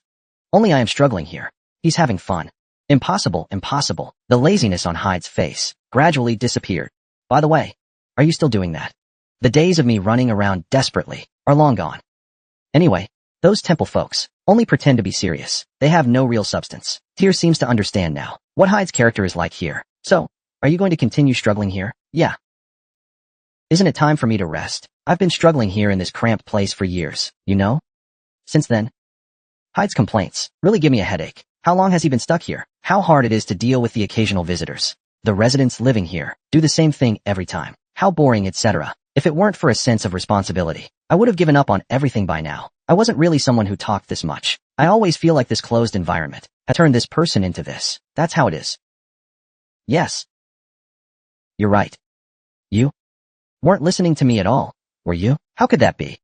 I deeply resonate with the responsibilities that the 10 ancestors bear. I'm thinking, when I see the 10 ancestors next, how I should express myself. Since your mouth is so quick, it seems that before, you didn't particularly care about swordsmanship. How should I express myself? Seeing how quick your mouth is, it seems that before, you didn't particularly care about swordsmanship. Tyr quietly smiled and changed the subject. Let's first talk about the task to be completed here. Where's the guardian? Hygard looked at Tyr with an expression, like, how could this guy be here, when he saw it? Tyr just quietly smiled. Hygard couldn't help but laugh. Then, with a playful tone, he said, the guardian is right beside you. Tyr was about to ask what that meant, when suddenly he thought of something. He quickly opened Zero's eyes. The scenery around him began to distort. Invisible scenes appeared one after another. Behind the gorgeous chandelier were rows and rows of teeth. The velvet carpet on the floor was actually a tongue. The banquet hall, the whole hall was actually the mouth of a giant beast. And ha ha ha ha ha. Something outside the window seemed glistening like a gem. Laughter came. Tyr felt someone was watching and laughing at him. Such an unbelievable size. Rodbrooke's groans echoed in his mind. Who do you think it is? It should be Kinhel. Tianhel. Kinhel is a shape-shifting spiritual being among the dragons. Normally, he stays in the shadow of his master, but if he finds something he likes, he will possess it and take its place. It seems this banquet hall is to his liking. The whole place has turned into his body, but if he finds something he likes, he will possess it and take its place. It seems this banquet hall is to his liking. The whole place has turned into his body. If you pass the exam, you can leave the banquet hall smoothly. If you don't pass, that would be terrifying. Why say it so cruelly? Do you think it's so easy to leave? Sigurd while stroking the throne's head, said, "On the contrary, this place might be for punishing those unqualified but greedy descendants, or for those with will and ambition, but lacking talent. This was set up for the awakened descendants." Sigurd raised his head again, his eyes flashing fiercely. "Those who pass this test will gain the qualification to be king, but those who fail will be punished for their greedy sins. Now it seems I understand why Jean Kalen would risk a coup just to seize the throne. Ragnar's bloodline is very important, so the opportunity should be given accordingly, right?" Sigurd sneered. "Of course. To do this, you must surpass me. The task has arrived. Add plot task. Chapter 11. In Ragnar's bloodline, there is an ability, which is to return, but this is only a gift engraved in those who have not awakened, cannot even dream of the ancestor Sigurd. He worries about descendants who have talent, but have not awakened their bloodline abilities. He worries about descendants who have talent, but have not awakened their bloodline abilities. Therefore, a method was prepared to artificially awaken talent. The position of the chosen one is a place only the emperor can occupy. It is also proof that they are capable of inheriting the position of the 10 Sigurds. It proves that you have the ability to sit in that position. Difficulty, SS. Reward, Drum Dragon's Relic. Death penalty upon failure. Tyr quietly watched the project of his ally. Would that be the reward for the one who inherits the throne as the chooser? What do you mean by surpassing? It means defeating me here. Sigurd slowly stood up from his seat. In an instant, the music that filled the banquet hall stopped. The dancers moved aside. Thud, thud, thud, thud. With each step down the stairs, Sigurd's face became younger. "Now let me see you." 16 years old, almost 17. As his height gradually shrank, Sigurd, standing on the carpet, looked very young. 17-year-old Sigurd. But one thing was certain. Tyr could feel from Sigurd's aura alone that he was far stronger than the current golden dragon. So. The person who established the Ragnar family is indeed extraordinary. So. Sigurd slowly drew his sword. "To talk about the qualifications of a king, you must at least be stronger than someone of my age," he joked with a smile. However, Tyr could only smile helplessly. Why has the royal treasury never been known within the family, and why didn't father reclaim it? Now I understand. No one has ever passed the trial brought by the emperor's hearing. Among the descendants, no one can surpass the glory of Sigurd. Kal also knew this, so he did not reclaim the relic. On the other hand, Tyr felt a strong sense of competition. The Sigurd he saw in the pantheon was truly the god of war himself. As expected, how strong is he? It stirs the blood. Of course, if you fail during that process, you'll likely become a delicious meal for Canker. Really. The determination to completely transform Ragnar. Tyr seems to think, this is a natural trial. Can anyone pass this trial? Tyr levitated 4 swords in the air, replacing the broken blade of Drake. Watch closely. Sigurd revealed his teeth, grinning brightly. Kale. The duel with the 17-year-old Sigurd has gone beyond mere disdain, becoming a life-or-death battle. The waves are crashing just right. West. This. If we ever meet again, it will certainly be interesting. Next time, as the mission is nearing its end. Sigurd's words made Tyr feel a stir inside. However, Sigurd only smiled and remained silent, not offering any explanation. It seems that it will be understood in the future. And so, Tyr returned to the real world with his reward. The Emperor's sword glowed with blue light, steadily in his hand. The first time he met, Tyr didn't appear in a protective form, but rather in the form of a bracelet, wrapped around his wrist. The Emperor's scepter, added to the Emperor's majesty. Type. Video. Effect. All skill effects are amplified by 1.5 times. Wearing conditions. Task completer. Skill effect amplification. For Tyr. There's nothing more effective than this. For Tyr. There's nothing more effective than this. And the exact method to enhance combat power. Skill. Drake's eye oppresses the opponent. Thud. Golden Dragon's shoulder is forcibly pressed down, unable to use magic due to the magical bindings. He could barely even speak. But he didn't groan at all. Instead, he wrapped the Emperor's staff around Tyr's right wrist and said, "The path is clear." A bitter smile appeared at the corner of his mouth. The owner of the item was already destined to bear the oppression with a powerless body. Golden Dragon's face turned pale. He showed extraordinary willpower, focusing on his hand. Right? You don't want to tell me where I got it from. So, is it the Light Dragon Emperor? Golden Dragon closed his eyes again slightly. Tyr felt that was enough. In the open, spiritual eye, within the field of vision, centered on Golden Dragon, white light slowly spread. Indeed, it's the Light Dragon Emperor. Such a determined tone. Golden Dragon quickly turned his gaze toward Tyr. A trace of confusion appeared in the corner of his eye. Am I testing? Or am I already certain? It's hard to tell, right? As expected, the white light grew stronger. At that moment, Golden Dragon became certain. Whether he was speaking the truth or lying, he could not deceive Tyr's deep gaze at this moment. The truth could now be distinguished. The truth can now be distinguished. Skill effect enhancement. The spirituality attached to the magic power has been strengthened. Now, it is possible to use the spiritual eye to discern the truth from the false. Black indicates falsehood. White indicates truth. Tyr plans to use this to expose the subordinates of the Light Dragon Emperor, hiding among the Gardner family. Chapter 218. East. 3. So, the Light Dragon Emperor, where does it lead to? Where to go? Tyr squinted his eyes. Is it the Gardner family? Kinkalon tightly shut his eyes. I've heard that among the relics of the ancient dragons, there are many mysterious phenomena that are beyond comprehension. So it's not surprising to have the ability to discern the truth. Indeed. That's enough. Tyr slowly stood up. Now, the next target is set. East. Tyr left the place. The prison door closed again. Darkness descended. Kinkalon was frozen, unable to move. The darkness and silence seemed to symbolize a fallen life. The white-armored Dragon Knight squad received their orders. The Gardner family actively participated in this coup and had ties with the remnants of Troyban. They were labeled as traitors, and orders for their extermination were given. Extermination. This word carries a heavy weight in the North. It means that the related personnel will be thoroughly dealt with, without leaving any room for mercy. Sometimes this also means the name Gardner might be completely removed from the 6 great families, so everyone is busy beyond belief. Okay, let's go. The armored dragon emits strange screeches and begin to fly. Amore leads the way. The other team members follow closely behind. The sight of them taking off in perfect formation was spectacular. Oh my god, what is happening? Lord Golden Dragon is the mastermind behind the coup. The Gardner family has also been found to be suspicious. What exactly is going on?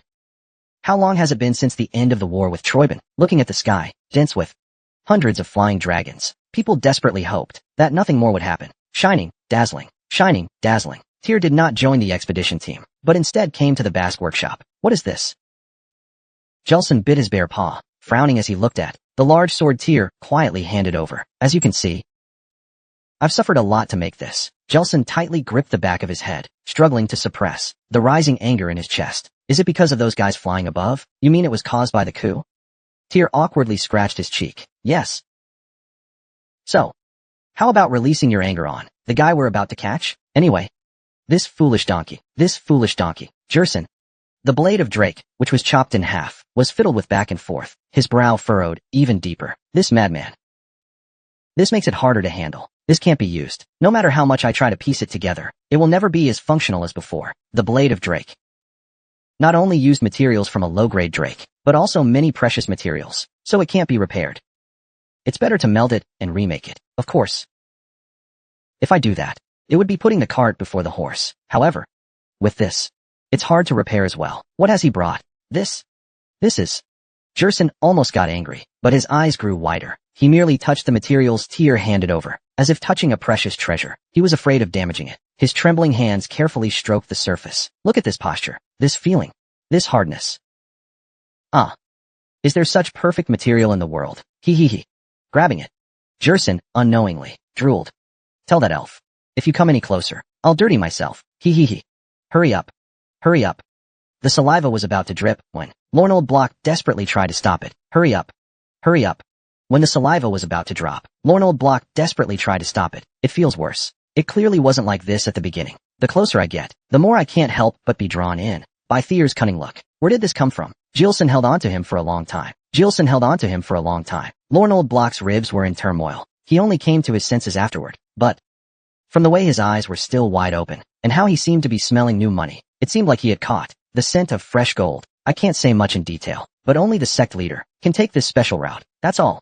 The quantity. How much of this kind of thing is there? None left. There is no more. What? How much do you need, you bastard? Oh. Not as much as you hoped, but there are other materials. Isn't this all? Nails. Claws. Bell fragments. Hair. Materials from ancient dragons should be able to be found. Hey. Tyr appeared as a spiritual form and laughed at Lornold Block, who was staring wide-eyed. That's it. That. Lornold Block's hands and feet were trembling. It was as if he had developed a syndrome. You must prepare him first. That should be the case. When can I come? A week. Come back in a week. Can't we be any faster? Can't we go any faster? This guy? This is why. Because he is working, suffering. Gilson was about to scream, but when he saw Theo's smiling face, his delayed forced smile, although difficult, but still it must be done. Our Lady is the real princess. Anyway, we must help him. Must help him. Can it be done in a few days? 5 days. Please do it in 3 days. Haha. Of course. And the dragon's sword. The workload has doubled. Haha. Tyr laughed. As expected, Lord Gilson communicates well. Very nice. Isn't this a threat? Lornold Block. The murmuring voice from the side came over. Of course. This is just ignoring. The dragon's sword and Drake's blade. The time they came back unharmed was exactly 3 days later. At that time, the white armored dragon knights just returned after defeating Gardner's family head. Argon's head was impaled on a pole, hanging at the entrance of Winterler, as if warning Ragnar's enemies. Afterwards, new announcements continued to follow. Sentenced Gardner family head Argon to treason.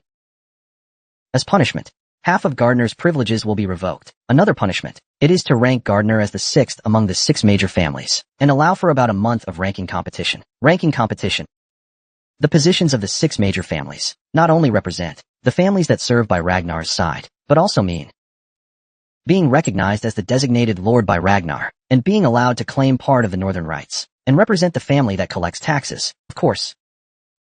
There are many places based on that position. If eliminated in the competition, the position of the 6 major families. The position of the 6 major families. Your father, Radish. Child. Selford. You clean this up. Selford never considered Alcon as his father, but he wanted to get rid of it immediately. Take this. What is this? What is that? Miss. This is a letter from the person who will become your master in the future. Selford received a letter from Emery. He clenched his fist. It may be difficult now, but please hold on as much as you can. If it's a command, then it's the first command. Anyway, I hope to become my own strength. Relying on the help of the white armored cavalry might be very difficult. The battle for ranking, but this time's battle is organized by Selford. Knowing this, why ask? Yes. Just asking because I feel frustrated. Now, the main figures of Gardner. Yes. Just asking because I feel frustrated. Now, the main figures of Gardner. They were all beheaded. Mid-level officials. Nearly 40% of them were removed, causing considerable instability among the lower family members. Fortunately, Selford has always had a good reputation among the family members, and there are rumors that he is Tyr's capable assistant. Otherwise, the family would have collapsed long ago. But with this kind of strength, how long can it last? Because thinking about the families that will be challenged one after another, I already feel oppressed. However, your lord has left a gift. No need to worry. Selford didn't understand what Tyr's gift was, tilting his head, but Amore only left a meaningful smile and left with the white armored cavalry. Fortunately, the next day he found out what the gift was. He personally came here. It's been a long time. Has it been 10 years? Suddenly appearing in front of Gardner's estate, hundreds of swordsmen gathered. Family members thought the battle for succession had already begun. They were all nervous, but some recognized the flag flying in the camp. They exclaimed, Rankta. The Rank family has come for revenge. All along, they have had ties with Argon Gardner. Rankta. The Rank family has come for revenge. All along, they have had ties with Argon Gardner. The hostile Brackenlinks. How many people could have a good attitude toward them? But the bigger problem is, right after that, another family appeared. Barks. Barks also appeared. Then Barks sent troops. I heard that Barks also lost a lot of interest because of previous events. Could it be take the interests of their own family? As expected, it is one of the 6 major families. The Barks family, Rank and Barks, the heads of the 2 families, although meeting for the first time, greeted each other warmly. Then, Selford also opened the gates of the estate to welcome them. What should be done? The members of the Gardner family worried whether Bracken and Barks would be unfavorable to their families' leader. They anxiously walked back and forth. On the other hand, Sheffield greeted them without fear. This confident attitude also surprised everyone. Moreover, the scene that followed shocked everyone. Fear's gift. This is it, right? Thank you for finding Gardner. Haha. It's so nice to see you here again. Let me properly introduce myself. I am Rank from Bracken. Nice to meet you. I am Naven from Barks. Following the orders of my damned master, I traveled a long way here. We are all exhausted. I am Naven from Barks. Following the orders of my damned master, I traveled a long way here. We are all exhausted. Can we take a short break? Of course. Sheffield shook hands with them. Their first official meeting, which would later be called the Tyr Alliance. Episode 219, The Eastern. 4. The gathering of the 3 knight families is underway. Tyr is watching the repaired Drake's sword and dragon sword. Buzzing. Thank you. Do you really feel grateful? Of course. Apart from you, who else can I trust? Anyway, that explosive idiot. Really? Sigh? Gilson sighed, puffing on his pipe, clearly annoyed. His eye bags were heavy. He looked very tired. You should understand more about these swords. I won't explain much. First, the big sword. Tyr gripped Drake's sword. The violent tremors made his wrist feel like it was about to break from the pain. The blade even emitted a black glow, making one wonder if it was damaged in the previous battle. The power it contained was extremely strong. You felt it too, right? The weight has increased by about 3 times. Yes, it's really heavy, but accordingly, the durability and destructive power are incomparable to before. This is the result after adding the ancient dragon's ribs. Even if you try to reduce the weight, it's not easy. It's incomparable to before. This is the result after adding the ancient dragon's ribs. Even if you try to reduce the weight, it's not easy. Gilson's gaze was very calm. However, I used the properties of the materials to apply various alchemy enhancements to strengthen the demon-suppressing power. From now on, it should give us an advantage in magic combat. You don't? Are you saying there will be many opportunities to fight against the magic tower in the future? For some reason, Drake's sword has a strong repulsion to magic. It seems that the big sword has embedded a magic circle within the broken fragments, forming a state similar to a divine artifact. Indeed, its power is truly impressive.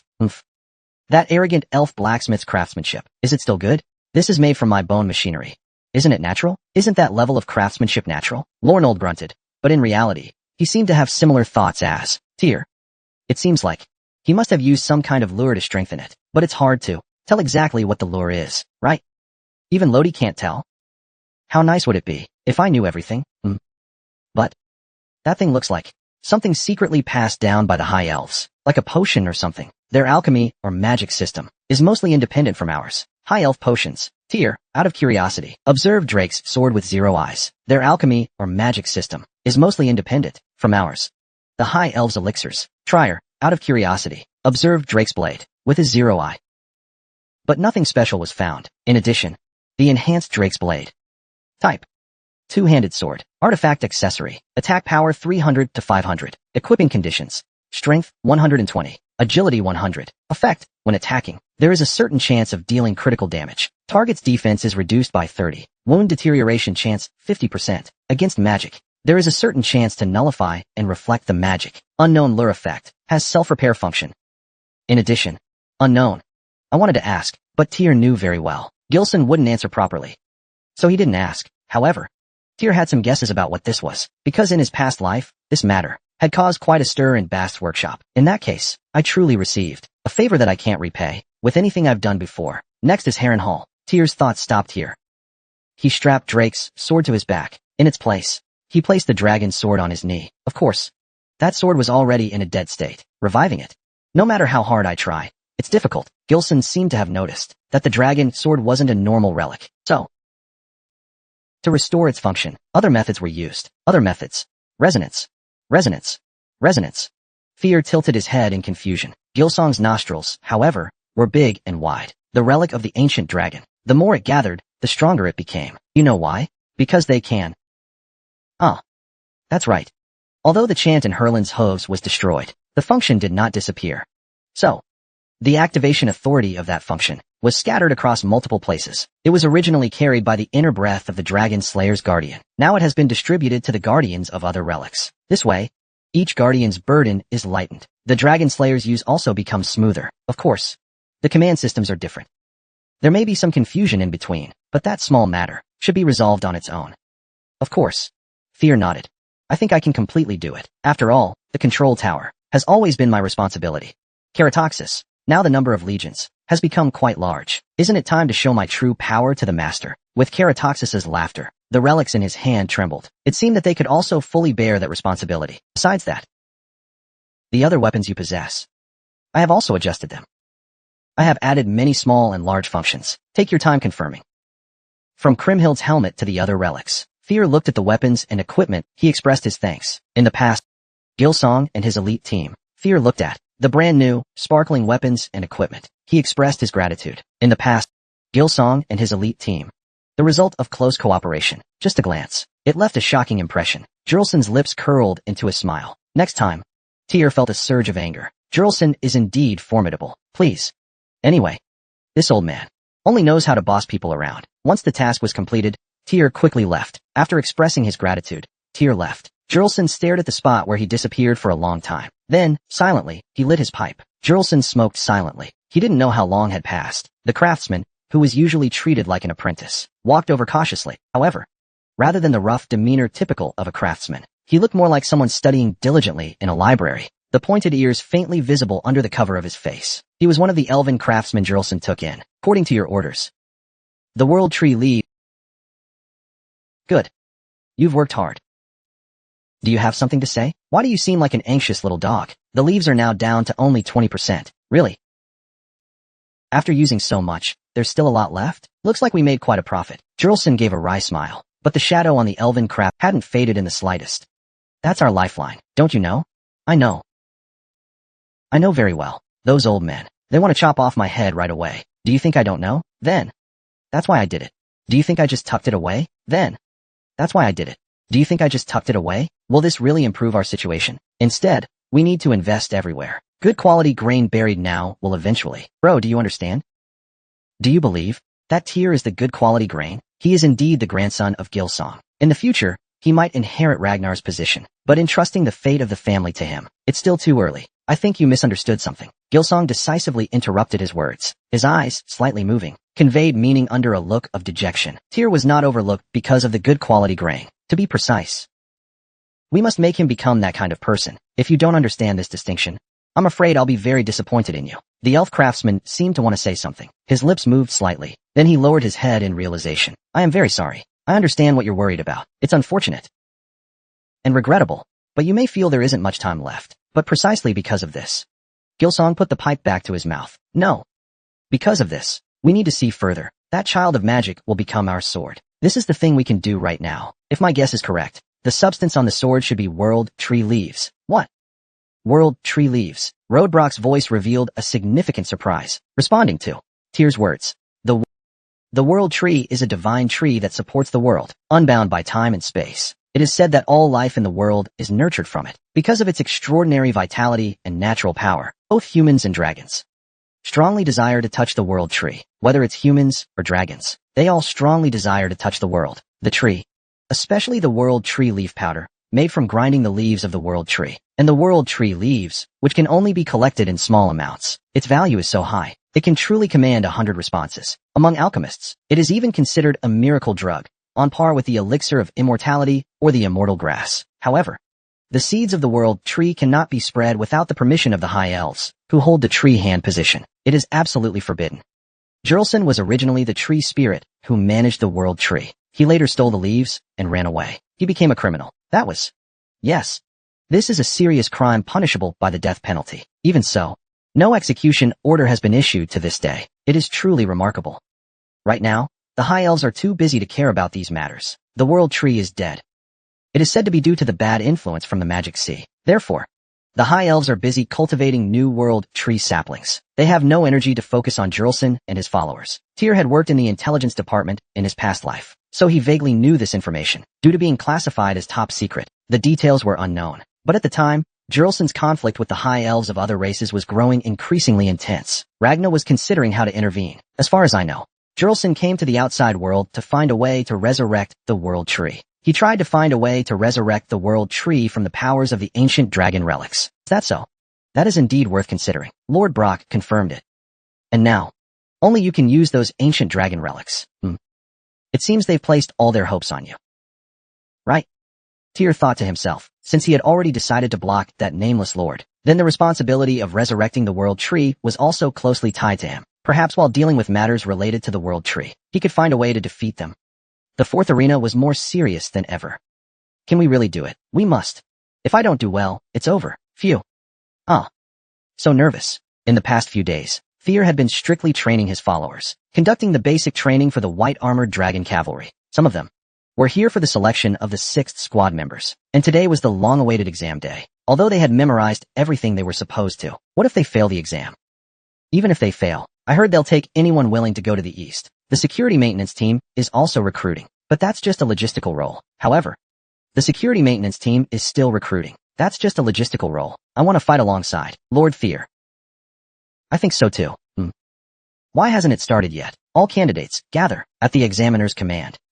The followers quickly moved into action. That night, Tyr met a total of 9 new team members. Knight Sybil, NOV reported to join the White Armored Dragon Cavalry's 6th squad. Knight Kirk, Haben reported to join. Night hygiene. Night. Welcome everyone. Please take good care of us from now on. Fear looked at the team members, who had already neatly put on the white uniforms symbolizing the white armored dragon cavalry. He nodded. Why can't I? Why can they?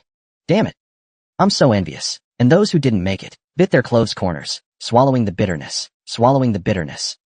The new members arrogantly lifted their chins, shouting loudly, look, this is the gap between us and you, and other nonsense. What are you saying? Losers. If you're not happy, try it yourself. Damn. I'll pass the next exam for sure. You'll see. Let's talk after you pass. After the noise from their argument subsided, Tyr barely spoke. This exam is limited to wyverns, but I plan to not just limit it to one type of unit, but diversify it. For this, I will introduce other training. So, don't be too discouraged. Indeed, only Lord Tyr can do this. Unlike those traitors, Lord Tyr will always protect us. I am willing to dedicate my life to loyalty. After various formations, the inspection ceremony followed. Then came the departure ceremony. After everything was completed, Tyr's journey to the east began. Chapter 220. The East 5. Granting to the small family, Tyr Ragna has issued an order to invade the Troyban territory, to subdue the remaining forces of Troyban, and search for the Holy Demon Church, under command, Kai, through the messenger's order, undoubtedly will become a powerful ally for Tyr's activities in the east, and search for the Holy Demon Church. Understood. Kai's orders, given through the messenger, undoubtedly will become a powerful ally for Tyr's activities in the east, no matter what conflicts arise. As long as it's under the pretext of hunting down the remnants, or searching for the Saint Magic Church, no one dares to easily oppose it. Therefore, the people of Wincheru who were sending off, Fear believed firmly that Fear this time was forced into a dead end by the Saint Magic Church, and would completely resolve it. Even though the Saint Magic Church is as sly as a rat, as long as Fear is there, it can certainly be solved. That's right. After all, he is the one who at just 16 years old has reached this position. Yes, he's the one who, after Lord Kai, led the revival of Ragnar. A pillar of talent. If he can eliminate the Empire, after all the effort, and also deal with the Saint Magic Church that has escaped, that would be an unparalleled achievement. Thus, with all their hopes and cheers, and along with many volunteers, they began their journey eastward. They are all excellent. Where did they even find these talents? Aren't they the weirdos from the 4th training arena? It must be them. Indeed. Their strength has improved a lot. Everyone is surprised. However, even so, who's behind all of this? Indeed. Their strength has improved a lot. Everyone is surprised. However, even so, who's behind all of this?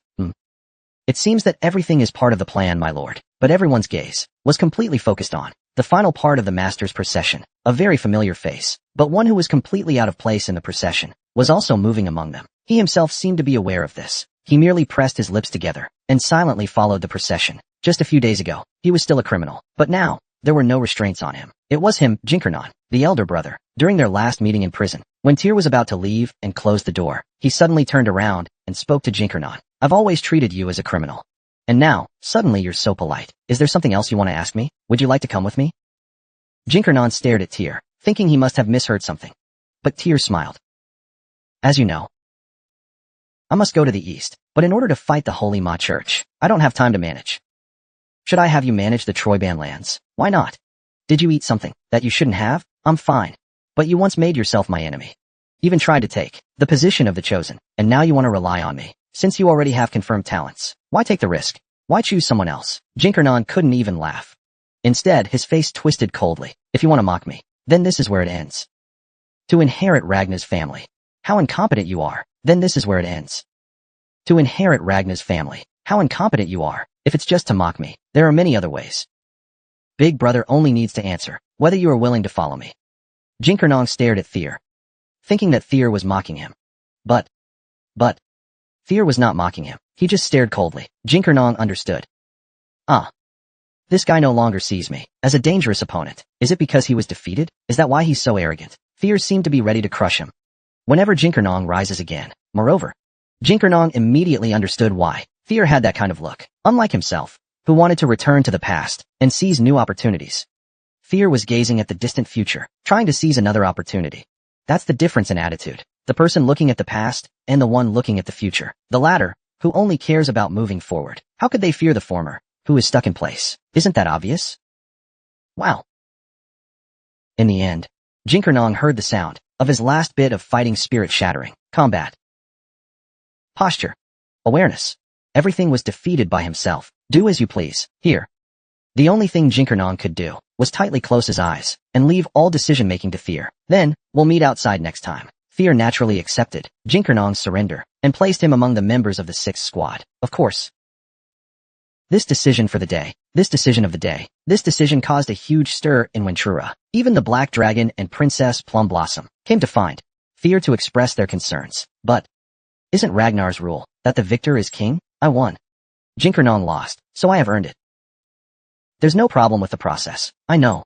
But also, Ragnar's authority-based competition system has issues. I want to reform it in the next generation. The problem is, yes, the competition for authority will lead to large-scale civil war. In the process, those who are on the wrong side will be systematically eliminated. I think this loss of talent is too unfortunate. The loss of talent is serious. This has been Thier's long-standing view. In the competition for authority, many talents die.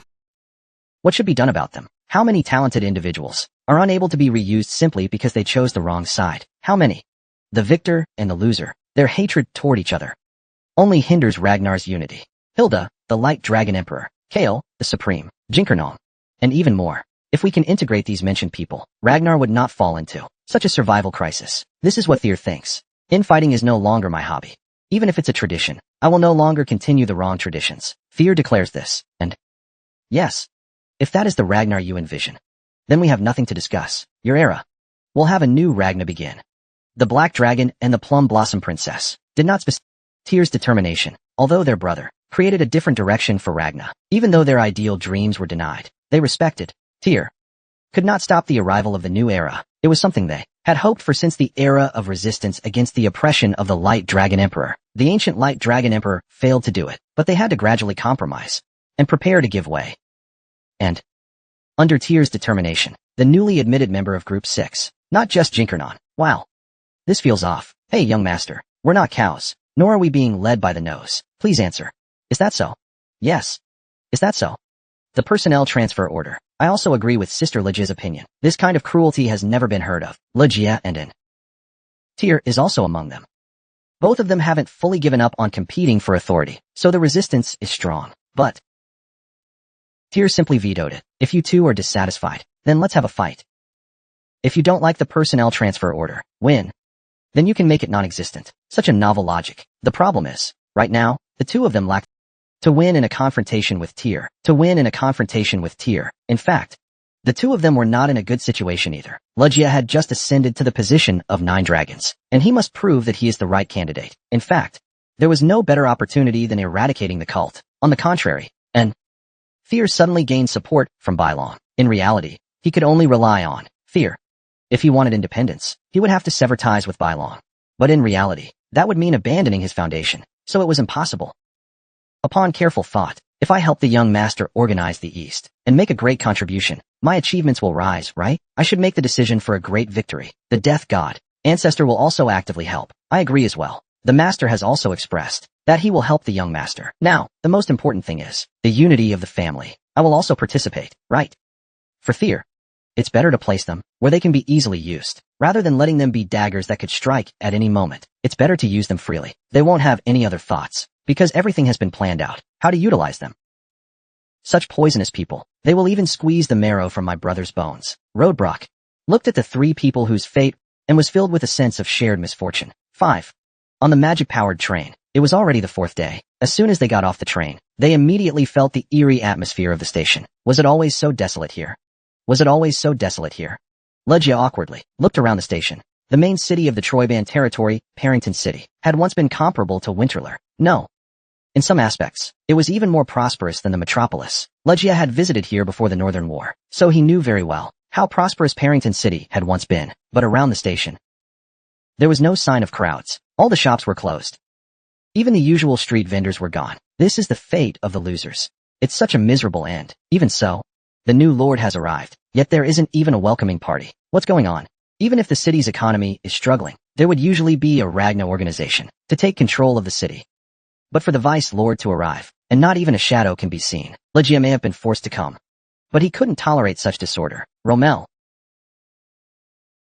Swish. Legia's shadow flickered. A masked person slowly appeared. Bring the person in charge here. Understood. The masked person melted into the shadows and moved to another place. The Death God faction has already moved. The criminals will soon be brought here. If they resist, they'll only leave with their heads. They'll only leave with their hair.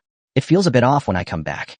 But Thier sensed something familiar in the eerie atmosphere. Seemed ready to hunt down these bastards. But Thier sensed something familiar in the eerie atmosphere, especially the mixed scent in the air that felt familiar. Seemed ready to hunt down these bastards. Roddy. Seemed ready to hunt down these bastards. Yes. Seemed ready to hunt down these bastards. It seems right. Seemed ready to hunt down these bastards. Roadbrock said in a low voice. Seemed ready to hunt down these bastards. The scent of death is overwhelming. Seemed ready to hunt down these bastards. It seems this city has been taken over by the Saint Magic Church. Seemed ready to hunt down these bastards. Returning to witness the digital life. Seemed ready to hunt down these. Chapter 221. Seemed ready. The 5 monsters. Seemed ready to hunt down these bastards. New wisdom. Seemed ready to hunt down these bastards. 1. Seemed ready to hunt down these bastards. Rommel soon returned. Seemed ready to hunt down these bastards. Something happened. Seemed ready to hunt down these bastards. Something's wrong. Seemed ready to hunt down these bastards. You should check it yourself. Seemed ready to hunt down these bastards. Seemed ready to hunt down these bastards. Rommel glanced at Thier as he replied. Seemed ready to hunt down these bastards. His expression meant things had already happened. Seemed ready to hunt down these bastards. And they were serious. Seemed ready to hunt down these bastards. Thier had a bad feeling. Seemed ready to hunt down these bastards. He nodded. Seemed ready to hunt down these bastards. Let's go over there. Seemed ready to hunt down these bastards. The Team 6, sensing something unusual, hurried to Ragnar's military and political headquarters. Seemed ready to hunt down these bastards. There, they saw countless flagpoles. Seemed ready to hunt down these bastards. No one could speak easily. Seemed ready to hunt down these bastards. At the top of the flagpoles hung the heads of the personnel from the military and political headquarters. Seemed ready to hunt down these bastards. Roughly estimated to be over 100. Seemed ready to hunt down these bastards. Each face was tormented by unimaginable suffering. Seemed ready to hunt down these bastards. But the most horrifying part were the last words written in blood by the victims below. Seemed ready to hunt down these bastards. Heresy.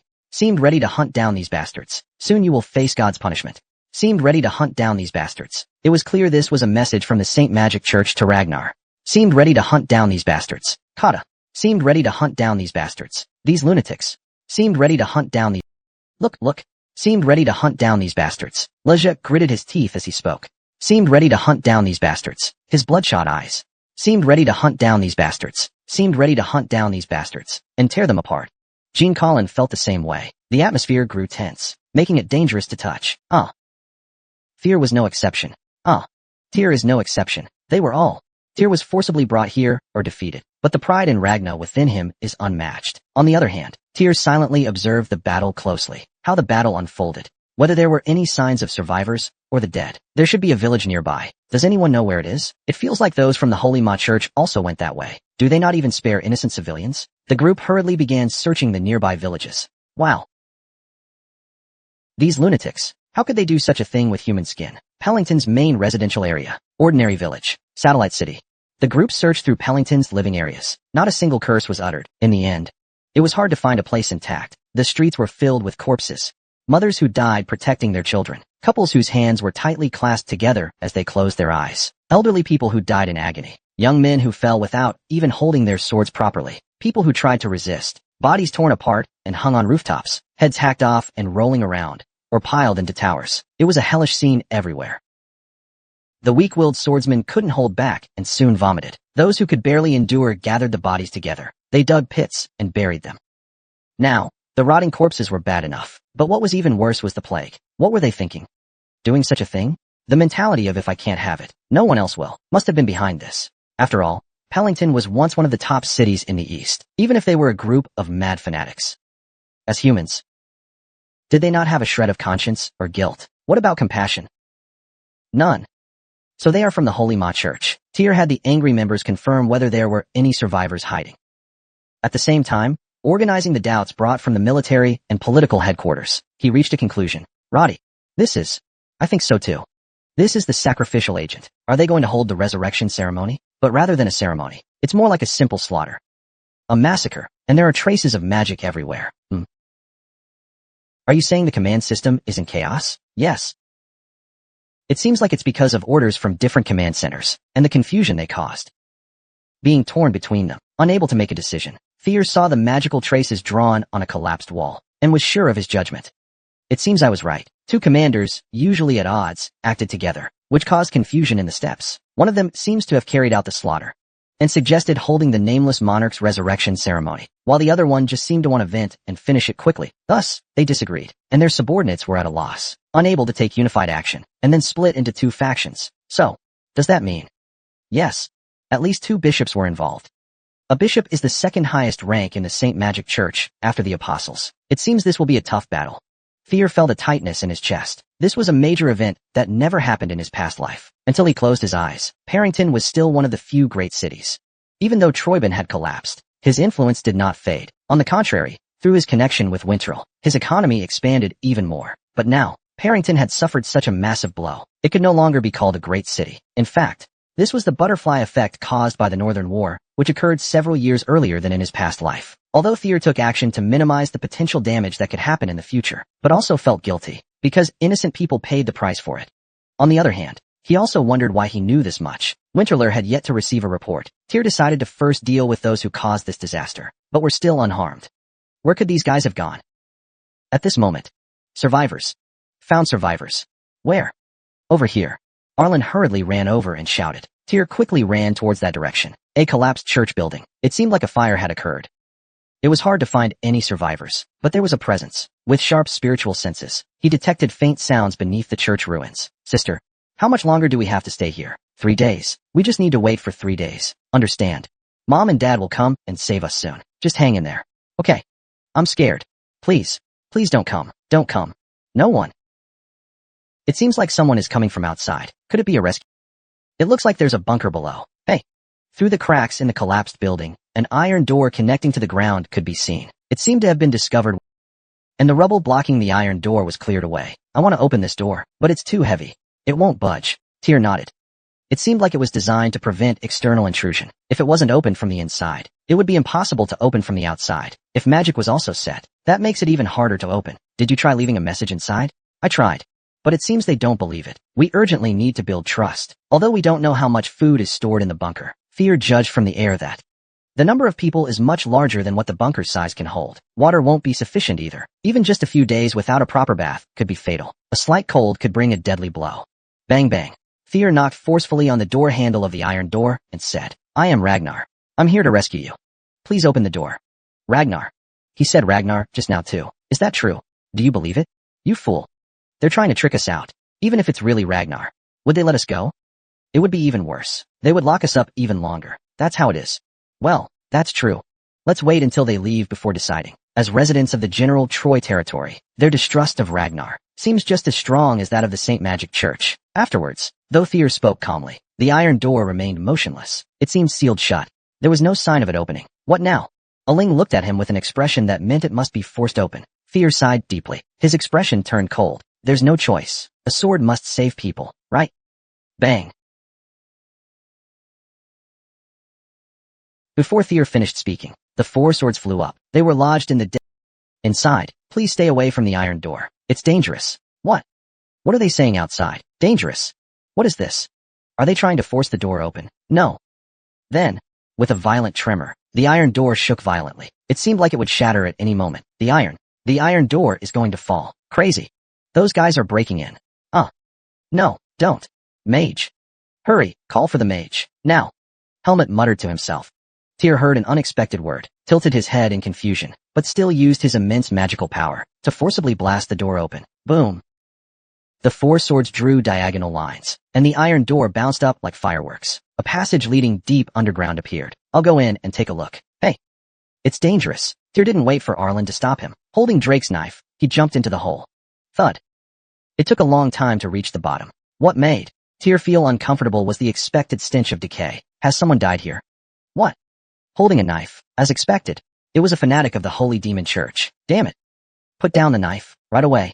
People gathered in a half circle, pointing at Thier with weapons that posed no threat. Their worn-out weapons trembled, which only made Thier feel sorry for them. They really need immediate rescue. A little longer, and it would be trouble. Thier thought that he needed to calm them down first, so he stuck Drake's sword into the ground and raised his hands high. As I said, we are Ragnar's rescue team. Upon hearing about Parrington's disaster, we hurried to come here. Is there anyone who can represent us to speak? People hurriedly exchanged glances, but couldn't answer easily. It seemed they didn't know how to respond. Then, some people's eyes turned to the back. Someone was walking through the crowd towards them. That person was the actual leader. It was an elderly man draped in a deep cloak. He was the one the citizens called the Great Magician. It was this old man. The light was too dim. His face couldn't be seen clearly, but from the magical power he emitted, one could tell. He had reached a high and absolute level. Looking at the crowd behind the bent old man, Fear couldn't help but feel regret. He had thought some clueless knight family was impersonating Ragnar, but it turned out to be the real Ragnar, and it was even the nominal small lord. He personally descended to such a humble place. It was truly unimaginable. The old man raised his head, and as he lifted his winter hat, Fear's eyes went wide in shock. It was Master. Fear, in his past life, had been taught Dragon's Heart by this person. The 5 monsters Nuits had appeared in this completely unexpected place. Chapter 222. The 5 monsters Nuits. Part 2 Nuits. Chapter 222. The 5 monsters Nuits. Part 2 Nuits. He, known by the name of the 5 monsters, joined Ragnar when Fear was about 20 years old. At the time, he was already a famous martial artist. Ragnar needed his insight. Therefore, they offered him favorable conditions to join the Senate. But the problem started right then. Nuits, using the word monster in his name, had a very eccentric personality. He hated being restrained. He was very direct when speaking, never beating around the bush. Therefore, he could be extremely close with like-minded people, but once opinions differed, it often turned into enmity. This made him incompatible with the conservative and rigid atmosphere of Ragnar. Nuits mainly criticized Ragnar's swordsmanship system. Though it had a long history and tradition, with profound depth, it was exactly because of this that it had many honor-bound areas that needed a more systematic reform. But the elders believed the existing swordsmanship was enough to be among the best in the world. Why risk an unproven reform of the swordsmanship system? So, the conflict gradually turned into an internal disagreement within the family. Mainly the younger generation followed Nuits, while the senior officials followed the elders' opinions. I joined Master's ranks during that period. As time passed, the disputes between Nuits and the Senate even evolved into a conflict between reformists and conservatives. No wonder a few angry elders wanted to attack Nuits. They ended up being thrown into prison. The problem was, at that time, my father did not take sides. Kyle deliberately used the internal strife to shift the power to his favor. If the elders became too arrogant, he supported Nuits. If Nuits became too radical, he supported the elders. At that time, the conflict was almost on the brink of civil war, right during the Dragonstar period. The elders saw Nuits' attempt to change the martial arts system as a challenge to the authority of the 10 ancestors, Gold. Some even publicly insulted him, saying he was possibly a spy sent by Troyban or the Saint Magic Church. Of course, the emotional rift deepened. They eventually couldn't go back, and it was easy to predict. The winner of the internal conflict was the Senate. Nuits' opinion also made sense, but one cannot casually sacrifice valuable talents. Introducing unverified breathing methods, Kyle gave a very simple evaluation of this, but just this alone, the reformists completely collapsed. The family members looked at the Lord's expression. One by one, they left Nuits' side. In the end, Nuits was left all alone. Of course, Nuits strongly opposed, but this was ignored. In the end, Nuits angrily left Ragnar. Only Tyr remained by his side. The Dragonstar was thus passed on to Tyr. And now, he was searching for Nuits. Alone and simple, Nuits' reform spirit not only existed in the Dragonstar, if it were put to good use, making it responsible for internal affairs, the East would soon settle down. Then, Tyr planned to use these results as a foundation to introduce various systems in Winterler and rebuild his Ragnar. However, the current war with the Holy Ma Church would obviously escalate, so he didn't specifically search for Nuits. Unexpectedly, Nuits was already here.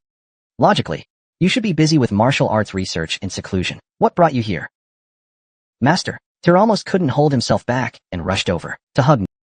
That face he always wanted to see. That face he always wanted to find. But now, Nuits here. He was the first, with memories of her, all kept only in his heart. This Nuits here. It must be considered a role different from his mentor, Nuits. No choice.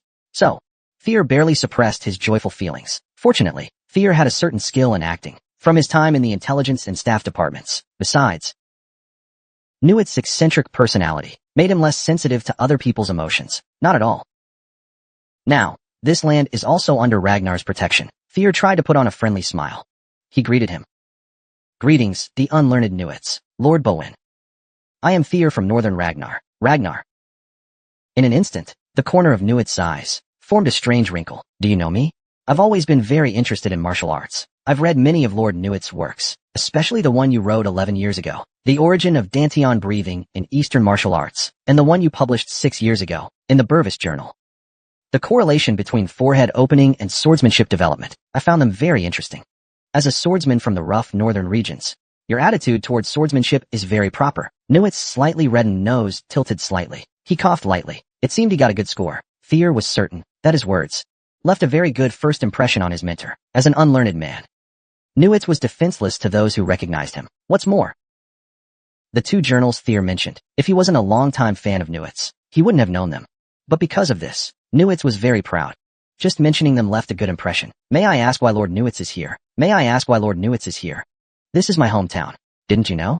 As expected from someone with no education, Newitz teased Thier deliberately, but Thier simply replied, "Really? Shallow understanding. Sorry." Thier, who knew Newitz's character inside and out, simply replied. He knew exactly where Newitz's hometown was. Newitz is from the south. Newitz seemed somewhat dissatisfied and narrowed his eyes, saying, "Anyway, the reason I came here is because now, this city is under Ragnar's territory, right? Yes. So please rest assured and follow me up." Newitz silently stared at Thier for a while. "You really broke your word." Newitz didn't quite understand human emotions, but he had insight beyond emotions. At least he could tell if someone's words were sincere. "Let's follow this guy." Newitz turned around and said to the citizens, "Really? Is this okay? But they are from Ragnar. We don't know what they'll do in the east." "Exactly. They're the bastards who even killed my brother." "No. On second thought, the war is over now. They've already moved beyond mere occupation. Now, they see the east as their domain. It's already a heavy loss. Isn't it enough to use a policy of appeasement to please you? Do they have to go against the people even more?" Newitz smiled warmly. Even if Ragnar is arrogant and conceited, they wouldn't be completely brainless. And most importantly, Newitz's gaze became deep. "Shouldn't we save the children first?" The children. That sentence made the silence last even longer. The citizens exchanged glances. Then they all nodded. Some people bit their lower lips. Some people clenched their fists. Since Lord Newitz's opinion is this, then so be it. Understood. Let's go up then. Just in time, a rope was lowered through a hole in the ceiling. The citizen stood up and grabbed the rope. "Thank you for the help you provided in the persuasion process." Thier, his companions, and Newitz waited until they confirmed that all the citizens had safely reached the ground before grabbing the rope. "I just said what was beneficial to them. If you showed any signs of trouble, I wouldn't have sat by and watched." "Yes. We understand that. So, I'm being careful with my words and actions." "You mean to say, if it weren't for me, you would have taken a more forceful approach?" "How could that be?" "I just wanted to say that because Lord Newitz is here, the rescue is proceeding smoothly." Thier's sarcasm was casually accepted by Newitz. This made Newitz somewhat irritated. "Though it's a bit impolite. How did you come here? Are you foolish? Did you eat crow meat? Didn't I just say? This has always been my hometown." "Ah, I may have forgotten for a moment. Sorry for asking the same question again. I apologize. I remembered that Lord Newitz's hometown is Sumrun City in the south. Looks like I was mistaken. Sumrun was just where I spent my childhood. Anyway, be careful with your words." "Yes, I will remember. So, may I ask where the people responsible for this disaster are now?" Agna, you should have seen the traces left in the cities and villages. You should have seen the traces left in the cities and villages. Sorry. I just wanted to confirm further." Every time Newitz spoke, he got an apology in response. This annoyed him. He got it. Just an apology on the lips. It felt like the conversation was always being led by Thier. But interestingly, he didn't mind this scene that felt like a comedy sketch. Was it because he had just said something touching, like reading all the papers and rumors? Did he say something moving? It was almost like taming me right on top of my head. Though it was a strange thought, it was an important question. I couldn't avoid answering. The attacker? No. Let's just call them the Holy Demon Church. You must have already guessed the culprit, right? Yes. But we only have suspicions. After all, the Holy Demon Church is known for leaving almost no evidence. But you can immediately tell. It feels like Mr. Newitz's gaze outpaces the rumors. "You're flattering me. How do you know me so well?" Newitz almost laughed aloud. But knowing the weight of the issue, he seriously continued. "I don't know where the Holy Demon Church went. Their goal was to find something because of their defeat in the Northern War. We were just busy hiding. However, I believe they haven't fully left this city. So, do we save the children?" Newitz nodded heavily. Click. Thier gritted his teeth. How could a normal person join an evil cult like the Holy Demon Church, let alone the Holy Demon Church, which has been oppressed repeatedly and is on the verge of extinction, to expand their influence? They chose two methods. Disguising their identity to approach the common folk, widows, the elderly, and other vulnerable groups. Maybe. Or kidnapping. Burn the whole village. Kidnap the children there and brainwash them. This way, excellent weapons can be made. This time was no different. They looted a big city. The forces they consumed should be well replenished, but they are just nearby. We cannot sit idly by. We must pursue. Thier's eyes gleamed coldly. Chapter 223. Return to the digital life test. The Five Monsters Newitz. Part 3. As soon as Thier reached the ground, he began organizing a pursuit team. Erica, Hawks, and Ari will stay here to guide Lord Newitz and the citizens to the shelter. Jean, Lija, Fear, come with me. Now, divide the sixth team. One will protect the citizens, the other will follow me. It is said that not far from here, the Saint Magic Church is, moving with a large group of children. We must catch up and eliminate them. Originally, I didn't want to follow. Airy. Fear's face showed a trace of anger. Although he was a selfish person, he couldn't tolerate the Saint Magic Church's anger, or the kidnapping of innocent children. Let's go. Bang. Crack. The dragons roared in unison. They soared into the sky with all— Be careful, please. At last, before getting up with Wimbra, Newitz whispered. If the rumors are true, the young master must be very strong. Gene Collin over there is even called the cheap brother. Forget it. But you might face difficulties with just you all. Difficulties. There was no joking or teasing tone at all. Because of that, Tyr became even more nervous. If my guess is correct, there might be. Newitz whispered something. Tyr widened his eyes. Then he nodded. If that guess is true, it might be hard with just the sixth line. No. But maybe it's a good thing. Tyr saw this as an opportunity instead. An opportunity to find the Holy Demon Church's base. Fortunately, there seemed to be some internal conflict. I'll make good use of this. Tyr suddenly remembered. The traces in the city seemed somewhat chaotic. Thanks for the reminder. Tyr nodded. He tightened the rope. Click, click, click. Vimbra flew up with all his might. Newitz watched until Tyr completely disappeared. Then he began walking again. I don't know why. Though this is the first time meeting the kid today, my heart feels heavy. Finding the fanatic followers of the Holy Demon Church happened after more than 20 minutes of searching. Tyr found them. The place Ray pointed to. The red medical team symbolizing the Holy Demon Church appeared, and in between, some children seemed to be mesmerized. Weakly climbing the mountain, they finally noticed the shadow that blocked the sky and sun. They began to make noise, looking this way. The one walking at the front sneered instead, as if they thought they were trapped. It's too late. This will only hurt the innocent children, isn't it? He moved his lips. Although no sound could be heard, it was clearly meant to be that way. In that instant, Fear strongly felt a surge of anger rising in his chest. All units, descend. With Fear's declaration, the team members simultaneously kicked away the flying dragon's gear, attempting an airstrike on the ground. Boom. Dirty fanatics. Kill them all.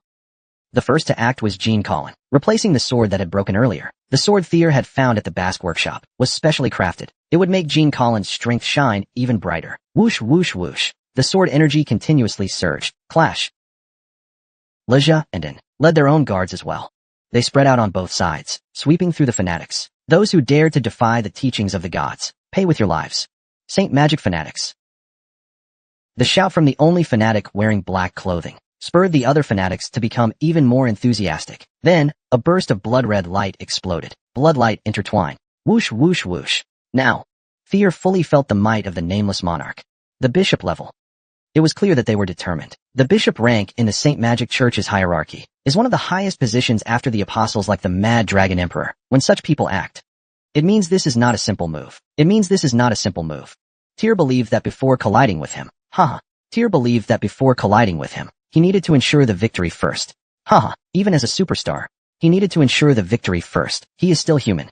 He needed to ensure the victory first. Like a sun, roaring loudly. He is still human. Such a poor imagination. Like a sun, roaring loudly. In an instant. Such a poor imagination. In an instant. Only able to do such simple things. In an instant, a second sun appeared in the sky. Only able to do such simple things. The cardinal spread his bat-like wings. A second sun appeared in the sky. It began to spin. The cardinal spread his bat-like wings. Bang. The cardinal spread his bat-like wings. Bang. Tyr suspended 4 swords in the air. Tyr. Radna. I've always wanted to meet you. It's truly an honor. Should I ask what you want? Do you know? Right now, you're a superstar at the academy. If I can take that head, the guards will be very pleased. The cardinal opened his mouth wide, his sharp fangs gleaming brightly. His face was unnaturally pale. He was a vampire of the undead race. Vampire. Bang. Dongda. Puff, puff, puff. The cardinal flicked away the flying swords with his sharp nails. Each time, a violent explosion occurred. At the same time, along the wounds torn by the sword blades, fresh blood gushed out. The cardinal flicked the blood away with his right hand. The blood formed droplets in the air. They shot forward. The vampire race's secret technique, blood bullets. Blood bullets.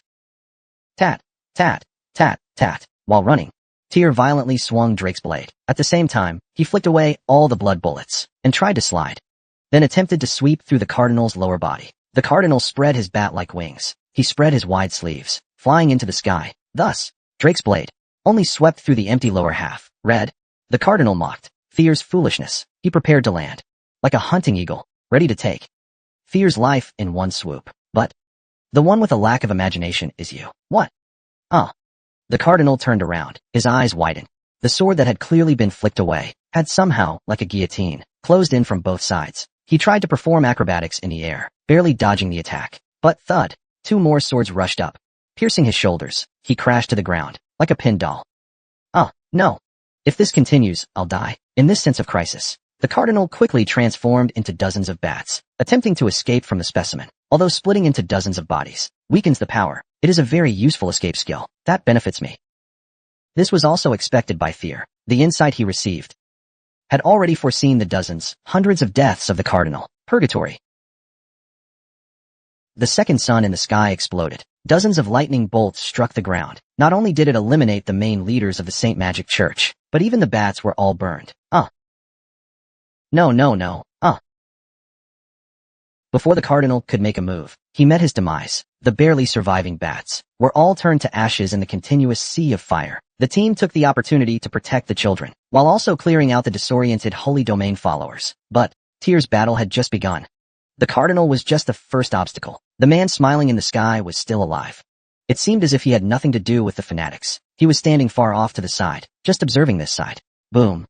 The man released his arms, gently blocking Drake's blade with his palm. On the surface, it seemed like a bloodsucker. But after all, he was one of the oldest elders in the church. He easily sent it away. Such a despicable side. The man sneered. A blood-red light, incomparable to the fanatics, spun wildly. The man's appearance became paler, almost like a ghost walking. If my guess is correct, there might be an apostle-level presence among them. Nuit's words flashed through his mind. Apostle. Those who spread the word of the gods, even within the holy demon church. They are the closest to the nameless lord. The bloodthirsty vampires. They have long served as the followers of the holy demon church. Therefore, their king, the vampire emperor, has received long-lasting favor. So it's you. The vampire emperor, the king of all vampires, in the holy demon church. The title of apostle is better known. He smiled. The future lord of the north actually recognized me. The one who parasitizes in the dark. What a surprise. An apostle is of the same level as the mad dragon emperor. This place has been a trap from the start, to lure out Tyr. If they kidnapped the children and took them away, of course I'll come. Do they know I'm going to the east? This means there are spies within Ragnar too. But Tyr had already anticipated this. Partner. Yes. Tyr isn't foolish enough to directly confront the vampire emperor. He's well aware of his own strength. Being able to defeat vampires is because of the attribute advantage and the anticipated battle route. Beyond that, he would be powerless. But there's always a way. Thud, thud, thud. With the sound of the pulley turning, the gate of hell suddenly rose in the center of the fiery hell. It slowly opened. Inside, a giant dragon occupied the space. Lord Brock spread his wings, letting out a strange cry. Kuro. Guardian Dragon. Long time no see. Lord Brock. The Vampire Emperor and Lord Brock are also old acquaintances. Long time no see. Dark Parasite. If we meet through death, it would be even more pleasant. You're going too far. By the way, I heard the Guardian Dragon lost its heart. I didn't expect it to appear as that kid's partner, whether it's past or present. You seem to have no measure. Say what you like. Today, I will swallow you whole. Thud, thud, thud. Lord Brock tried to open the gate of hell, charging at the Vampire Emperor. Unfortunately, our meeting will have to be postponed, because the one who's really going to deal with Lord Brock is someone else. What? Just as Lord Block was about to say something, something fell from the sky. Boom. Lord Block stopped in his tracks, where he barely turned around. Gurgle, gurgle. A werewolf, over 3 meters long, drooling, growling. The third apostle, the Wolf King. At the moment when all the werewolf clan leaders appeared, they sent out 2 apostles, just to catch us. Lord Block's eyes stiffened. What do you think? Are you satisfied with the play we prepared? The Vampire Emperor smiled, a chilling smile. Returning to the Swordsman family's numbers. Chapter 224. The 5 Monsters. Nuits. Stab. If you were to mention the representative races, everyone would mention vampires and werewolves. They are aberrant races derived from humans. They also rely on human society to survive. Because of this, they have long lives and exceptional abilities, making them objects of fear. The Vampire Emperor and the Wolf King are such kings of outcasts. Therefore, the relationship between the two is actually not good. Werewolves. Don't they usually live wearing human skins? They say their faces are disgusting, and they go mad under the full moon. They become berserk. Moreover, their minds only contain hunger, lust, sleep, and other instincts. Beasts, far from nobility. The vampire princess mocked the werewolf's instincts and misunderstandings. What's so good about vampires? You're talking nonsense. Pale like a sick person. unable to go outside during the day, and every time they fight, they run away. Isn't it useless? Turanjay mocked the vampire's weakness and weak combat ability. Because of this, the Blood Queen and Turanjay had a large disagreement about their involvement in this operation. To plunder Pellington is not about managing it, but about plundering. Now, do we have to do such a lowly thing? Refused. The Blood Queen was furious at the request of the first apostle. She didn't see humans as equals. She viewed herself as a noble who loves aesthetics and art, and humans were just slaves supporting her luxury and pleasure, or livestock that could be eaten at any time, or pets that needed careful care, with excellent taste and quality. Not pets, but playthings. Both loved objects and toys, easily enjoyed and then discarded at will. To her, plundering was like the actions of a beast with no proper leadership, wild and barbaric, like a werewolf. So, ordering her to do such things was like denying her noble identity. If ordered to take Pellington as a territory or pasture to manage, she might consider it. But then the first apostle's words made the Blood Queen's spirit suddenly lift. Not willing? Fine, but because it's a sacrifice for the god. Sacrifice. The arrogant and picky Blood Queen, the only thing she could not ignore was the nameless monarch. Don't you know? Recently, the god has been focusing on the true god, fear. Ragnar. She has won the god's favor. Is she not the descendant of Ragnar, the one blocking the path of the god, Ragnar? And not long ago, she even destroyed the wind god's first generation. She has won the god's favor. Is she not the descendant of Ragnar, the one blocking the path of the god? And not long ago, she even destroyed the wind god's first generation, and the mastermind behind the resurrection. Why? In the long history, has there been no one like her who blocked the path of the gods? So the gods grew curious. A new emotion was subtly born in the heart of the vampire. Jealousy. The vampire wanted to monopolize the nameless lord's love. He is the king. So, as a noble, shouldn't I shine brighter because he shines brighter? The endless darkness. Despair. If I could possess the love of the god who only brings fear, wouldn't my status rise along with it? But if the lord's favor, my value would decline. A noble who loses the king's favor will quickly lose their worth. Thus, the vampire clan declared they would participate in the capture of Tyr. Ragnar's actions, however. She is not alone. I hope you won't interfere with me, you little bug. Turanjay was thrown in. That guy is like a beast left with only the instinct to participate. When he heard the word plunder, his eyes were half mad. You will be taken by the vampires, showing signs of vigilance. Plundering. Just let it happen. What I want is only one thing. Tyr. Ragnar. The head of that arrogant guy. I'll take it. The apostle seems to covet that guy. How about chopping off her head? What is that guy? Why is an apostle an apostle? You haven't forgotten, right? Why is an apostle an apostle? You haven't forgotten, right? How could I forget? The order of the apostles is just the order of joining the Saint Magic Church. There is no gap in power or class.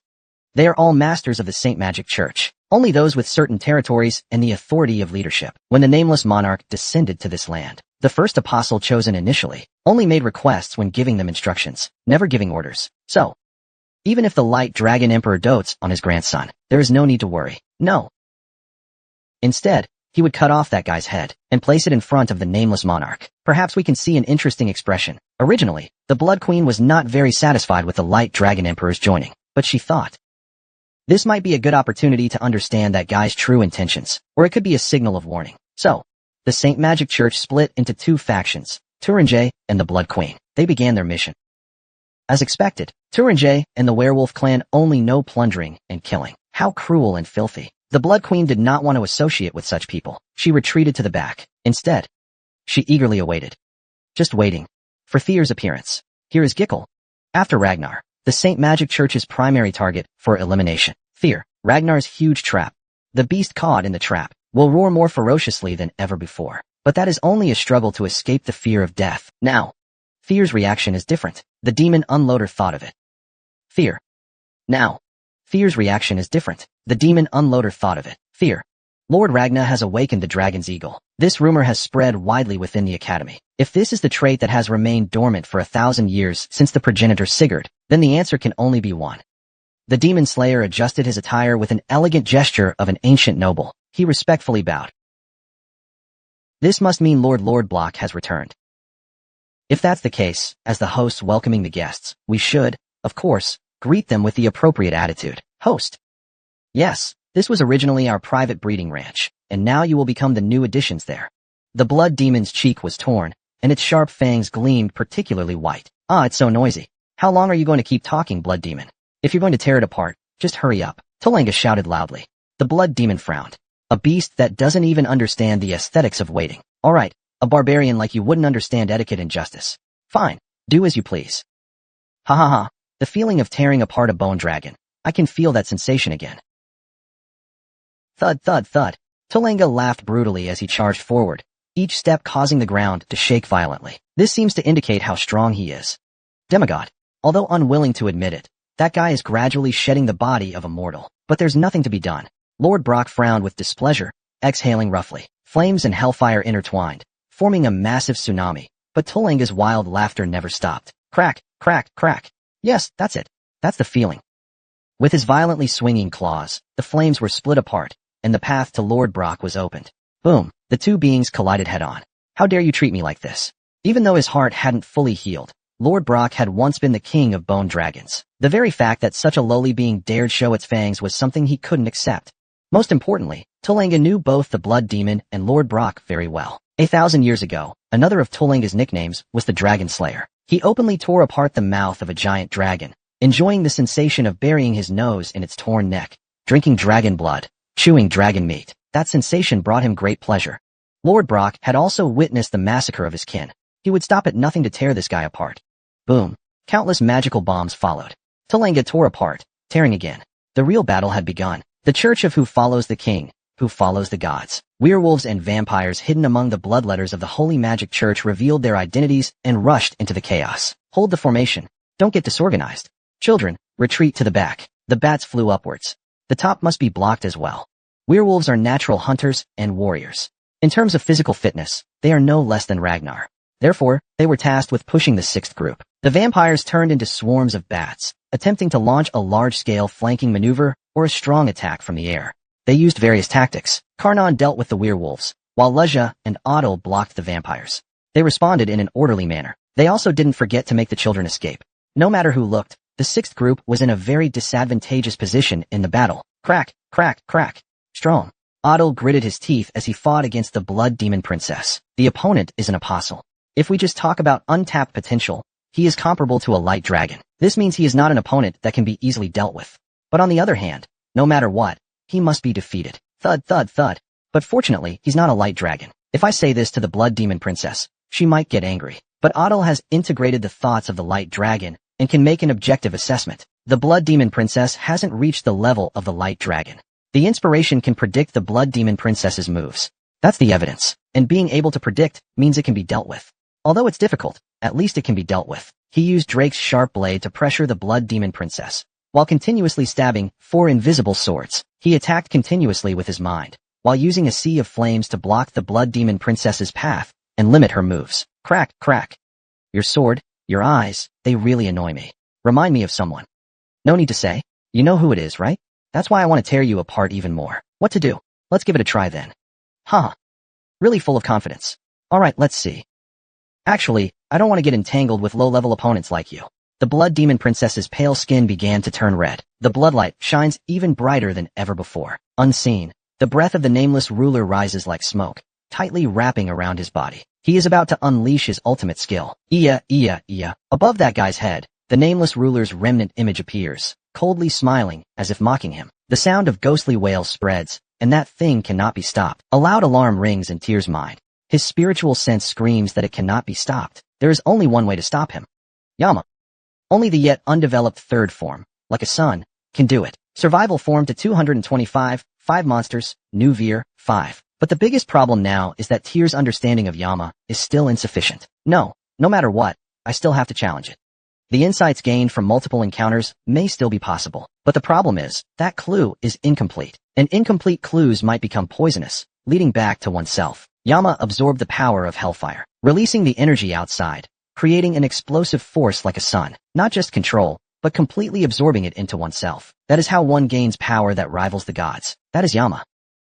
In fact, techniques like the Black Flame Hell Sun, which create an external sun, are not just for explosive weapons. There is another different aura core.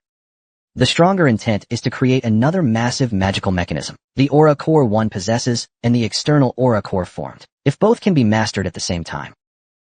If one can control the body, called the small universe, and the external breath, called nature, and absorb them both. Wouldn't that be entering the realm of the gods? Thus, the sun-like entity is divided into 3 stages. The first is the manifestation of the sun to create a massive brain center, forming a new aura core. The second is hell, to control the explosive rising force within the new aura core. The focus is here. At this point, the iron gates emerging from hell indicates the caster's astral world. The caster opens the gate of the world they have always held in their heart, connecting that world with the external world. It is significant. Tyr's astral world is the world of dragons, centered around the White Tower. Therefore, it can open all guardians obtained by collecting relics. Then, the remaining 30 yamas is about weaving this connected astral world and the external world together, building one's own domain. All along, only beings like the Plum Blossom Princess, Julius, the glass space that only a super expert like Kale can open. This is it. Of course, although Adel has already reached the 9 Dragons realm, she could open the glass space immediately if she wanted to. She could do it. However, the reason Adel hesitated to bring this out is because her own astrological world isn't truly her own. It was forced to be constructed by a series of coincidences, due to insufficient comprehension. She fears that if she forces it, it might be consumed by the astrological world. She hasn't yet. The tranquility of the plum blossom tree that Princess Plum Blossom possesses. The end of days land Julius walked on. The world of swords Kale has seen. She hasn't fully understood any of them, nor has she seen a world comparable to them. Boom, boom. Puff, puff, puff. Hurrah. What are you doing? Hurry up and act. Did you sense it?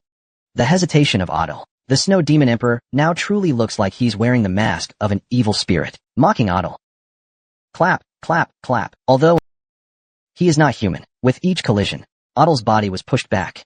The ground cracked. The roaring sound echoed like thunder around. You got something from the apostle, didn't you? I know you got a lot from that unlucky guy. Come on, show me. Adel felt a kind of obsession from the Snow Demon Emperor, an obsession with the Mad Dragon Emperor. What are you hesitating for? Ugh, ugh, ugh. Then I don't need to bring out the blood god connection. Only the apostle who has split the nameless monarch's soul can perform this apostle technique. Blood god connection. She is now essentially a part of the nameless monarch. Should I make you stop hesitating then? The Snow Demon Emperor's head twisted. His gaze landed there. Tyr's gaze involuntarily shifted toward that spot. Mother! Mother! Come here. Everyone come here. Tyr, all heretics apart. Children who wish to join the heretics, eat them all. Behind them, chaos reigned. The fanatical followers of the Holy Demon Church tried to break through the formation, while the 6th organization tried to evacuate the children. The Snow Demon Emperor laughed wickedly. The laughter tore through the air. Tyr gritted his teeth. A chilling fear surged in his heart. Boom. Then finally, the Snow Demon Emperor turned and swung his 5-clawed hand. Alongside him, Tyr gritted his teeth. He unleashed the 3rd form. The hellish scene that was drawn began to twist little by little. Click, click. The hellfire slowly dimmed. The once free-running world Dragon Gate was devoured by the pitch-black darkness. Is this the world our master sees? The guardians raised their heads high. The sky stained black by thick smoke. Countless arrows rained down from the sky. Flames soared. Screams echoed everywhere. This is a hell unlike any other. A world of pure chaos. Completely chaotic. Or rather, an Asura field. And Tyr stood upon it. His body wrapped in hellfire, holding a jet-black cloak and sword. This was completely different from the pure white armor of the dragon cavalry he usually wore. Instead, it gave an impression of texture, especially those eyes that sparkled like obsidian, gazing down at the world. At some point, they were filled with madness. Even the Snow Demon Emperor felt a chill. Click, click, click, click. Behind Tyr, more evil spirits than the Snow Demon Emperor were howling. Asura. Who drew this? The Blood Demon Emperor shuddered involuntarily in an instant. What is the glass space drawn by Adel? He had always been curious. As a long-unborn chosen one and Lord Brock's partner, would the world he possesses be any different? Is it like the Mad Dragon Emperor's? The Blood Demon Emperor felt strongly. Could it be that T.O. was consumed by the Light Dragon Emperor's longing? A long time ago, when the longtime enemy, the Light Dragon Emperor, suddenly said he wanted to become the 5th apostle, the world he saw was the opposite of his own, and it was exactly the same as the world he collided with. No, it wasn't. That guy was just a crazy world. This is even more desperate and destructive. Desperation, pain, unease, extreme. Confused emotions, all merged here. The failures. Yes. This is the mindset only those who repeatedly fail and have reached the extreme of their soul can possess. It's hard to imagine this is from the Ragnar clan. A partner. Only Lord Brock, who had once vaguely glimpsed T.O.'s life, could perceive the meaning of this world. This is the reflection of T.O.'s failed mindset in the past life. but he couldn't express it properly. He could only imitate the worlds he had glimpsed, like the Light Dragon Emperor or Julius. Boom. Tio stomped violently on the ground. With a huge thunderous sound, the ground directly collapsed. No words. No, it was unable to speak, because now, fully releasing his mindset was already a great burden. He couldn't hold on much longer. No matter what, his conscious world seems much larger than he imagined. In the glass space, the most important thing is that you can only display your mindset world within a controllable range. But now, it is difficult for him to do this. The suppressed madness broke out again. The inspiration strongly stimulated his brain. It opened the iron door more intensely than ever before. Now he was trying to control it with nirvana. But if he's not careful, his conscious world could collapse completely. No, even if not that. Tio hated how all the flaws he had been trying to hide were exposed one by one. Clang, clang, clang. Tio violently swung Drake's blade to push the Blood Demon Emperor away. Hi. The Snow Demon Emperor was first suppressed in terms of power. He was pushed back repeatedly. Tyr relentlessly pursued him. At some point, he had already gripped the Dragon Slayer's sword and the Dragon Life sword in his hands, instead of Drake's blade. The previous clash had pushed the great sword aside. He simply let go, and pulled the other two swords towards him using telekinesis. The two swords sharply rang as they flew out, instantly creating dozens of sword shadows. Swish, swish, swish, swish. This was a sword technique far more exquisite and fast than anything Tyr had seen before. It was clearer, much clearer now. Tyr once again felt indebted to the world seen by the Light Dragon Emperor. No, it was slightly different from then. If that time was truly the world of the Light Dragon Emperor, then now it was a scene constructed by Tyr himself, similar but slightly different. Flashes, flashes. Boom, boom. Click, click, click, click. Whenever the sword light flashed, lightning struck down. The sound of thunder rumbled, but these were the imperfections that the Snow Demon Emperor possessed, the connection to the nameless ruler. If it were completely severed, Tyr's focus was on the Snow Demon Emperor's weaknesses. It wasn't the realm attained by his own understanding and strength. It was a realm easily reached just by relying on divine power. Thus, there were inherent weaknesses. After merging with the outside world, these weaknesses became apparent. A swordsman always examines their inner world, because in order to cultivate, one must understand themselves better than anyone else. Therefore, they inevitably become more immersed in their own world than ordinary people. Swordsmen, due to their strong self-awareness, become stubborn, unable to integrate into the world of ordinary people. But here, I understand now. While delving into one's inner world is good, it ultimately traps oneself in a cage, because one has no idea how the outside world operates. In that case, the field of vision will eventually become narrow. You can only collide with walls, unable to surpass the inner world, standing at the top of the real world. The world T.O. is currently in is just like this. My world and the outside world are both in the same realm of observation. The boundary between self and others has vanished, just like this. This is the true form sought by nirvana. Therefore, T.O. changed in an instant. Just the fusion of the inner world and the external world. Just nirvana revealing its true form. Its aura became incomparable to before. It suddenly exposed the long-hidden ugliness within. Nothing could be hidden anymore. Puff, puff, puff, boom, boom. Continuous thunder strikes fell like raindrops. Hydra's thunder. Each one was a concentration of the explosive agents it once created. Finally, the demon god's nails were severed. The wrist was shattered. The arm was cut off. The blood scattered in the air was instantly evaporated by the high temperature. How could this happen? As a demon god, this is insane. Moreover, the revival ritual of the gods has been disrupted, unable to fully exert its power. Even the remaining connections were cut off by two. The supply of power is too unnatural. Why did the outcome suddenly reverse like this? It can't understand. It was just suppressing Otto earlier, but after opening the glass space, it was suddenly flipped upside down. It's like another person came. The gap in level is too big. As the Vampire King. Why? Agna Yu. The demon god hated the name Ragnar with an intense loathing. The insurmountable barrier for 1,000 years. The most vicious heretic blocking the divine realm. His feet were wet. The solid ground was unknowingly melted into a swamp by high temperatures. His feet sank in, making movement difficult. Just like the sound of despair this world portrays. For demons and gods, this world has also become a swamp of despair. An uneasy feeling slowly rose from his chest. Pain and extreme emotions filled his mind. What kind of person is my grandson? Why do the words of the light dragon god before his departure keep floating in my mind? Who knows? Disciple. Light dragon god, could it be that you used me to awaken your grandson? A sudden realization made anger rise in his heart. God, you must see the unwavering heart of the endless disciple. The demon shouted with a heart filled with blood. Crack. With the flash drawn by the dragon's sand sword, his head was struck off. Survival Story Chapter 226. Into the Divine. 1. The apostle is in danger. Defeated. Thump, thump, thump, thump. Tyr pressed hard against his rapidly beating heart, but the more he did, the more intense his heartbeat became, like the engine of a runaway magical locomotive. The dragon's heart and Dantian. The two aura cores resonated madly, as if competing with each other. It felt like a race to see who could jump higher. The speed gradually increased. Tyr suddenly had the illusion of his vision spinning. The two power devices that had always provided Tyr with infinite strength began to collapse now. Breathing became difficult. There was no time to cheer, because the nirvana, which fixed the glass space, began to shake. Partner.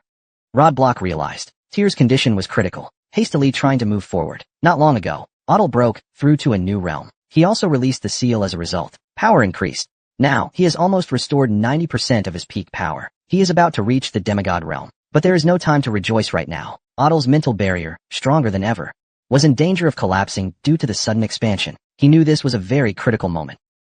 Should he ascend to an even higher realm, or instead fall? There was even a danger of succumbing to madness. If that happens, he would be consumed by madness. Didn't the Light Dragon Emperor also make a wrong choice at this critical juncture? A lifetime plagued by Ongjang. Moreover, it was Otto who had accepted the thoughts of the Light Dragon Emperor. Danger.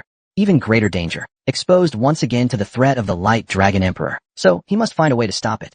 Although Tolanga might take the opportunity to attack him, he had no time to think about that. Splash. Someone rushed toward him before he could. Otto. No.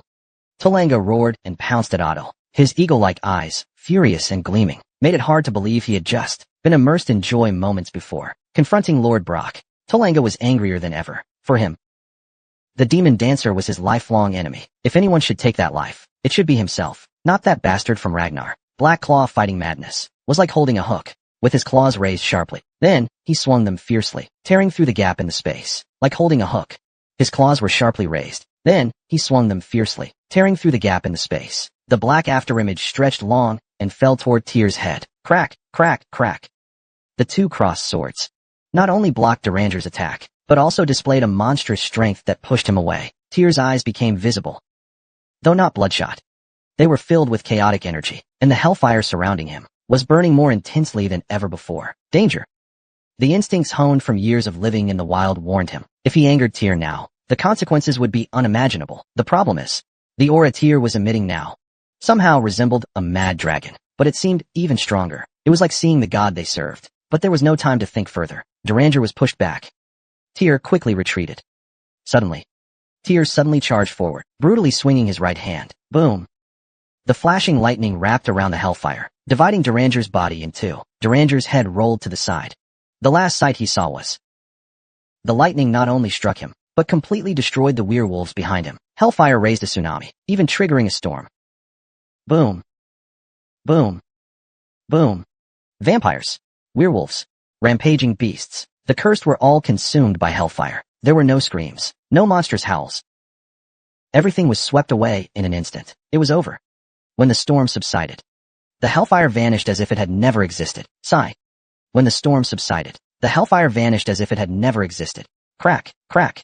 Only Otto stood, swaying, in place. Black lightning flickered on his upper body. What? What exactly happened? This glass space I've never heard of before. This is impossible. Following Otto's three old successors saw Otto's body trembling involuntarily. Karnan finally realized Otto had revealed his true strength. His fist clenched tightly, especially when the 9 dragons also tried their best to grab, but repeatedly missed the apostle. He actually grabbed too. This fact shocked him. This was a huge victory. The battle achievements he had accumulated over decades were instantly overshadowed by this great victory. If this fact reaches Wencherer, then Otto's doubts will surely disappear. On the other hand, he felt bitter, because he could no longer covet Otto's position. Luzha felt at ease in victory, but also gradually realized Otto was in an unusual state. On the contrary, unlike the two of them, Otto had completely understood everything. Silent screams. Otto had created a glass space, and released various dragon species within it. He had already heard about this. Therefore, he was hailed as the most beloved by dragons. Since the ancestor Sigurd, his fame grew rapidly. But who could have imagined that real dragons would appear? Now, he could no longer use Otto. He finally understood. Why would the dragon clan entrust him to Tyr? Could that dragon be? It is an ancient dragon, but the appearance certainly. In reality, the sharp-eyed team members had already recognized the true form of Rodblock. They screamed. Alan covered her mouth and screamed, "The guardian dragon! It's the guardian dragon!" Other team members also hastily kneeled. The guardian dragon is a legendary being that was transmitted with the ancestor Sigurd. Even if this is not true, there are rumors that their bloodline flows with the blood of the guardian dragon. Pay your respects to the guardian dragon, descendant of Ragna. Pay your respects to Lord Rodakarak, the guardian dragon. Rodblock also stopped. It would be fine in the chaos, but since his appearance had already been exposed, he couldn't act recklessly. Asterisk snap. Asterisk. Rodblock's body and the halo shrank down to human form. But his eyes still possessed a terrifying gaze that struck fear into everyone. This was the same as the image of Ragnar born with Sigurd, as described in the myths. The team members couldn't help but lower their heads. Make way. We must check your master's condition. The team members finally realized their mistake and quickly cleared the way. Of course, despite this, a common question flashed through everyone's minds. Partner. Isn't that how the guardian dragon addresses the ancestor? Partner, are you alright? Lodi. Otto gently exhaled, trying to forcibly control his magic. Seeing Lord Brock, he smiled wryly. His forehead, so hot. Actually, it wasn't just his forehead. The entire magic circuit had overheated. In fact, it was the after effect of forcibly opening the unfamiliar glass space. Amon triggered a disturbance. Lord Brock realized. This disturbance was caused by the traces from Otto's magic book. He tried, no matter what, to protect him. He believed that in the field of magic, he could help in any way, but this was something that Lord Brock unknowingly opened his eyes wider. What Otto had achieved with Amon was far broader than he had expected. It was almost beyond his control. He might even be dragged into it, and his very existence might disappear. Sword and magic. Past and present, experiences from past lives and this life mixed together. It was almost dizzying.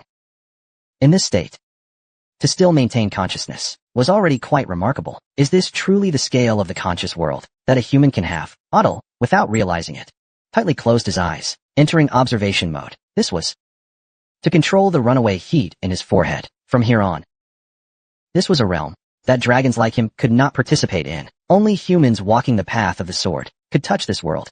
What would Sigurd do? If it were Sigurd. Then Lord Brock. He couldn't help but recall the memory of the best swordsman he knew, although he didn't want to think about the past anymore. For the sake of saving his companion in front of him, he had no choice but to do whatever it took. From here on, it all depends on the young master's abilities. At that moment, an old man approached Rodblock's side. You are. Sorry for the late greeting. I am Nuvitz, the great guardian dragon of Ragnar. Because Rodblock and Tyr are consciously connected, he knew Nuvitz was Tyr's mentor in a past life. Although it was unclear why he, as a survivor of Paranon City, was here now, a strong feeling told him that this person might offer help. Do you have a way to save my companion? The old man. I apologize. It's disrespectful to speak of age in front of the great guardian dragon. Such matters are trivial. Old man. Can you help save my companion? Nuvitz briefly gazed at Tyr.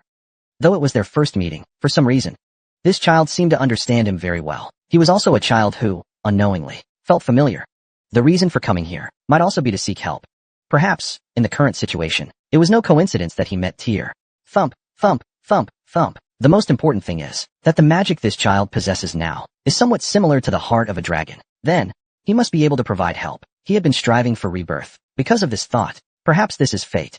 The mechanism is just the product of my vague imagination. The heart of the dragon. Behind it, there is also a theoretical system he established. The problem is, this is just a rough sketch. Perhaps Otto, who walks a similar path, can find a solution. That is Chapter 227, God of the Road, Part 2. Just as Newitz was about to say something, dong! The surroundings were in complete chaos. It seemed that this place was not suitable for continued conversation. Let's move to another place. Lord Brock gently waved his hand, and then, a gust of wind blew, carrying them to another location. Here. Newitz looked around. His eyes widened. Just a moment ago, the surroundings were in utter chaos. Suddenly, they arrived at a cave. It seemed like a cold wind blew from somewhere. This is my lair. Lord Brock held Otto and walked into Newitz. He placed him on the bed. Otto was running a high fever, divine fever. His forehead opened too wide, causing a disconnect between soul and body. His body was burning up. If this continues, his body might not be able to withstand the size of his soul and will be damaged. Or, his soul could detach from his body. Water. The lair of the water dragon. On the other hand, Newitz felt excited to be in the legendary northern place. As an unlearned scholar, he had consulted so he knew more than the average person about the guardian dragons and the Tycho dragons. Of course, from the Tycho dragon to the guardian dragon, a place that has only been passed down by dragon kings throughout the generations. Seeing it with his own eyes, he was very surprised. Is it really true, like the legends, that there are countless unlearned records? What about the ancient demon records that have now disappeared? What about magic books? Spell books or artifacts. Are those here as well? Countless curiosities filled his mind, but that quickly turned into other thoughts. So, can I request some hard-to-obtain herbs, if needed? Feel free to ask. Roadblock nodded in satisfaction. If Nuvit's neglected Tyr's treatment, he would not hesitate to drive him away. Then, as for Parenton, don't worry about that. I've already informed them. I will temporarily leave, to save my companion. Everything should be arranged inside. Nuvitz breathed a sigh of relief. He slowly walked closer. Tyr carefully checked his pulse. Then he was certain. It was exactly like the heart of the river dragon. Of course, some parts were different from what he had imagined, but the overall shape was the same. No, this is more like an improved version. It had been improved through multiple battles, and completed in the end. Like the experimental subjects I taught, improved through multiple fights, and finally completed hard. Could it be that he studied my papers and materials, and came up with this similar design? Well, luckily, Tyr didn't seem to realize that he had once sworn to never reveal the final form. If he tried it here, it might be hard for him to even move. Healing might be impossible. It looks like it can be healed. However, I need the help of the guardian dragon. This is just a theoretical construct. I've never conducted an experiment. I don't know what the errors might be. If there are errors, we'll correct them in real time together. Alright, let me briefly explain what kind of operation is needed. This way, I'll know how to assist. Newitz began to extract knowledge from his mind, one piece at a time. The final form of the dragon's heart. The heart of the ancient dragon. This is based on the remaining ancient dragon data, a modified breathing technique that was transplanted. Who would have thought that in front of the human modified dragon breathing technique would be presented? Newitz's face reddened with excitement. In fact, the people of the world don't know that he is a dragon enthusiast. Before Adol's return to the timeline, in fact, Newitz decided to join Ragnar, because he thought there was much dragon-related information there. He believed there was a wealth of material on dragons, especially the ancient dragons. It is said they don't breathe like ordinary creatures, through the oxygen in the air, but instead, they breathe magic. Therefore, the trachea is just part of the respiratory system. The entire body, including pores and microvessels, is involved in breathing, absorbing magic while immersed in it. After breathing, unnecessary negative magic is expelled, merging with nature. Ultimately, it fuses with the great magic. Just imagining it. The scene is intoxicating. What? Fusing is one. Just imagining it. The scene is intoxicating. What? Therefore, from birth, ancient dragons are naturally magic-sensing beings and assistants. Every word they utter stimulates the magic flow, producing a magic-like vision. This was the inspiration I got. Where is the eye spirit? The forehead is the spiritual place where the human soul resides. It is the only window for communication with nature, using it as a gateway. Sense the magic flow. Slowly draw it into the body. Wait. Similarly, using the magic circuit as a channel, let the tributary of the magic flow reach the toes. Of course, strong flows can sometimes be intense, so setting up a dam in the middle makes it easier to adjust. This is the part that controls it. These two places, the heart and the dantian. Nuvitz babbled on. Roadblock was already at a loss, even if he wanted to offer his opinion. Nuvitz had already immersed himself in his own world, the madness of a scholar showing off his research results. Roadblock quickly grew tired of it. But unfortunately, Roadblock's brilliant brain had already fully understood everything he was saying. In short, Nuvitz's magic circuit system was inspired by the ancient dragons, but its internal structure was completely different. Nuvitz planned to increase the engines of the magic mechanism to 3. The heart, the dantian, and the forehead. If the forehead, where the soul resides, is strengthened, it would be closer to the magic flow. It would allow us to artificially attract that tributary, triggering assimilation with the magic flow. If that's done, it would grant all swordsmen and mages the infinite magic they've longed for. Of course, freely using the tributary of the magic flow. It could lead to the collapse of the body. Therefore, a certain degree of control is needed. So, the 3 cores act as a dam. The magic circuit then takes on the role of the barrier. Of course, strengthening the forehead is no easy task. An ordinary person might immediately go mad. But T2 is different from Ragnar, because his forehead has already opened so widely. Simply put, don't think about forcibly closing it. Since it has already been opened, might as well treat it as a core, connecting it with the heart and dantian. Exactly. Lord Brock indeed found it reasonable. He nodded. He had always only thought about opening the forehead to use it separately, but no one had considered connecting it. Because it can use the heart as the core, as the bridge in the middle. This theory could work. Lord Brock thought that this crazy scholar now seemed different. A genius. His perspective on things was completely different from that of ordinary people. So, every time he caused trouble, he ended up gaining the reputation of being a madman. Therefore, I named this method natural body. Finally, I can try it. However, the problem is, as he said, this operation has never been conducted in an actual experiment. It's just the result of accidental experiments. So, it requires the insight of the guardian dragon. Aren't ancient dragons the very embodiment of natural bodies created by nature? But Nuits believed there was no problem. If the vast knowledge of the Dragon King, who has already adapted to the natural body, is added, then the shortcomings, it can completely make up for it. However, no. What? Not a natural body? Nuvitz's face was filled with questions. Rodblock furrowed his brows. He sighed deeply. It seems there's some misunderstanding. From the start, you humans have many deep fantasies about our ancient dragons. I've known that for a long time. But skin breathing and all that, I've never heard of it. We are no different from ordinary creatures. We breathe through our trachea. Of course, we are indeed very close to magic, but that is simply the... Otherwise, why would our hearts be able to bear the magic circuit of the river? Nuvitz became stunned. Then, all those things I've always thought of were illusions. He showed such an expression, but since it's based on that breathing method I created, it is indeed very mysterious to me. Rodblock grew weary of Nuvitz, this strange man, but the results he presented caught his deep interest. If this can be successfully completed, perhaps it can take Tyr to an unreachable realm. Perhaps it will allow him to see the vision that Kale, who is unlike any human, sees. Nuvitz also slowly organized his thoughts. He nodded. Although his beliefs and truths were shaken, first, I must save this child. On the other hand, it may also turn those once vague dreams into reality. On the other hand, it may also turn those once vague dreams into reality. Let's give it a try. No matter what, Nuits and Lord Brock immediately began preparing the operation. The most important thing here is to guide the thoughts from the opened forehead along the magic circuit to the heart, then connect it to the dantian. But now, the amount of the partner's thoughts is too great. Can the heart withstand it? Lord Brock pointed to Otto's heart. No problem. Fortunately, Otto's heart is very sturdy. It can be considered a huge container. All right. I believe in you. I can help with this. Lord Brock placed his hand on Otto's head.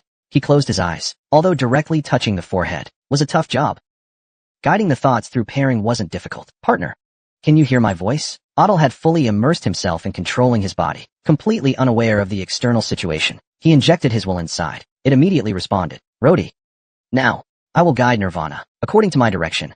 There was no response from Lord Brock, or Nuits talking. Otto could only feel confused. Since this is the case, he could only follow Lord Brock's words. The Nirvana he was barely maintaining moved slowly. Gurgle, gurgle. His body trembled violently. The expanded consciousness world moved slowly. Fix your consciousness world in this place.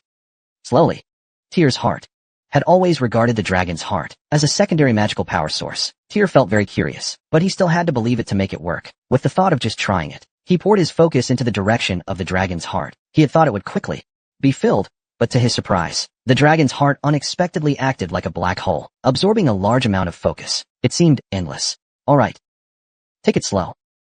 Under Rodblock's guidance, Tyr continued to concentrate. His mouth went dry. Asterisk thump, thump, thump, asterisk. His heart was beating wildly. The waves and vibrations spread throughout his body, even affecting the brain and dantian. The waves intruded into the realm of his thoughts. His consciousness space began to slightly shake. Nirvana, which had always tried to expand outward, stopped for the first time. It then slowly synchronized with the rhythm of his heartbeat, gradually stabilizing at the same frequency. The boiling Nirvana calmed down for the first time. Does the dragon's heart have this kind of function? Tyr was startled. Is it really possible?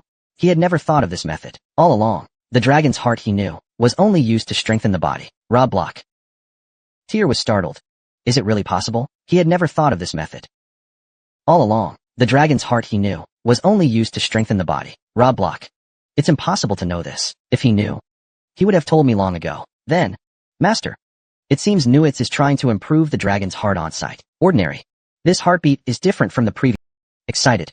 Starting again, trying to sync with Master and accelerating his heartbeat. Master is watching.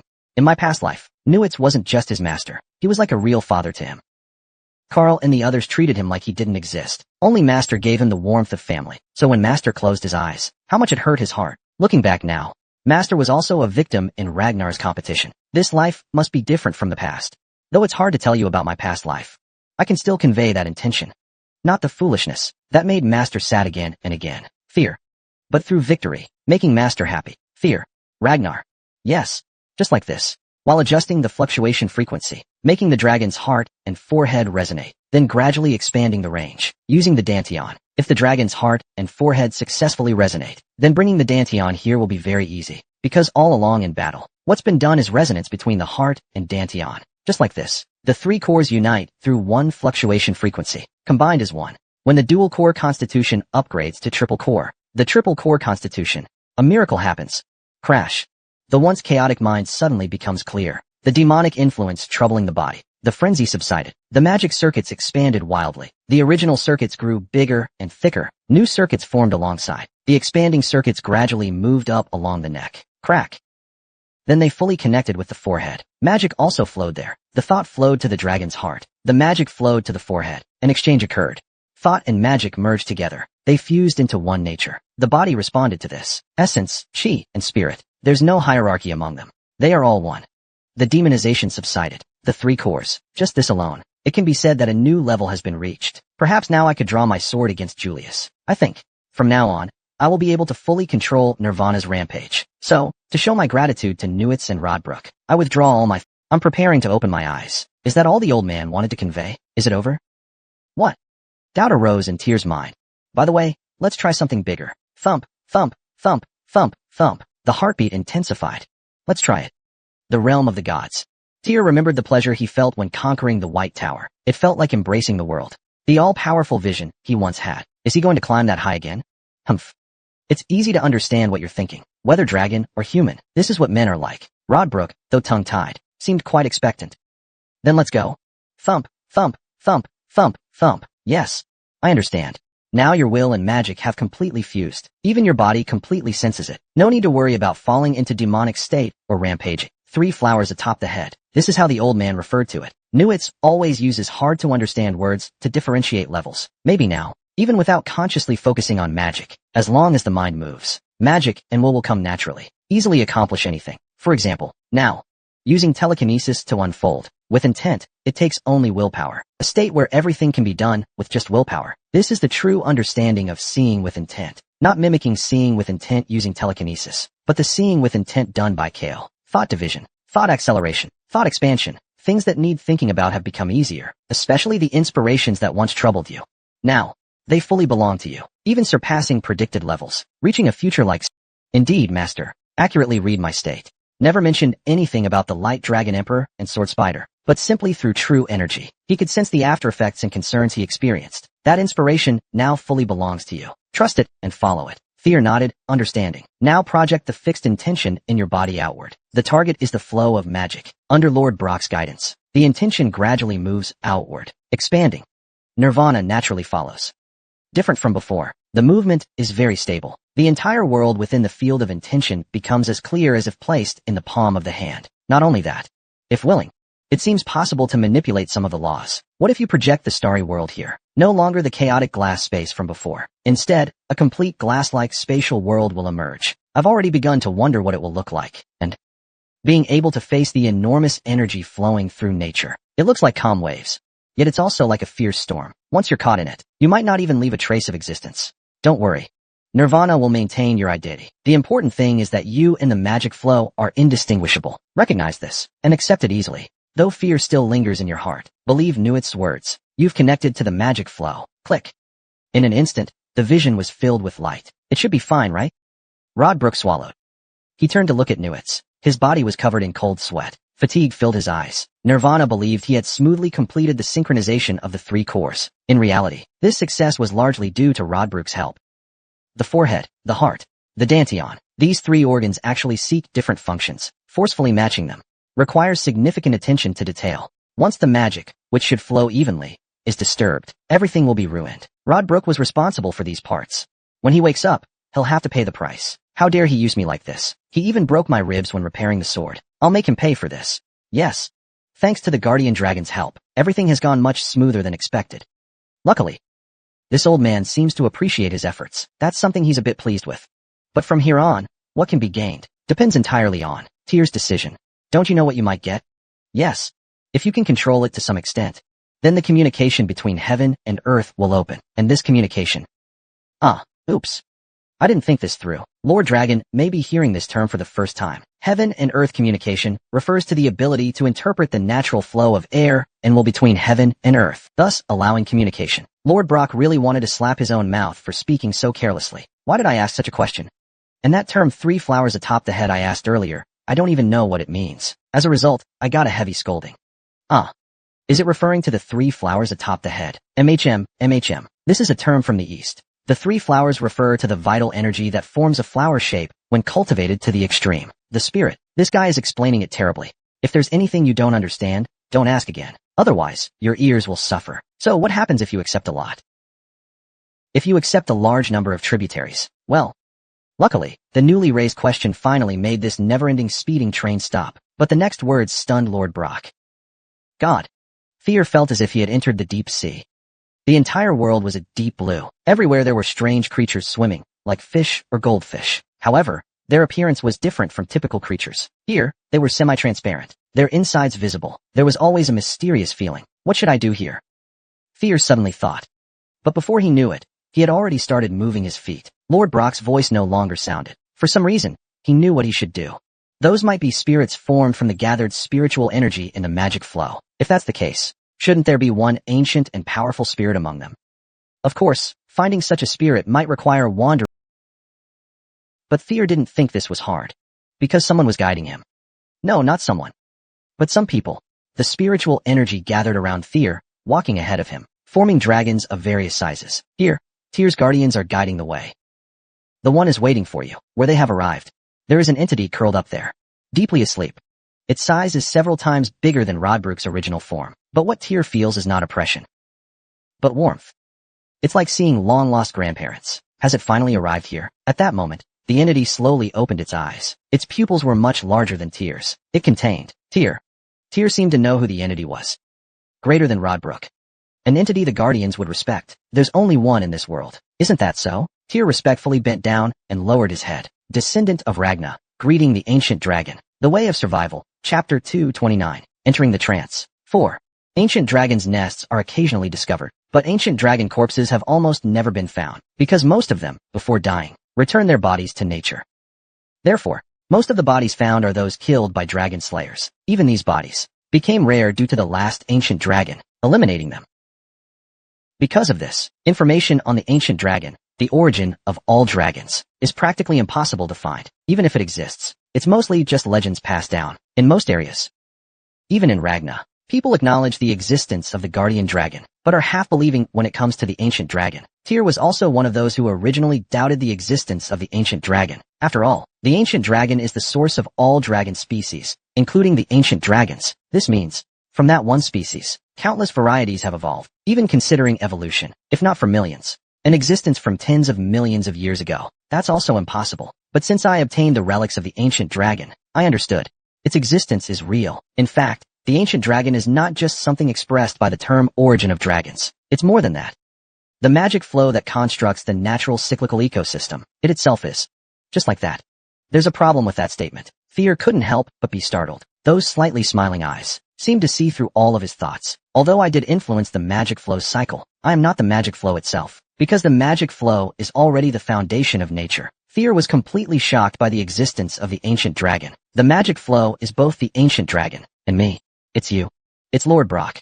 It's all of Ragnar. Even the extremely hated Saint Magic Church. If there's no other realm to confirm Fear's attained state, then its boundless, existing state is precisely the flow of mana itself. The existence that can build and operate worlds. People call such existences gods, fully fused with the magic flow, clearly confirming their own position in the world, surpassing the mythical realm of gods. Is that so? The path is still far. For now, the realm Fear has attained is that of the gods. He has barely taken the first step onto the threshold of the divine realm. Then, here, he must clarify his mission, and to what extent he can merge with the magic flow. This will become an important measure of future growth, and if I can get what I want, then such growth won't be a problem. Fear struggled to push back while trying to face his gaze. What I want. That's all. From the moment the magic flow was accessed, Tyr focused on one thing, rushing forward. The reason you left your relics in this world is exactly this, right? To leave behind your teeth. Why does the relic of the... Tyr was deeply troubled by this. The problem is, even Nordbrock knows nothing about it. He only said that the ancient dragon was created to guide humanity. However, As each relic was opened, I gradually realized that what the ancient dragon taught wasn't just to protect the world from the threat of the nameless ruler. It's not that simple. Every trial I've faced, Tyr has been constantly growing, gently granting attributes and skills. More importantly, awakening nirvana, giving the opportunity to stand before the pantheon. Thanks to this, Tyr has broadened his horizons, growing rapidly, and built his current achievements. This is not just about physical growth. There has also been spiritual maturity. Indeed, my relics, which are like my avatars, are truly a bridge. Wherever I am, it is both a signpost leading us back to the nest. The ancient dragon nodded and continued. During this time, countless treasure seekers have obtained relics, but none have reached this step. In their eyes, the relics are just to satisfy their own desires. Yes, those things should never have been given to the chosen ones. Returning such power only makes them selfish. No matter why Kale and his brothers tried to eliminate the candidates, the reason is the return of power. The chosen one. The returners will eventually become selfish. At first, they may carry grand aspirations, holding lofty ideals and taking action. However, failure repeats endlessly. There is always dissatisfaction in the heart. Then, they wish to start over. Even if everything accumulated in the past becomes worthless, I won't feel the slightest guilt in completely clearing it away. It's fine to try again. After all, there's no loss. Therefore, the returners can only view the world from a selfish perspective, foreseeing the future, controlling the world at will, as if they've become gods. But in the end, what is left? Nothing but self-destruction. The madness of the Light Dragon Emperor was born this way. Shall the selfishness was also produced this way. It's my fault. I just felt that, if given more chances, the depth would deepen. More. I just thought that, maybe I could understand that silence. The voice of the ancient dragon was filled with regret and sighs. Although it took a long time to wait to meet you, the repeated trials and errors seem to have not been entirely without meaning. The eyes of the ancient dragon traced a curve. I've always been quietly watching you. Although it was a rare opportunity, you didn't take it lightly. Instead, you did your best to see it through to the end, with attitude and determination. The responsibility to protect the fallen enemy, loyalty to your family, and hope for the future. None of it was easy. But you miraculously led it well. Fear felt that during this time, all the hardships and fatigue, it's as if everything vanished in an instant. She was recognized, the creator of all these trials. Then, can you give me the final reward? If all the hardships I've faced along the way are considered part of the mission, then it could be said that the trial has already been completed. So, it's time to receive the reward. Such greed. If it weren't for greed, I might not have made it this far. Indeed, she must have thought so too. The ancient dragon smiled. Then, snap, in front of Tyr, a glowing sphere emitting green light slowly descended. This is my dragon heart. Although it's somewhat different from the one I had when I was alive, it is closer to spiritual and elemental energy. The more condensed it is, the more beneficial it will be for you in detoxifying. Detoxifying. Tyr looked at the ancient dragon in confusion. She deliberately dragged her voice out and said, I'll say just one thing.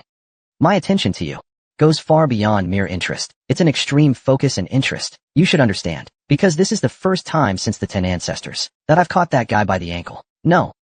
Not only that, she believes you are worthy of being her name. Say. Name.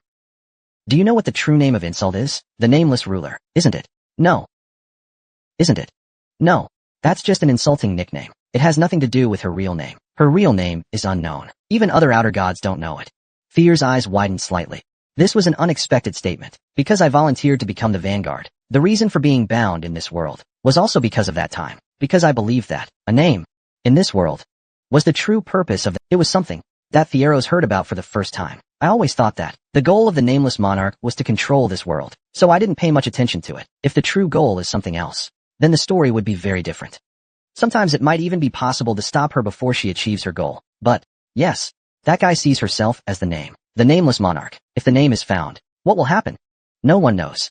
What? Because that has never happened before. But one thing is certain, it will be an unprecedented disaster. In the past, we could still restore this world through binding. But the restraint itself might break. That would indeed be serious. Yes. So the question is, the dream god considers you as a candidate for the name. If the name simply refers to a container active in this world, then she would have found the right name long ago. She could easily choose any of her apostles to take that position. Is it to seize Ragnar's power? If that's the case, then it's strange that the Light Dragon Emperor is only treated as an apostle. I completely don't understand. Yes. Maybe there are some qualifications or requirements. In any case, the dream god's interest in you is not mere curiosity. The Light Dragon Emperor's obsession with me may be for the same reason. In this sense, the thought you carry is like poison. Although most of it has been digested and absorbed by you, in the end, It still stems from the Light Dragon Emperor. The dream god might have some tricks up his sleeve. Tyr seemed to understand why the ancient dragon said detoxification was needed. He considered the inspiration. No, wait. Tyr viewed the premonition ability that had evolved in him as poison. The ancient dragon is the exact opposite of the nameless ruler. That's why his power would erase all traces of the Light Dragon Emperor. If you consume this, your premonition ability will probably disappear. It might be inconvenient. I know how much you rely on it. But there's no need to hold on to a bomb, right? Tyr thought for a moment, then shook his head and pushed away the dragon heart. No. If that's the case, I will refuse. Why? If the power is precious, it's not a simple reason. If I remove this, the nameless ruler will have no reason to be interested in me anymore. What? The nameless ruler is ultimately the enemy I must defeat. The Holy Magic Church is a place that must be destroyed. So, couldn't I turn the power around and use it? Isn't that possible? Use the power of the nameless ruler to create a way to eliminate the nameless ruler? As someone who understands the danger of the nameless ruler, the ancient dragon, this is an absurd statement. It's really hard to speak. The ancient dragon couldn't help but nod, under Tyr's intense gaze. Regardless, other candidates couldn't even reach here. But this little guy has come this far. Whether by chance, coincidence, or strength, it's heavy. What he wanted was for him to succeed. Yes. In the end, I couldn't withstand the humiliation. I tried to create a new successor, Ragnar. Maybe I shouldn't have thought with my existing knowledge. In the end, the ancient dragon nodded. If that's what you mean, then you are right. I am just guiding the path. It's you who walks this road, the you of this era. You must rely on yourself now. The ancient dragon gently closed his eyes. Lotus. How you? I hope you can use your own hands to end this annoying cage of restraint. Tyr stretched out his hand again. The dragon's heart touched his fingertips. It instantly melted. In that moment, his body felt warmth. And then, click, click, the change began. No, this is evolution and awakening. A complete transformation. The ancient dragon tried to break free from the human framework. It was the last step to becoming the new dragon race. The ascent to divinity was about to be completed.